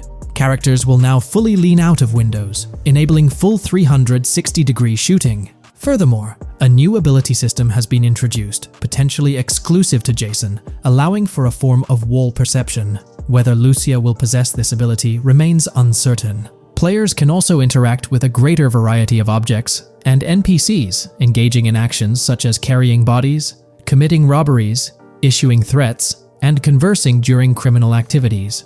Moreover, the ability to pick up additional items, such as beer bottles and cans, enhances the overall gameplay experience. Let's explore some of the exciting new gameplay systems. Firstly, there's the introduction of money laundering, hinted at during the Hank's Waffles robbery. An icon found near the car wash property featured a washing machine with a dollar sign, suggesting potential opportunities for money laundering. This implies that players may be able to purchase properties with the intent of laundering money, although specific details on mechanics remain undisclosed. Nevertheless, it appears players will once again have the option to acquire certain types of businesses for illicit activities. Additionally, there's a confirmed lineup of weapons, which includes a rocket launcher, assault rifle, baseball bat, polymer pistol, knife, bolt-action sniper rifle, Molotov cocktail, spear gun, which is intriguing, smoke grenade, compact SMG, flashbang, micro SMG, sniper rifle, heavy machine gun, auto rifle, and pump-action shotgun. Moreover, glimpses of Jason in various states, sporting different hair lengths and facial hairstyles, suggest a hair growth system akin to Red Dead Redemption 2. This feature seems highly likely given the game's lineage. In terms of sustenance, players can consume items directly from their inventory. In a scene at a gas station, Jason adds wine, soda, and fruit to his inventory, highlighting the ability to eat and drink on the go, akin to mechanics seen in Red Dead and GTA Online. In GTA 6, you can expect to encounter raccoons rummaging through trash cans and stealing food bags. This is evidenced in the game files, which document 3 world events: raccoon climbing out of garbage, raccoon rummaging through trash, and raccoon stealing food. While there are numerous intricate details to explore, we've uncovered a multitude of confirmed locations spread across Vice City and its surrounding areas. Naturally, Vice City serves as the central hub, encompassing neighborhoods such as Edgewater, North Vice City, Rock Ridge, Little Haiti, Vice Beach, South Beach, Washington Beach, and Key Biscayne. Additionally, there's Port Gellhorn, which appears to be a distinct city akin to Sandy Shores or Paleto Bay from previous games. Other notable spots include Yorktown, Ambrosia, Sundown, The Keys, La Pearl, Red Hill, Lake Leonida, Hamlet, Stockyard, Homestead, Grass Rivers, Ikenfaka, various underwater locations, and more. Each of these locales is meticulously detailed, with numerous mini-locations nestled within them. It's remarkable how much information we already have about the game's expansive geography. In GTA 6, if your character sustains injuries, health will regenerate slowly over time. To expedite recovery, you can access the weapon wheel and utilize a healing item. Unlike GTA 5, where health only regenerates up to 50% naturally and requires snacks for full recovery, GTA 6 appears to allow for natural regeneration to full health, albeit at a slower rate. While not officially confirmed, it's implied that using a medical item will accelerate this healing process. Regarding open-world activities, there are 7 confirmed activities thus far: dice, golf, fishing, races, adventuring, shipments, and delivery van events. A video showcases a delivery van event near the industrial area of Port Gellhorn, featuring active security cameras that add complexity to potential heists. Two distinct event types mentioned in the events list are Pragmatic Cool and Chaotic Romantic. Introducing a new event type called Cop Trap, strategically placed in various locations across the map. The confirmed locations are displayed on your screen, indicating that law enforcement will deploy different tactics to apprehend you. Next, let's explore the array of new features spanning 2 full pages. Firstly, an enhanced AI system is showcased in a video, where enemy AI targets Lucia once she turns around. These adversaries demonstrate improved decision-making, adapting their shooting tactics dynamically based on the situation. Notably, they adjust their positioning relative to nearby objects, aiming to avoid frustrating head-glitching tactics. Additionally, they display more tactical behaviors, such as lowering their profile during reloads and employing lateral strafing while firing. NPC behavior has also undergone enhancements, with AI groups no longer wandering individually, but moving in clusters, reminiscent of the dynamics seen in Red Dead Redemption 2. This is evident in a video where Lucia encounters a group of tourists engaged in conversation as they pass by. This enriches pedestrian interactions beyond the independent roaming seen in GTA 5, now featuring diverse groups and even couples strolling together, enhancing the game's realism. A new gameplay feature allows players to surrender to the police during a robbery, introducing an intriguing dynamic with consequences yet to be fully revealed. Additionally, players can purchase gumballs from vending machines, potentially serving as a health boost, although specific effects remain speculative. Similar to GTA 5, your character's attire will accumulate dirt over time, adding a layer of realism. Hacking will also be a significant element, with Lucia seen carrying various hacking tools, though it's unclear if Jason will have access to these tools as well. Previous leaks suggested Lucia's role as the designated hacker, but further details will emerge in due course. Expect an enhanced car hijacking system in GTA 6. For example, the inclusion of an immobilizer bypass suggests that stealing luxury cars will be more challenging. Additionally, a tool called a Slim Jim will be used to unlock older vehicles, adding complexity to car theft. Moreover, events such as Steal Car in Progress and Steal Car Fail indicate potential complications during vehicle theft. Events like Carjacking Cat and Carjacking Advanced AI suggest further intricacies in vehicle-related activities. Finally, the document concludes with approximately 20 pages detailing locations found in leaks that correspond to real-world locales in Miami. This inclusion underscores the meticulous efforts put into crafting a rich and immersive game world. Today, let's delve deeper into the scoop we've got about Jason and Lucia, straight from the game's artwork and that initial trailer drop. Seems like Rockstar's shining the spotlight a tad more on Lucia this time around. Not to downplay Jason's role, but Lucia's getting some special attention, you know? Alright, so the trailer kicks off with Lucia finding herself in what appears to be a detention center, or maybe some kind of confinement. She's sporting the classic inmate gear and hanging out with a few others. Now, it's a bit fuzzy whether it's an all girls club or a mixed bag. But here's the twist. It doesn't look like your hardcore, maximum security joint, more like a temporary pit stop. Then we see this scene with Stephanie, a counselor at the place. Stephanie's having a chat with Lucia, trying to untangle her situation. Stephanie asks why Lucia's landed there, and Lucia nonchalantly responds with something like, "Bad luck, I guess." It's got me thinking, maybe Lucia's in for something minor. You know, the wrong place, wrong time scenario, or maybe a string of small-time scrapes. By the way, I'm holding a monthly giveaway for a PlayStation 5. You just need to subscribe and you're entered. Now, back to the video.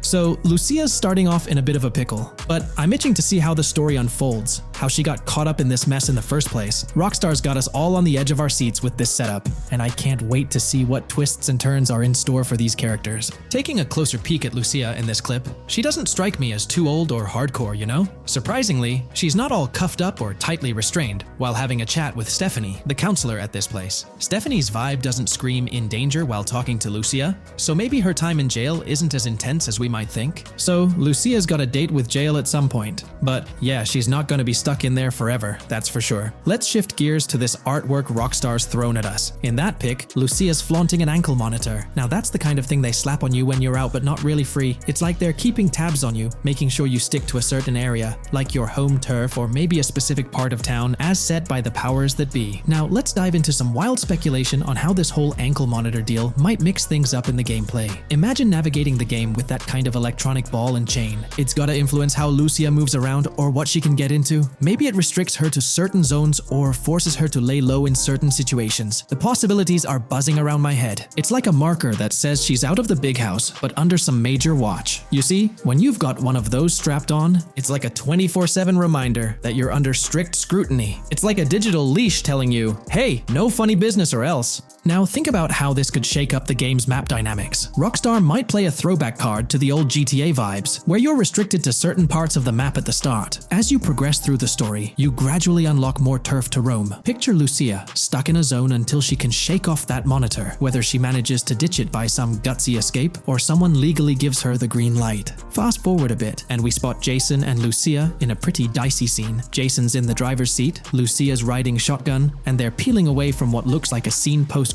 A couple of cop cars are hot on their tail, lights flashing and sirens blaring. Jason's got his hands tight on the wheel, sneakily glancing at the cops as they whiz past. Then, when they're out of sight, he shoots Lucia a glance that screams serious concern. It's crystal clear these two are linked somehow, tied together by that ankle monitor and whatever legal trouble they're entangled in. How's that for a curveball in the storyline? There's this air of suspense and questions lingering. What did they do? And how does it all connect back to Lucia's time in the slammer? The plot thickens, and I'm itching to see where this tangled web leads us. Let's zoom in on Lucia for a moment. You know, it's not giving off that classic jailbreak vibe. When you make a daring escape from the big house, you don't come out with an ankle monitor like you've been given a hall pass. Nah, it's more like you become public enemy number one, constantly dodging the long arm of the law. It's got echoes of that on-the-run feel from Red Dead Redemption 2, where you're always watching your back. Wonder if Rockstar's planning to revisit that kind of storyline here? But here's a thought that's been gnawing at me. What if Jason's got this noble quest to keep Lucia out of hot water? Could be, but there's this lingering sense that they've got some pressing reasons behind these actions. It's like they're in this situation either by design or due to some pressing needs. Speaking of which, let's take a peek at the next scene in the sequence. You've got Lucia holding a bundle of cash that could make anyone's eyes widen, stacks of 20s and crisp hundreds. And what's she doing? Nonchalantly turning away from law enforcement? It's like we're getting a glimpse into the aftermath of a successful heist. And then there's this sight, both of them, dressed up with bandanas and masks, keeping their identities under wraps as they bolt out of what seems to be a rundown corner store situated in the middle of nowhere. There's this air of confidence about them, but choosing a low-profile place like this hints at something. They're not doing this for kicks. No, it's like they're in dire need of funds. Now let's talk about Jason's wheels. It's not some flashy top-of-the-line ride like you'd expect from Michael DeSanta's swanky tailgater in GTA 5. Nope, Jason's driving an older model, something more modest. It gives off this vibe that they might not be swimming in cash. The whole picture seems to paint a story of urgency. Lucia's holding a stash of cash, they're hitting a low-key spot, and Jason's not cruising around in luxury. It's like they're pushed into a corner, perhaps strapped for cash, and pushed into some tough choices. There's definitely more to this tale than meets the eye. Let's dive into Jason and Lucia's ride. They're cruising around, making these slick turns and slides. It doesn't seem like they're trying to dodge cops. You can even hear Lucia kinda squeal. She's gripping the car's side in a way that screams thrill ride.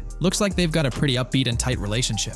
They're heading towards a motel. And guess what? Surprise, surprise, they're more than just partners in crime. Yup, Jason and Lucia are romantically involved. Now, Rockstar's not laying it all out for us, but you can pretty much read between the lines. Now, let's dissect this trust business. Feels like Rockstar's planting seeds for the storyline's ending. Trust can either be kept intact or shattered, right? It's like a pivotal point in a tale of two partners in crime. Maybe they'll face a dilemma where they have to choose between both making it out alive or going for a massive score, but someone doesn't make it to the finish line. Trust seems to be the crux of it all. And here's the kicker, the final scene. They kick open the door of this corner store, all confident, guns out, ready to hit the jackpot. The story concludes on that note. Now, let's switch lanes and talk about the trailer's song choice, Tom Petty's Love Is a Long Road. Interestingly, there's a tweet from Tom Petty's account expressing gratitude for having their song featured in GTA 6's first trailer. The song itself talks about the struggles of maintaining a relationship, how it's not a smooth ride, but worth the effort. So, GTA 6 might just be more than a crime tale. It's shaping up to be a love and trust story. I think Rockstar's aiming for their twist on a Bonnie and Clyde vibe with Jason and Lucia. That's pretty much all the scoop we got about them in the Grand Theft Auto 6 trailer. They didn't spill much, but we kinda got a glimpse into their journey, the hurdles they face, and this theme of trust that seems to run deep in their story. There's this one scene where it looks like they're gaining some traction in their journey. Jason's driving, Lucia's standing up in the passenger seat, and some paparazzi or somebody's snapping their pics. Seems like they've leveled up from their clothes to the car they're driving. So, at some point in the story, they might hit some highs. But knowing how these stories go, it could all come crashing down by the end. So, that's pretty much the lowdown on Jason and Lucia, our main characters in GTA 6. Can't wait to dig into their stories more. What do you folks reckon the GTA 6 plot's gonna be like? Which character are you stoked to play? Drop your thoughts in the comments below. And hey, if you like this video, a thumbs up would be cool. Hit that subscribe button if you're new here and want to stay updated on all things GTA 6. Don't forget to ring that notification bell too. The release of the GTA 6 trailer in 2023 has sent shockwaves of excitement across the gaming community. The anticipation and buzz surrounding this highly anticipated title have reached an all-time high. Fans worldwide are feverishly dissecting every frame, theorizing about the game's setting, characters, and innovative features. The hype is palpable as gamers eagerly await the next chapter in the beloved GTA series, poised to redefine open-world gaming once again. With Rockstar Games' history of delivering groundbreaking experiences, the fervor and enthusiasm for GTA 6 are undeniably at a fever pitch, leaving everyone counting down the days until its eventual launch.